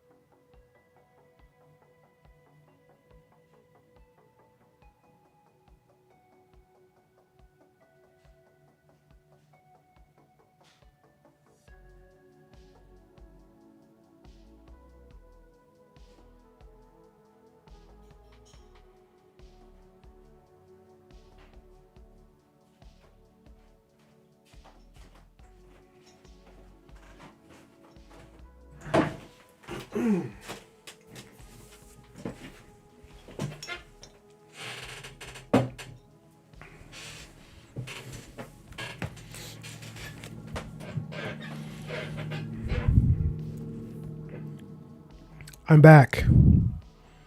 Everybody hears me okay? Can you hear me okay? Oh, I hear you loud and clear. Too loud, too clear? Perfect. I think you're good. I mean, chat, tell us if his voice overwhelms you or harms you in any way. Yeah. How are you, man? I'm good. And yourself? Yeah, no, it's good. It's good to finally talk to you. Do you want to introduce yourself to the audience? Yeah, my name's Riley, or Wigglewood online. I make goofy little animations. They're And a sorry, go on. bare bones kind of thing. Decided on a whim one day to make an idea I had, and it just kind of worked. Yeah, it really did. What were you doing before that? Like, what's your career? What's your background? I'm a construction worker. Really? Yeah. That's pretty much it. I just do 4 9-hour days and one half day. And then I just do this on the side. I've been trying to be a concept artist for a number of years, Yeah. but I just could never really get there. Like, I also had an issue where I didn't get glasses and I needed them. I didn't know I needed glasses. So I was just raw dogging poor eyesight for years trying to be an artist. And I got glasses and I sat down at the computer and I opened my old work and I'm like, oh, that's why they didn't email me back. Wow, that's so funny. That's a really interesting problem. Yeah, I had no idea. It was like, yeah, sure, things are a little blurry, but I guess the computer is right in front of me. It shouldn't be too bad. Yeah, But it was bad. I'm curious what your concept art must have looked like. Were you doing full render painting, or did it look more like the stuff you do now? It was mostly trying to render things. I can drop a link. Yeah, please do. My art station. I still have No, you could even drop it in the chat of our Google chats, and I could just. Oh, that's what you mean. You would drop a link. Yeah, please do that. Would you mind if I? Is it going to be really embarrassing and cringy for you if we watch some of your stuff and talk about it? You can go for it. Okay. Yeah, it should be all right. Okay, because I know some people get embarrassed when you're like showing their work. I definitely like a bit, but I'll just fight through it. Okay, It's all because good. I'm desperate to like show people what you do because I think it's great. I mean, again, I feel like everyone in my audience knows you already, so it's really more for my own pleasure of just watching it and talking to you about it, like as we watch it. Let me just bring that up. Oh my god, I don't even know which one of these I want to watch first. I'm actually going to start with your most recent one. Sounds good. That one, I was very happy with that people liked it. I get in my own head so much about that sort of thing. I'm like, oh, are people gonna be mad that Succubus said no, don't summon me again, and she's back? And my girlfriend's just like, it's fine, just do it, man. Oh, Don't I'm worry. talking about the other one, the one that you just posted most recently. Yeah. Yeah. Oh, because she says that both times as she appears. She says, "Don't summon me again." Yeah. Why would they be mad? What would people be mad Oh, about? just I don't know. Like, I think that's just me in my own head thinking like, she said she didn't want to. Why would she come back? But That's her whole that's thing. just part of. Yeah, I'd like to think she thinks he's funny to laugh at or something. Well, Like a pathetic person to be around. have you seen the comments that people are like, "Oh, he's wearing her down." Like people, yeah. eventually, she's going to see that he's got something there, you know. But so anyone who I'm anyone who hasn't seen Wigglewood's work, Riley makes these really great short animations that are kind of throwback to 80s. Would you call them RPGs or? Oh yeah, like a lot of the old D&D games. And Yeah. stuff like that. Yeah, tonally, it's kind of similar to what, not to oversimplify, but it's kind of similar to what Dan and Dave were doing with Steve Lichtman, which is what we were talking about earlier. As far as like, it's kind of parody, but I think your humor is different in a way that I really like. Here, I'm just gonna play. I'm gonna stop describing this thing before I put it on. So you summoned me I gotta go because you're find my scared. glasses. I think I left them on a table. Oh, okay. I'll be right All back. right, no problem. You summoned me because you're scared of your own basement. This isn't even my castle. It's Lord Zolthrum's. And of course I'm scared of it. Look at that thing. All right, I'm back. I am a son. Yeah. Let's just find the treasure and get out of here. Ah, a door. After you, milady. Ugh. Well, Wormdoll. Not bad. I'm keeping the gems and the jewelry. It's the coin I'm looking for. It's a good thing the treasure isn't cursed. What? Yeah, I just took a look, and it's all Oh good. no, guys, it's been playing, but I haven't fixed the screen. Did anyone notice that? I guess people in the chat told me. Yeah. I'm so sorry. You know, that happens during Dave's streams all the time. It's happened a few times where he's done that. I thought I had fixed it. Sorry. All right, we'll do it again, guys. I apologize. That's such a boner. I'm going to remove that in editing. So you summoned me because you're scared of your own basement. This isn't even my castle. It's Lord Zolthrum's. And of course I'm scared of it. Look at that thing. I am a father. I am a son. Yeah. Let's just find the treasure and get out of here. Ah, a door. After you, milady. Ugh. Well, Wormdoll. Not bad. I'm keeping the gems and the jewelry. It's the coin I'm looking for. It's a good thing the treasure isn't cursed. What? Yeah, I just took a look, and it's all good, and there's no curses, and you can take some. No. We're not gonna touch that. Clearly you're cursed, and you're trying to move the curse onto us. I'm not even cursed. I'm just a chair guy, and I've always been a chair guy. So, were you born or built? Just take some of the treasure, please. Are you crying? Yeah, 'cause I finally meet some new people. and you're just yelling at me. We're not No, yelling. you are. When You were are we yelling. We're not yelling. We're not. You're yelling at me because you don't like who you are in your heart. Summon me when you find something good. Wait, More treasure for you, I guess. The tears welling up in his eyes is so good. It's so like the fact that you animated just the little hint of the glisten of the wetness of his eyes as he realizes that he's probably still going to stay in there. Like it, I love it, guys. And I know that everybody's probably seen it already, but that for me, I mean, I love everything you've done, but that one is maybe my favorite. It feels like I've seen that a lot. what, that it's your I'm favorite? glad. Yeah, a lot of people seem to really like that one. Yeah, well, you know, Magician's Brick, the first one that I saw of yours, the Magician's Brick, that's the gateway drug. Yeah. It's someone had said in the because I read all the comments, I like to see what people are saying about your stuff, and someone had said the way that you voice acted him like making that lurching sound when he throws the brick in mid sentence was like a nice. I'm going to play that one too. I'm just going to do it.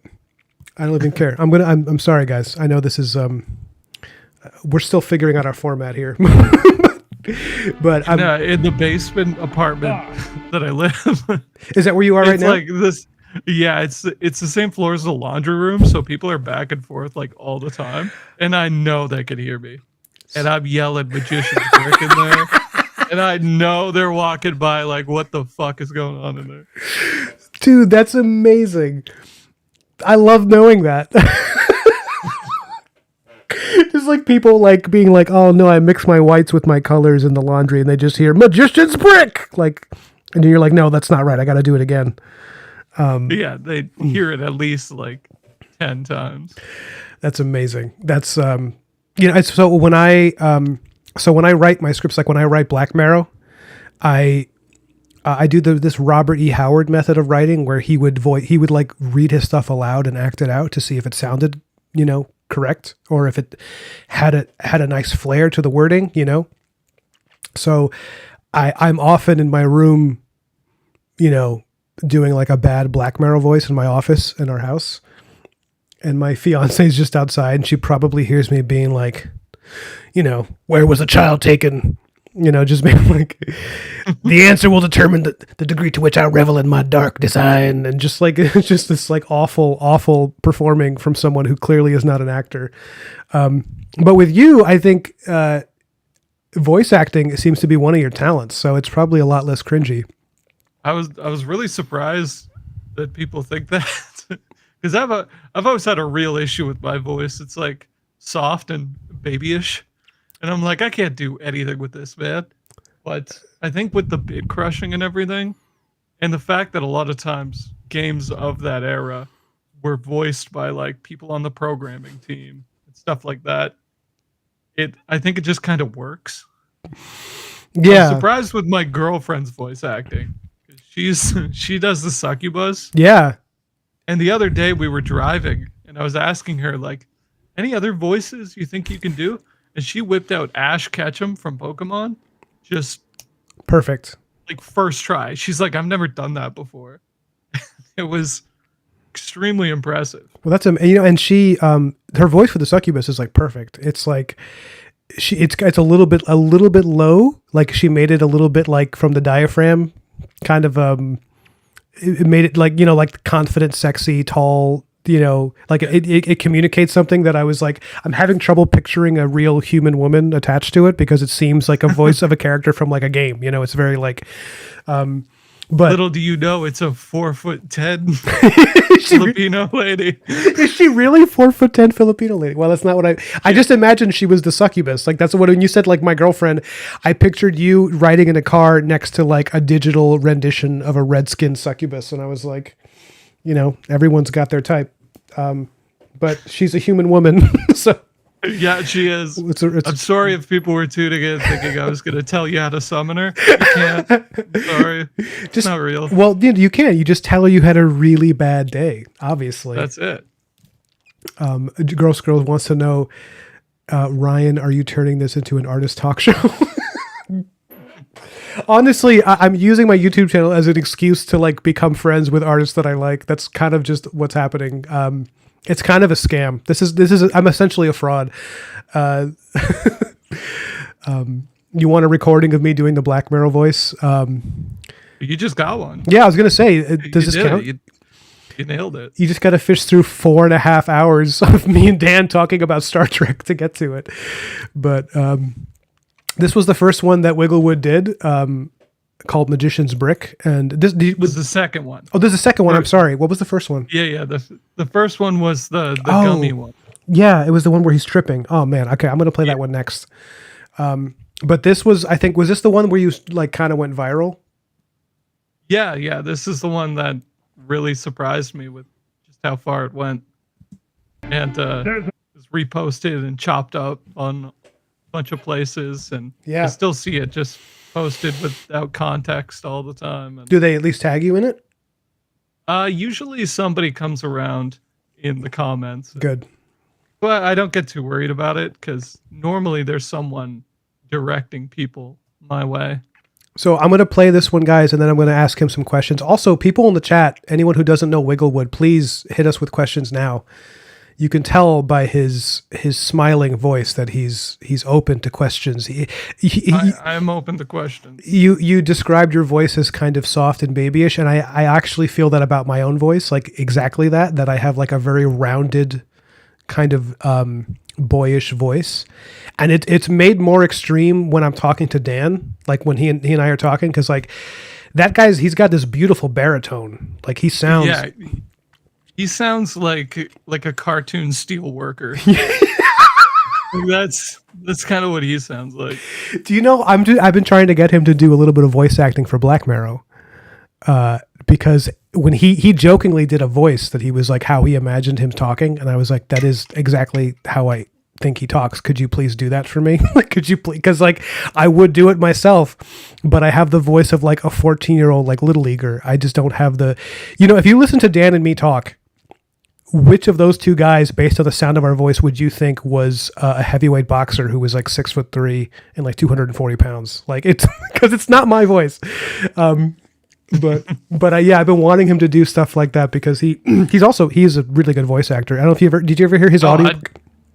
Yeah. That was a great thing to work along to, was the book 2 audiobook. Yeah, it was so good.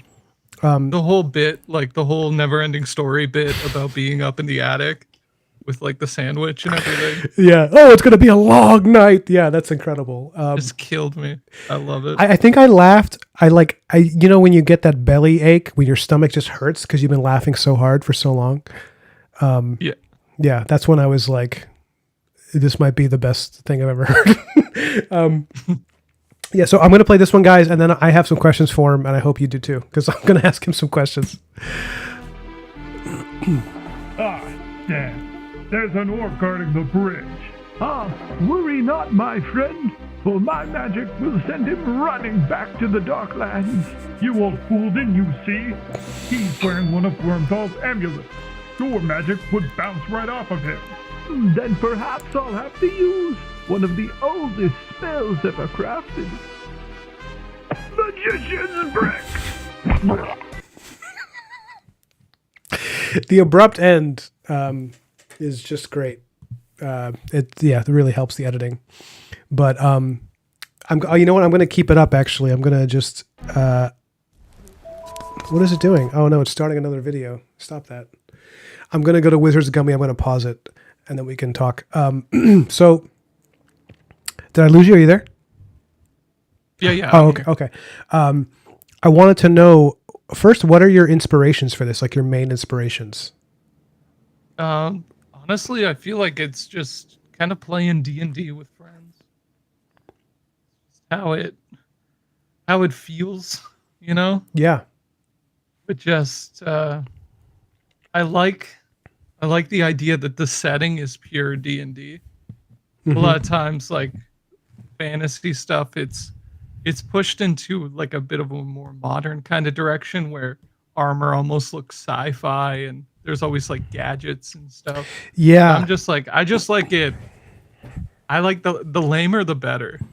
Yeah. Personally. Well, a lot of the charm, just- the charm is lost when you make it too like sexy. You make it cool.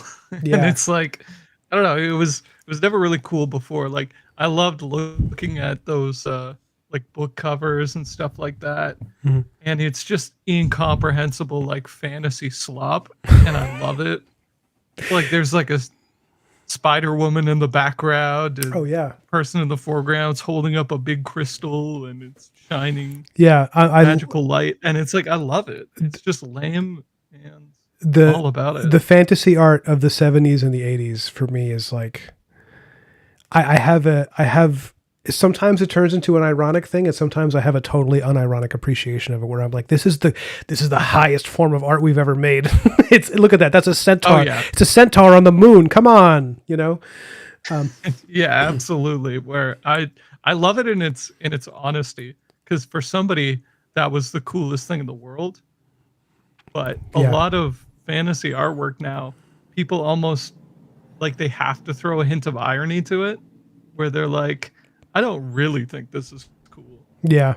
but you gotta have a skeleton knight, and it's like, no, just I want to see the person who thinks the skeleton knight is the coolest thing that's ever happened. Are you a fan of the Dark Souls FromSoft worlds that they make?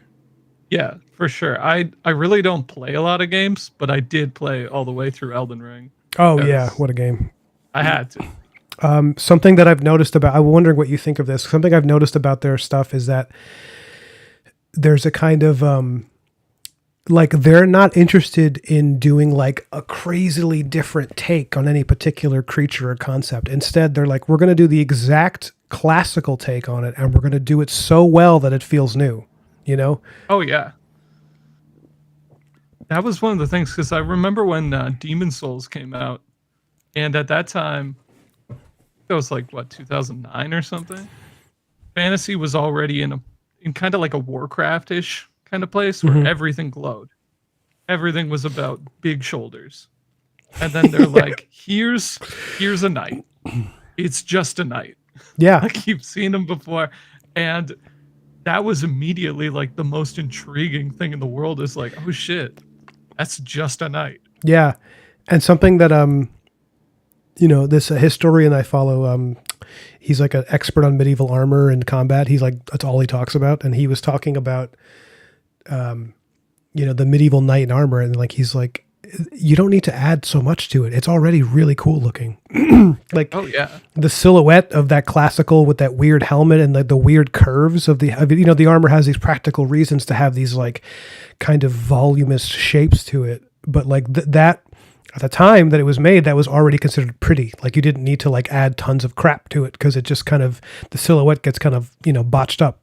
But, yeah, I agree with that. That like, like when I played Elden Ring and they had the dragons, like that is not a new take on dragons. That is the classical dragon. That is like Dragon 101. Yeah. And it didn't matter that it wasn't, it was original in a way because they just did it in a way that just felt like it was theirs, but they weren't creating something new, because what they're interested in seems to be to like, if we're going to do the classic version of this thing, and we're going to do it so like expertly, and we're going to be so enthusiastic about it that you're going to forget that you've seen it a million times before, and it's just going to feel new. I mean, like you haven't played Bloodborne, right? Have you? I've played a bit. Bloodborne is like Played about halfway through, I think. it's like my favorite game of ever. Like it's the world that they made there was like, okay, we're going to do something that feels like Victorian horror, like you just read Bram Stoker's Dracula. And we're just going to do that for like 20 hours. We're going to create alternate biomes and things, but everything is going to be pretty closely in that vein of like spooky Halloween, Victorian horror novel. And Oh yeah, it is gorgeous. yeah. It's so good. But someone said like, there's no corner of that world that doesn't feel like it got somebody's full attention. I was like, that's a good way. Oh yeah, absolutely. Like, look at just. There's so many moments in that game. Even only playing like halfway through it, where you fall in a big pit and you don't even realize there's just long zombies in there. There's just worm dudes. Oh yeah. They're just in the water, and like everything. So cool in it. Absolutely love what they do. I once read something when they were designing the rotting dragon Mm-hmm. from the first Dark Souls, I think. And it was what one of the artists on the team had said was he immediately went full rotting. He's like, let's get a dragon who's got maggots in him. He looks disgusting and all this sort of stuff. Mm-hmm. And the game director Miyazaki had just said to him, he's like, I'd rather you capture like the sadness of this once glorious thing reduced to this and like being reduced more and more day by day. Oh wow. And like just the direction on it is like there's so much thought into everything. The faded And nobility. Yeah. Sorry, go on. Yeah, even when you're like grossed out by a weird looking creature in there, it doesn't feel as though it is just done to get that reaction from you. You know, it feels like part of the world and nothing stands out as like, oh, this they wanted to make me upset.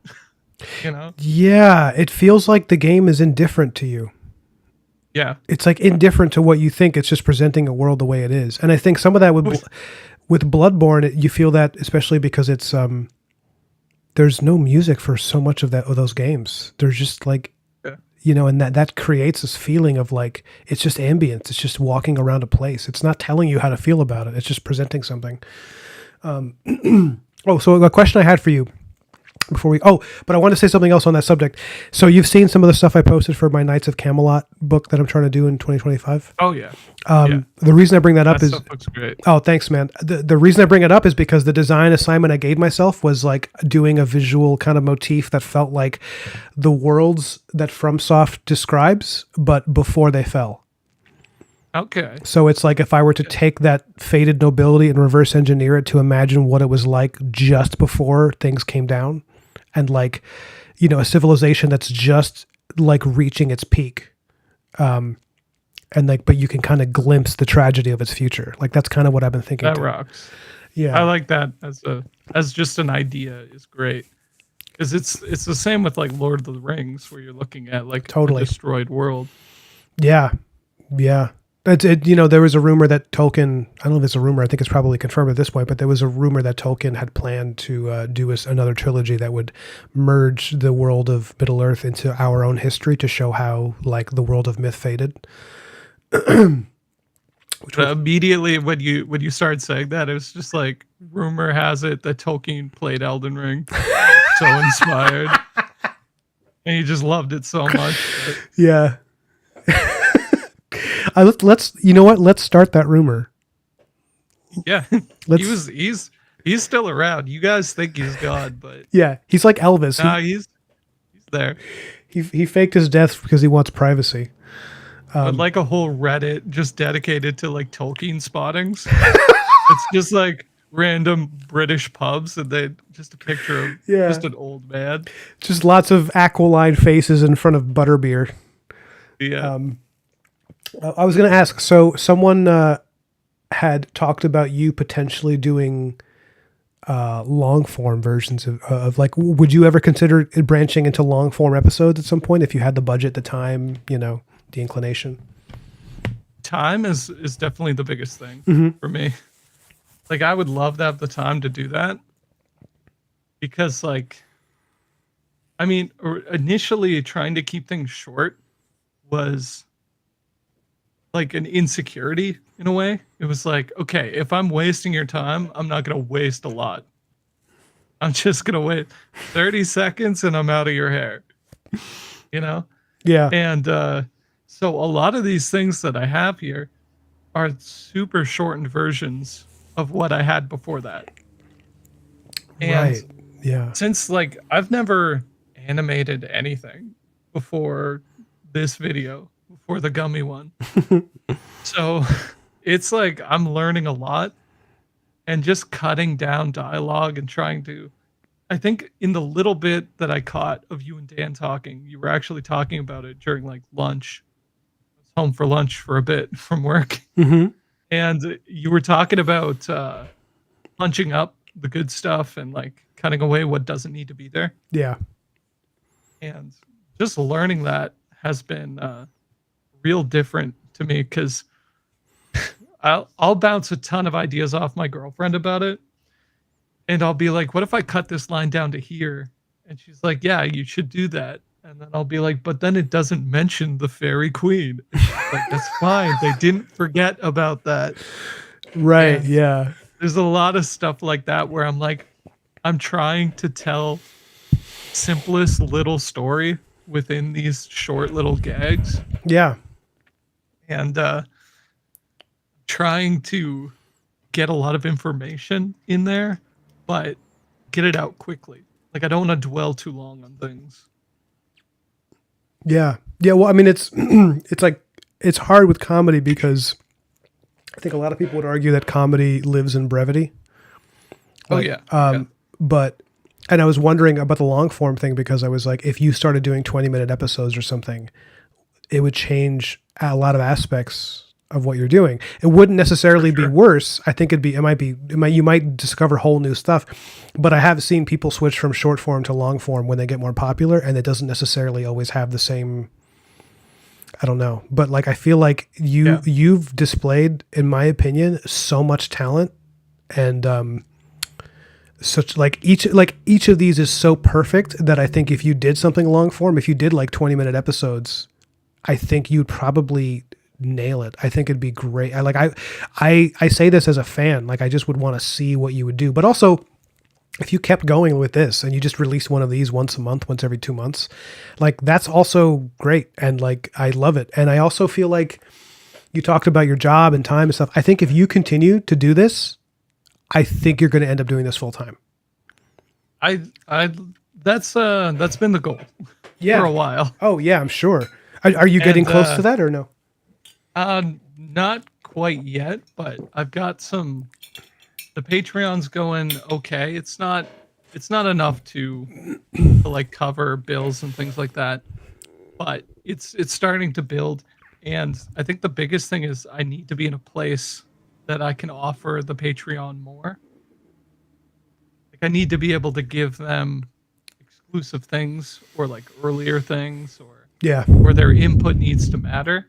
Yeah. But right now it's like with time. That's why my only category on there is just tip jar. Because I just really can't ask for much more from people at the moment. Something you could do, this is just, I mean, you probably have already thought of this, so please don't be insulted. But if you've already thought of this, I'm sorry. But if you did like a poll at the beginning of each new, like if you have a series of ideas and you put a poll up and people get to choose which of those, like you pitch the idea and they choose which one you do as the next video, like a basic premise. And a lot of people I think they would contribute just to have access to that, to be a part of that. But that does give up a certain amount of freedom. Like you might be like, well, I want to choose, you know what I mean? Yeah. Which is fair. I get another thing is like, I'm like one of those rappers from the 90s that just never writes anything down. Yeah. You sound like it's one. It's a real problem. It's an issue, but I'll play an idea in my head again and again and again to the point where I've got like 5 or 6 of them that are just fully written in my head that I just I don't write down or anything like that. And once I get obsessed with an idea and I decide it's the next one, it's hard to think about doing anything else. You know? Yeah, I could see that. I mean, it's funny that you compared yourself. Your personality does scream 90s rapper for sure. Maybe like the 4th Beastie Boys member who just held the microphone or something. or like you ever watch The Simpsons? You're like you're the 4th Beastie Boy that they kept in the attic and they fed him buckets of fish heads. They never revealed him to the public. Like Bart's twin brother. So yeah, I want to ask about that, about the long form stuff. But I really hope. How many members do you have in your Patreon right now? How many subs? Let me open that up. Take a quick look. Yeah, or even just a roundabout. I've got 83 paid subscribers or subs right now. That's pretty good, man. That's like, that's 83 more than I could ask for. Yeah. Do you advertise a lot on your when you post on Instagram, are you just like constantly plugging your Patreon? I feel like you probably. I usually do when the video's done. Mhm. I'll post it on Patreon first, and I'll give it like a day. Mhm. So I'll post to my stories on Instagram and TikTok and be like, "Hey, it's all done on Patreon, so check in if you like." Yeah, oh, that's cool. Yeah, I mean, so yeah, I really hope you get to do this full time, because as someone like I'm excited about your stuff here. Like I'm going to play the next one, guys. This was his first one. It's called The Wizard's Gummy. This is like this was his breakout single. That's right. Here we go. Now, after 20 to 45 minutes of meditation, the visions will reveal to me the location of the kidnapped fairy queen.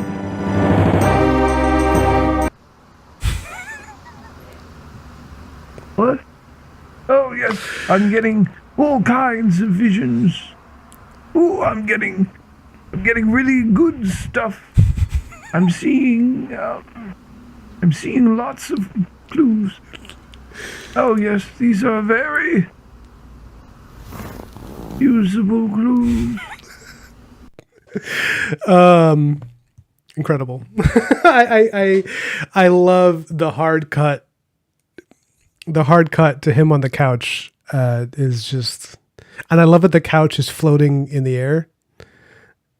Yeah, it's originally I kind of did this one like more like Zelda CDI used to do things Yeah. where there was one background and then everything would just kind of move within that background. Mm. So that was the way I did the first one. But by the second one, I already just dropped that and I was like, no, I'd like to do a bit more with the backgrounds. Yeah. Do you have other so what characters do you have in mind? Can you give us a hint of what characters you'd want to introduce going forward? Like the types? Well, there's another one for my girlfriend to voice, which is going to fill kind of like a cleric role in the party of the good guys Sure. with the blue wizard and the barbarian. And there's a new character in the one I'm working on right now, which is probably going to be like a one-off, maybe a returning character, but I feel like one of my favorite comedies is I Think You Should Leave. Like I just absolutely love that show. So good. And I think so much like I feel so influenced by it because a lot of what I do is just like, what if a guy was weird? And it's like, could you imagine a guy being weird? That'd be crazy. And essentially that's all it's been is like a weird guy in a fantasy setting. Yeah. And like the genie was weird and the chair guy's weird. And yeah, I think like that's kind of still what I'm doing. Mm-hmm. It's a lot of fun, and Yeah. especially like coming from playing a lot of D&D and DMing a lot. That's so much of what it feels like when your character or your players are like, "Oh, we want to go into that shop that sells magic items," and then on the spot, I'm like, "Who sells magic items?" And I go, "Hello, welcome."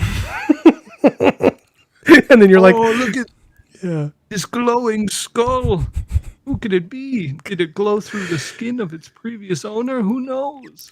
Just weird shit like that. Yeah. And D&D is essentially you're just talking to a series of weird guys. Yeah. Well, it's also, I Think You Should Leave. I had to describe it to my fiance as it's mostly ugly people screaming. Like that's a big part of it. He has this like aggressive shouting persona that's like every episode, and almost most of the skits is just him screaming or people screaming at him, and it works. It works so well. I like that stance he takes where he like leans forward a bit and raises his shoulders. Yeah. Like a little goblin man. Yeah, no, he is a goblin. Like I forgot his name, the comedian. It's like Davidson. Tim Robinson. Tim Robinson. Yeah, he is.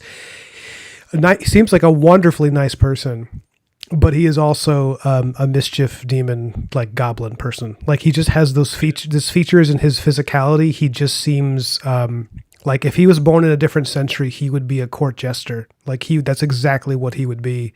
He looks like he was genetically engineered for comedy. Like he just has a funny, he's like kind of funny looking, but not off-putting, you know. He's like, he can be like kind of ugly and like loud and obnoxious, but when he's doing that, he's still like, he has a weird appeal where you just kind of want to keep watching him. Yeah, and he plays like the straight guy well too. Yeah. Like he always, like, I just love the fact that they never take the easy way out of a joke. Yeah. Because so often it's like, oh, what if all this bad shit happened to that guy and somebody punches them and something like that. But instead, like, I think about the one with the ghost tour.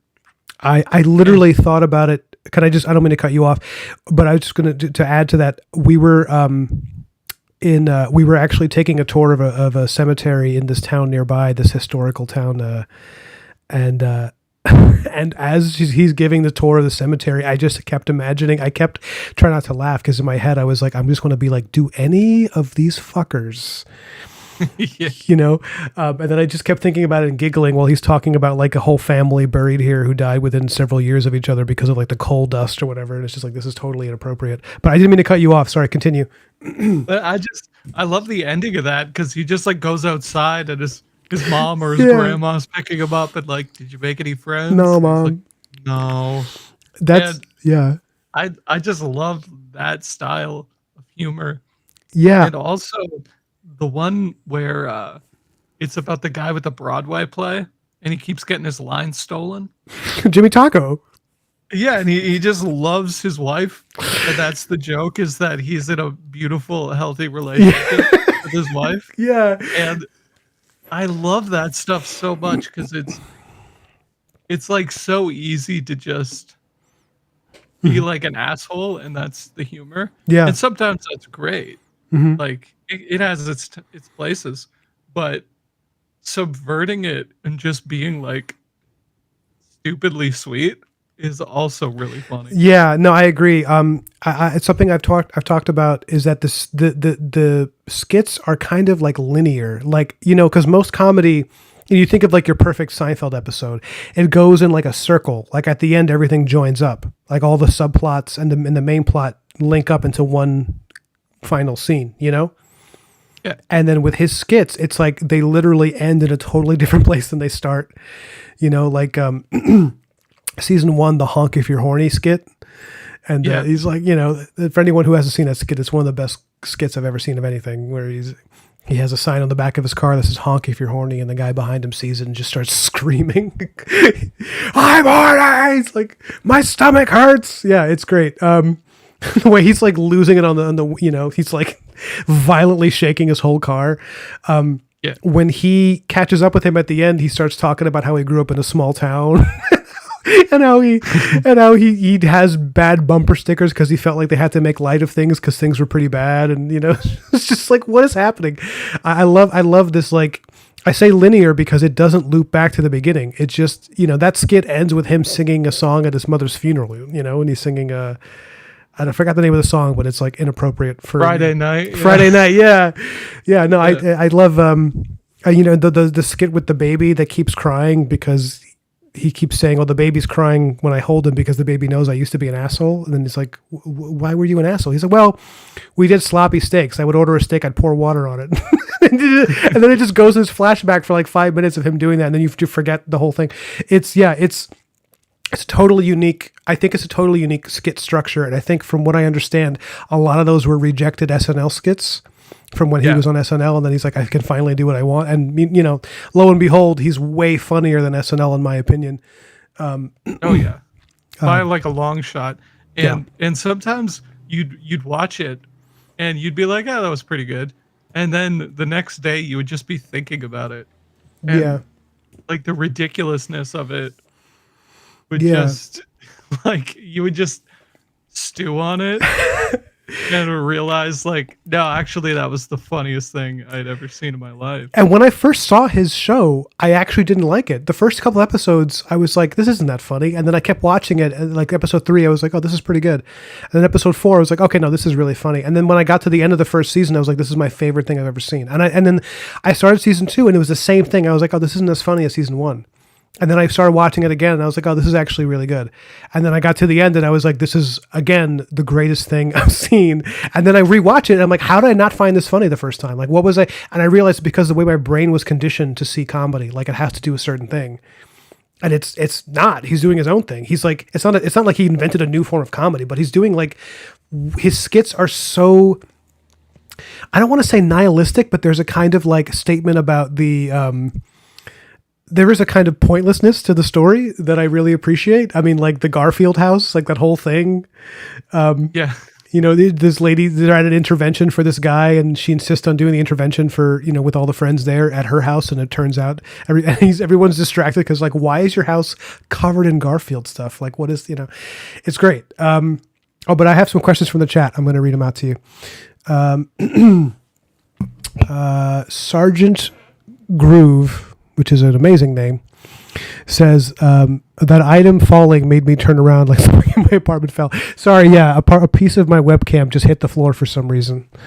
It must be decomposing. He says, I'd love to see them. Oh, I think he means you, Wigglewood. He says, I'd love to see them work full time on the animations, but long form is one heck of a jump from the current shorts. I'd still love to see it though. Yeah, for sure. I would love to do it, but it would be a lot. And especially making a jump to longer things, I feel like you have to, in other ways, make it your own. Like I've already talked to a musician I know, and he feels like he can kind of capture that era pretty well. Yeah. But we haven't like worked together yet, but I've just been chatting with him about stuff. It's a lot, but I feel like I have the ideas for it, and I could keep things going, and I could tie these characters together in these plots. Yeah, I would love to see like that. I probably wouldn't jump to doing like a 20-minute thing. I think I would probably do 10 minutes. Oh, sure. Like an Aqua Teen Hunger Force episode. That might be the best format. That might be like that. Yeah. Because you can keep. That would be. Sorry, I mean to cut you off. You can keep elements of the shorts while adding a little more to it, and you wouldn't lose too much of the format. Yeah. Yeah, I would love that. But sorry, you were saying? Oh, I think I was just gonna say that. Yeah. Yeah. That I'd like to keep a lot of that short form stuff in there, and things like hard cuts and all that kind of jazz. Yeah, longer things at some point for sure. Yeah, and I feel like I regret bringing up the long form stuff because that's really not the focus that I would want to have with, you know, like I don't think it's necessary. Like I don't think it's something you need to be doing. It was just something that popped in my head. But are other people asking you about that, about long form animation? Yeah, I get messages about it pretty often, with people being like, "Hey, you're gonna do something longer," or oftentimes I'll get comments that say things like, "I would watch a whole show of this" or something. Yeah, which is funny because you just watch, it's just short episodes, but I think there's this weird sense of hierarchy, like, oh, when it's long form, then it's like real. So it's like it's the same. Got to be 45-minute prestige television. Yeah, it's got. I need the surviving cast of The Sopranos. It's like House of Cards. Yeah. Yeah, well, I get that stuff all the time in comics. Like people will be like, "Wow, you know, I got someone." I mean, they were giving me a compliment, so I shouldn't, you know, turn my nose up at it. But they were like, "Your comic art's really good. It doesn't even look like comic art. It looks like a painting." And it's like, well, you know, I happen to think comic art is pretty cool. You know, it doesn't have to be a different thing. Like it's not like I graduated to some other art form just because it's, you know, you think it's particularly good. Yeah. But there's that weird thing where I don't know what it is about human beings. We just create these hierarchies. Sam Laser says, another Wigglewood fan here. Best work on the internet in a long time, in my opinion. I'd like to ask. Appreciate it. He says, I'd like to ask a question. Are Wormdal and the wizard different characters? If so, are they related? That's a great question. I think that I know for a fact that they're different characters, right? One's good and one's evil, quote unquote. But the voices are so similar, and they look kind of similar enough that I could imagine that they're brothers. But what do you think? Yeah, I mean, at one point I was thinking about doing something like that, but I wasn't quite sure. I think it's just that wizards look a certain way in what I'm going for, and like emulating that old style. So I just kind of thought of two different wizards, definitely two different characters. I don't think of them as being related, but at some point I did. Okay. But yeah, there's one of them is the former apprentice of some evil big bad, and one of them is the former apprentice of some good guy. And yeah, two different characters for sure. I'm looking forward to seeing what happens if and when they collide. Yeah, I think the similar voices, I'm definitely trying to make them different. Are you? Yeah, though with Wormdoll I was kind of going for like almost like a Skeletor thing. Yeah, I could hear that. Yeah. And then for the other one I was going for like my best attempt at like trying to do some more Deckard Cain kind of thing, but I'm new to this. We'll figure it out. Yeah, I mean the Skeletor thing, I do kind of hear it. It's a funny story about have you heard about the Skeletor voice was never how he was supposed to sound when the guy who he created Skeletor, the original He-Man, creators were like they imagined something like really, really menacing, and then the cartoon comes out and he's like, nah! and they were so disappointed. They were like, "Oh no, that's not what we wanted." That's like the old Lord of the Rings movies, like the animated ones. Oh, the Bakshi or whatever. No, the Rankin Bass ones. Rankin Bass, yeah, sorry. Yeah. Where you have like the Witch King at the end, and he sounds exactly like that too. He's got this like wicked cool design. Yeah. And then he speaks and you're just like, oh. Yeah, it just like destroys the fear, the sense of like apprehension that they gave you. Yeah. I mean, a lot of the joke I had with Wormdoll was I had this thing, it's like, oh, a fairy queen's been kidnapped. And you're like, okay, well, what does that mean? And then you see the guy who took her and all he's doing is trying to get laid. Like it's like this big thing has happened and everyone's up in arms about this crazy thing that happened, but it's just this pathetic dude who took her for pathetic reasons. And that was like a big part of the joke to me. Yeah. Yeah, it's perfect. It's perfect comedy, man. You really I truly hope that you get to do this. Well, actually, before I say this, I want to play one more of your video. This one actually might be my favorite. This one's called The Magic Lamp. It is another one of the Wigglewood tales. It is, I think, maybe the most popular. But you can attest to that. First of all, which of these has done the best so far in terms of metrics? The newest one for sure. Okay. On YouTube. Right. Okay. All right. But Magician's Brick on like Instagram and TikTok it's just had a long time to cook. Yeah, it still gets views, stuff like that. It's also the shortest one, which on Instagram probably plays to its favor.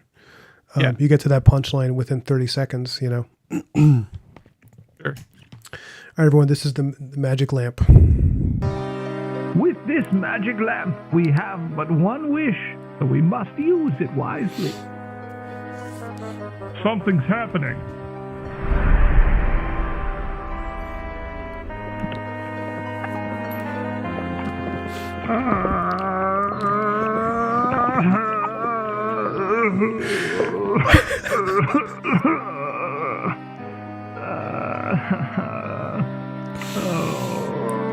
Maybe we should help.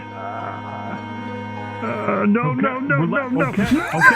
I'm not touching. I said no. Okay. I'm sorry. I didn't know he was going to be like this.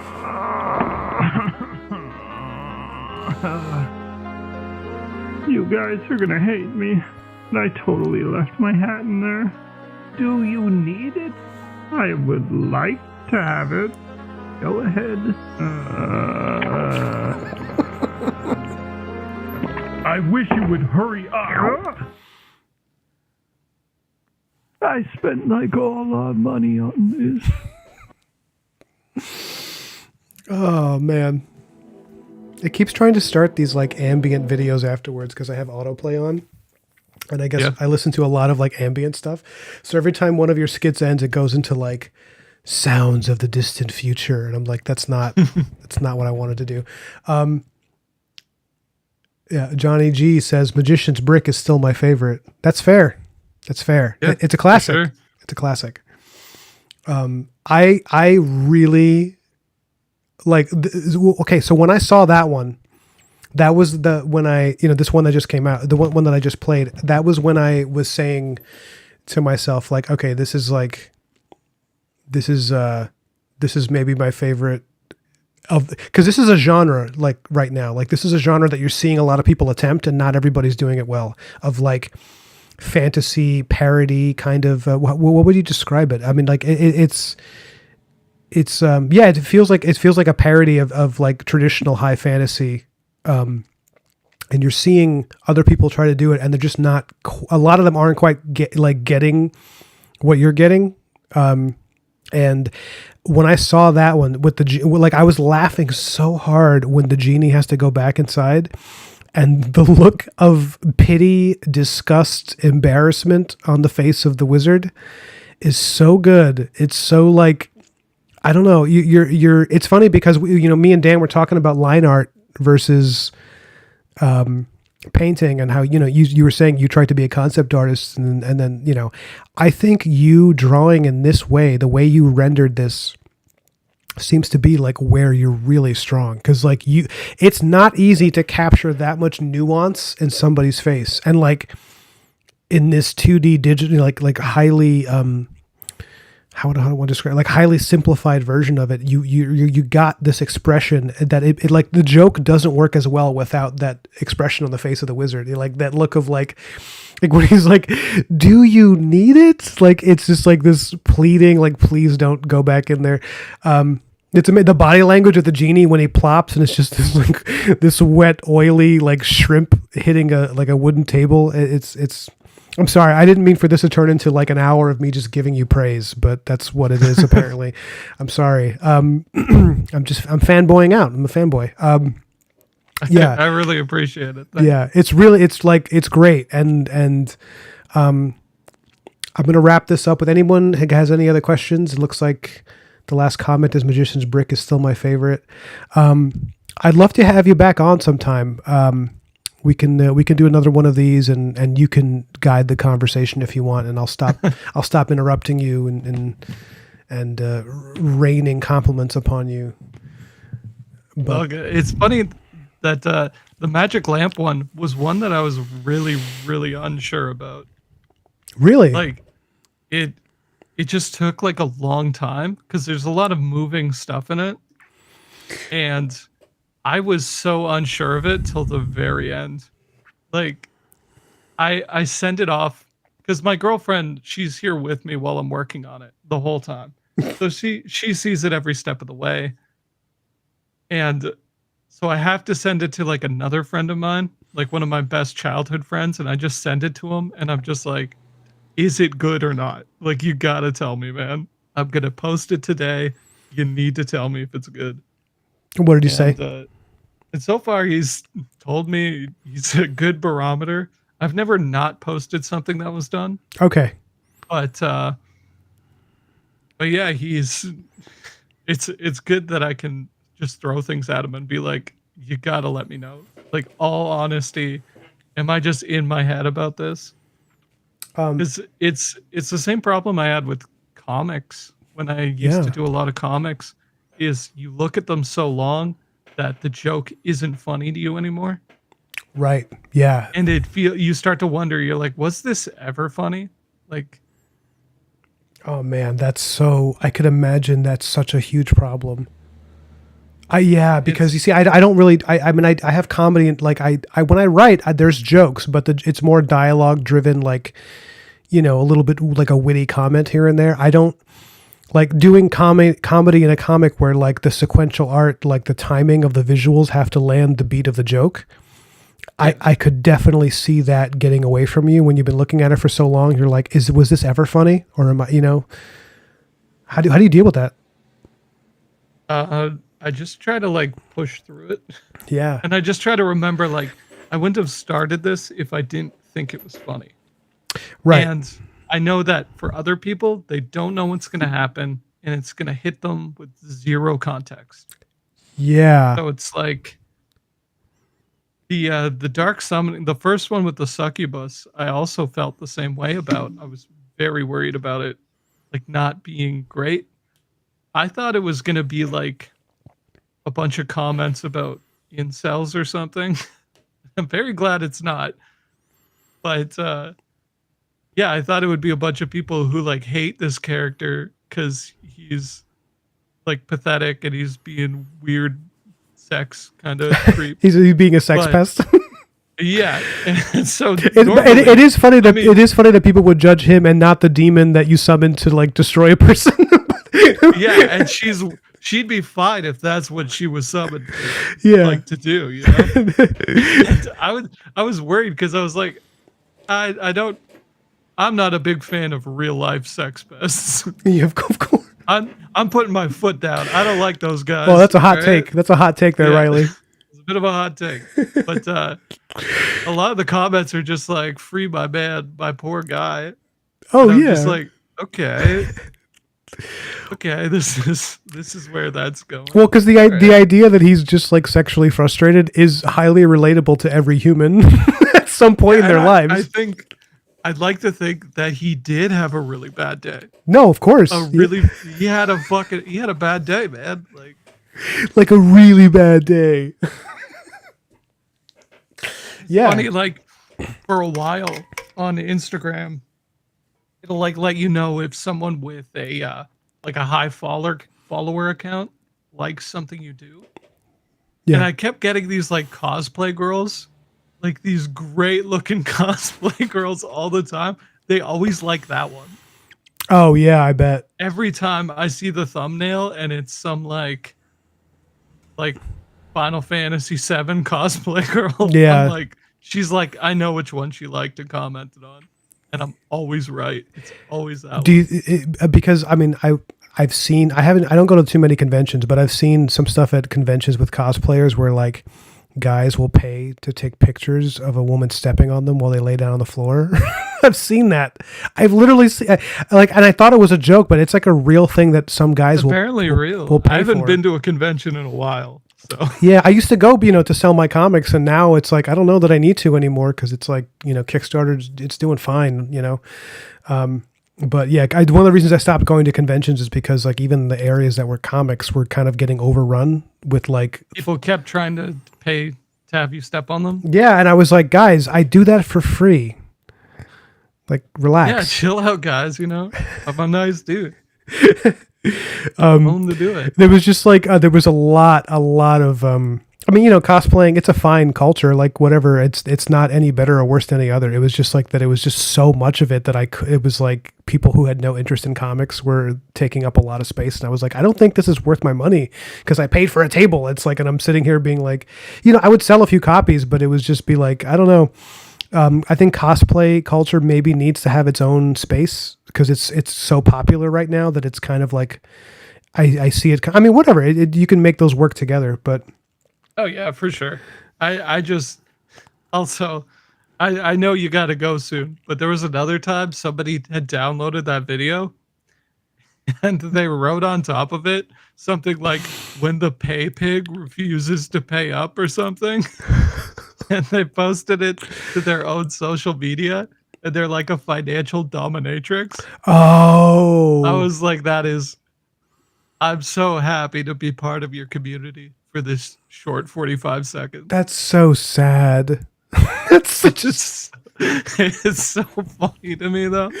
Yeah, it is funny. I also just feel bad for everyone involved in that dynamic. Like I feel bad for her that her life took her in that direction. I feel bad for the guy who has to, well, I don't know, maybe it's a wealthy guy who enjoys it, but I imagine a lot of them, I don't know. I don't know.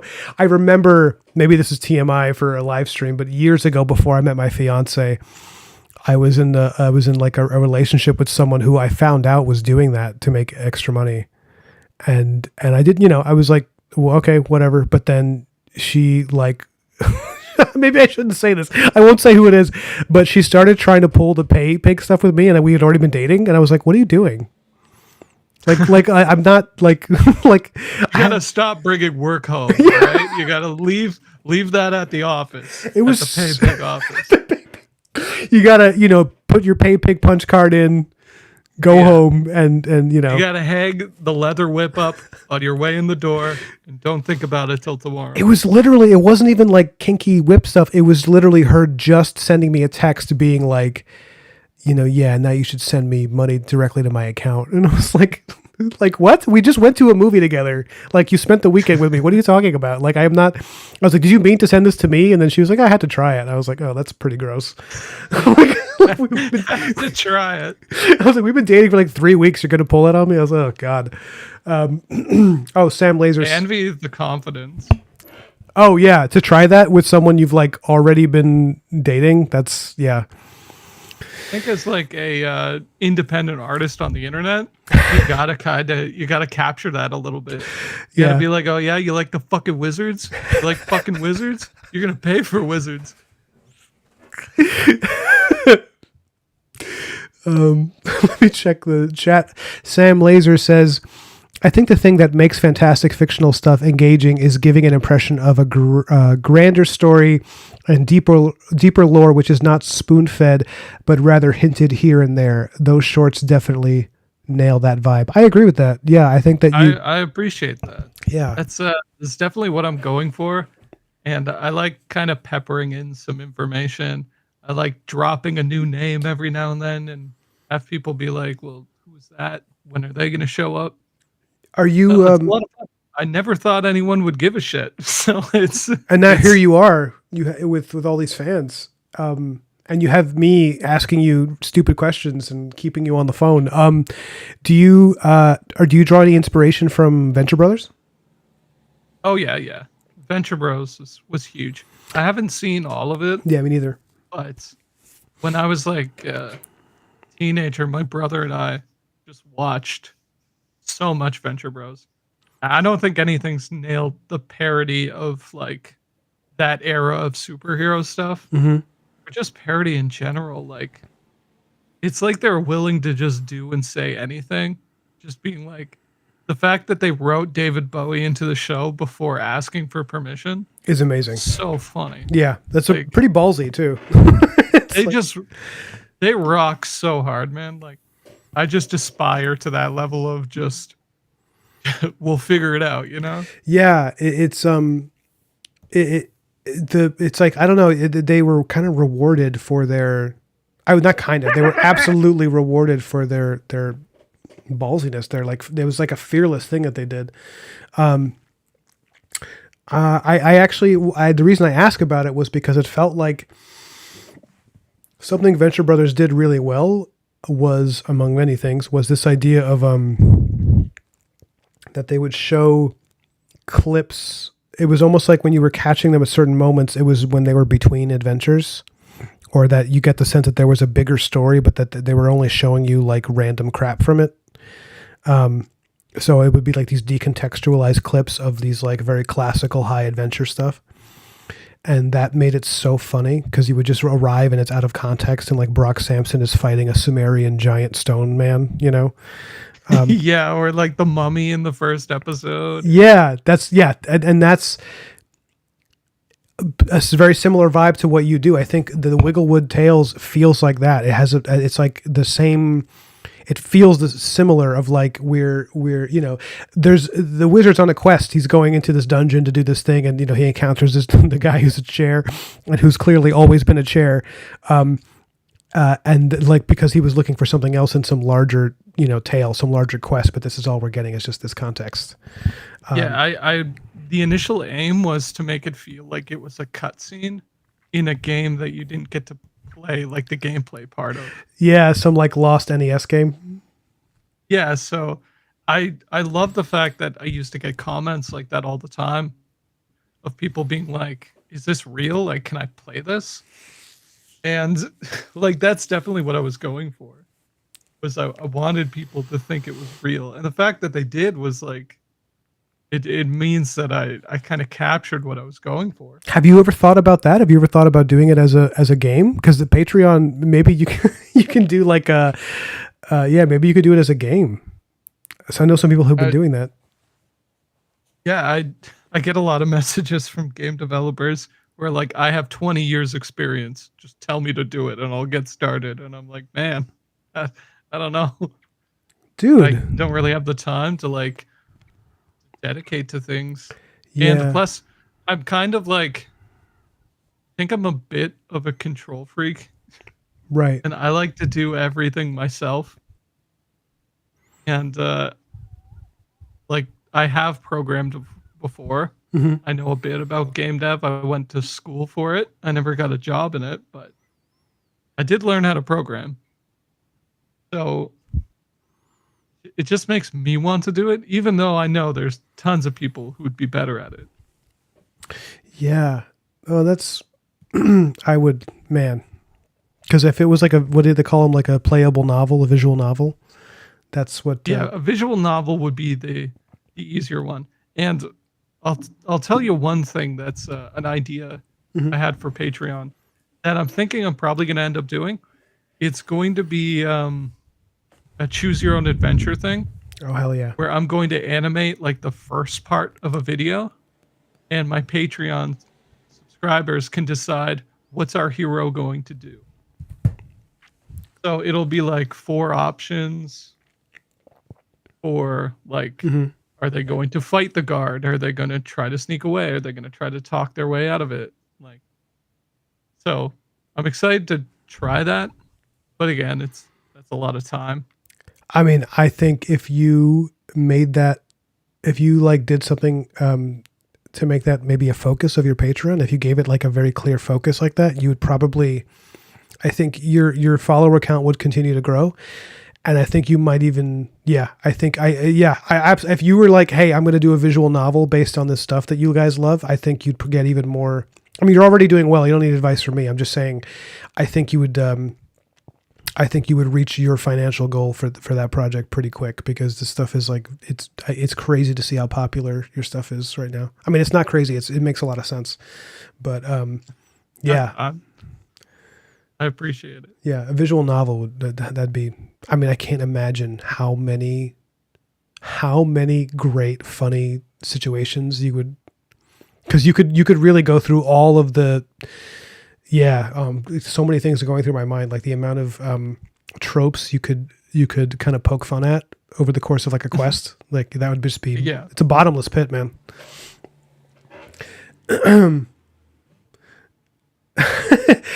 Special Edgar says, wait, Daniel Warren Johnson? No, Edgar, the other Dan Warren. The other Dan Warren, who's an artist. He always does this. He just like every time. He said the last time I did a stream and I mentioned Dan. He was like, Dan Warren? I was like, yeah, like he's right over there, And I was realizing, oh, he probably means the other one. Not because, the Dan that I know isn't popular enough or anything, but I would have been surprised if Edgar knew my Dan Warren, because he hasn't done that much in like mainstream comics. But Dan Warren Johnson's probably someone Edgar knows pretty well. All right, guys, I'm going to show you the I think it's the only one I haven't shown you of Wigglewood Tales, and then we're going to wrap up, and I'm going to go do some dishes before I pick up my fiance, because she hates it when there's a sink full of dishes when she gets home from work. I understand that. I got to do the same. All right. See, we're living the same life, him and me. Oh, absolutely. All right, here we go. This is The Dark Summoning. Finally, with the fairy queen's magic, the ritual is complete. Who has summoned me? It was I, Wormdoll, who summoned you. And who is it you would like me to seduce and torture? Me. You can't just do that. I had a really bad day. So? I had like a really, really, really bad day. Don't summon me again.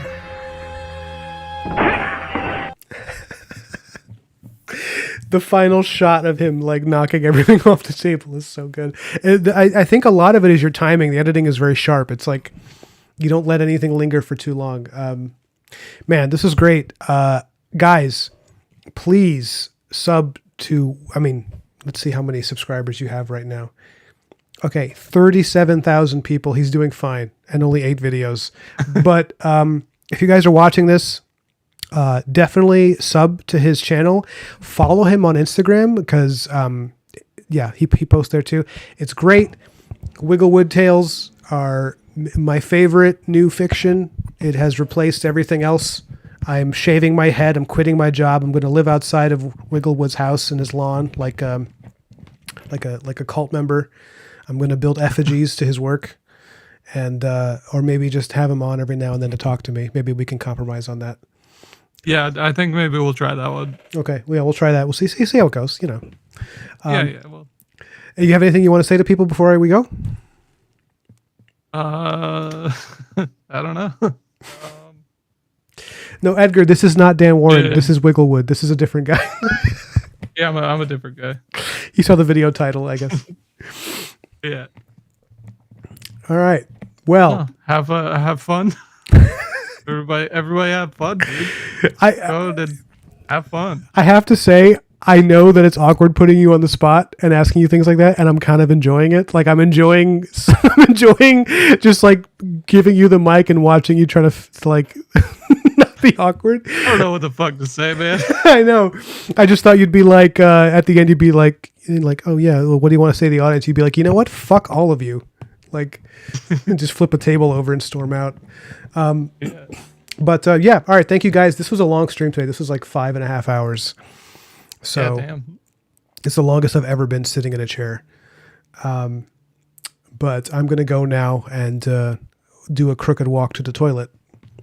Good night, everybody.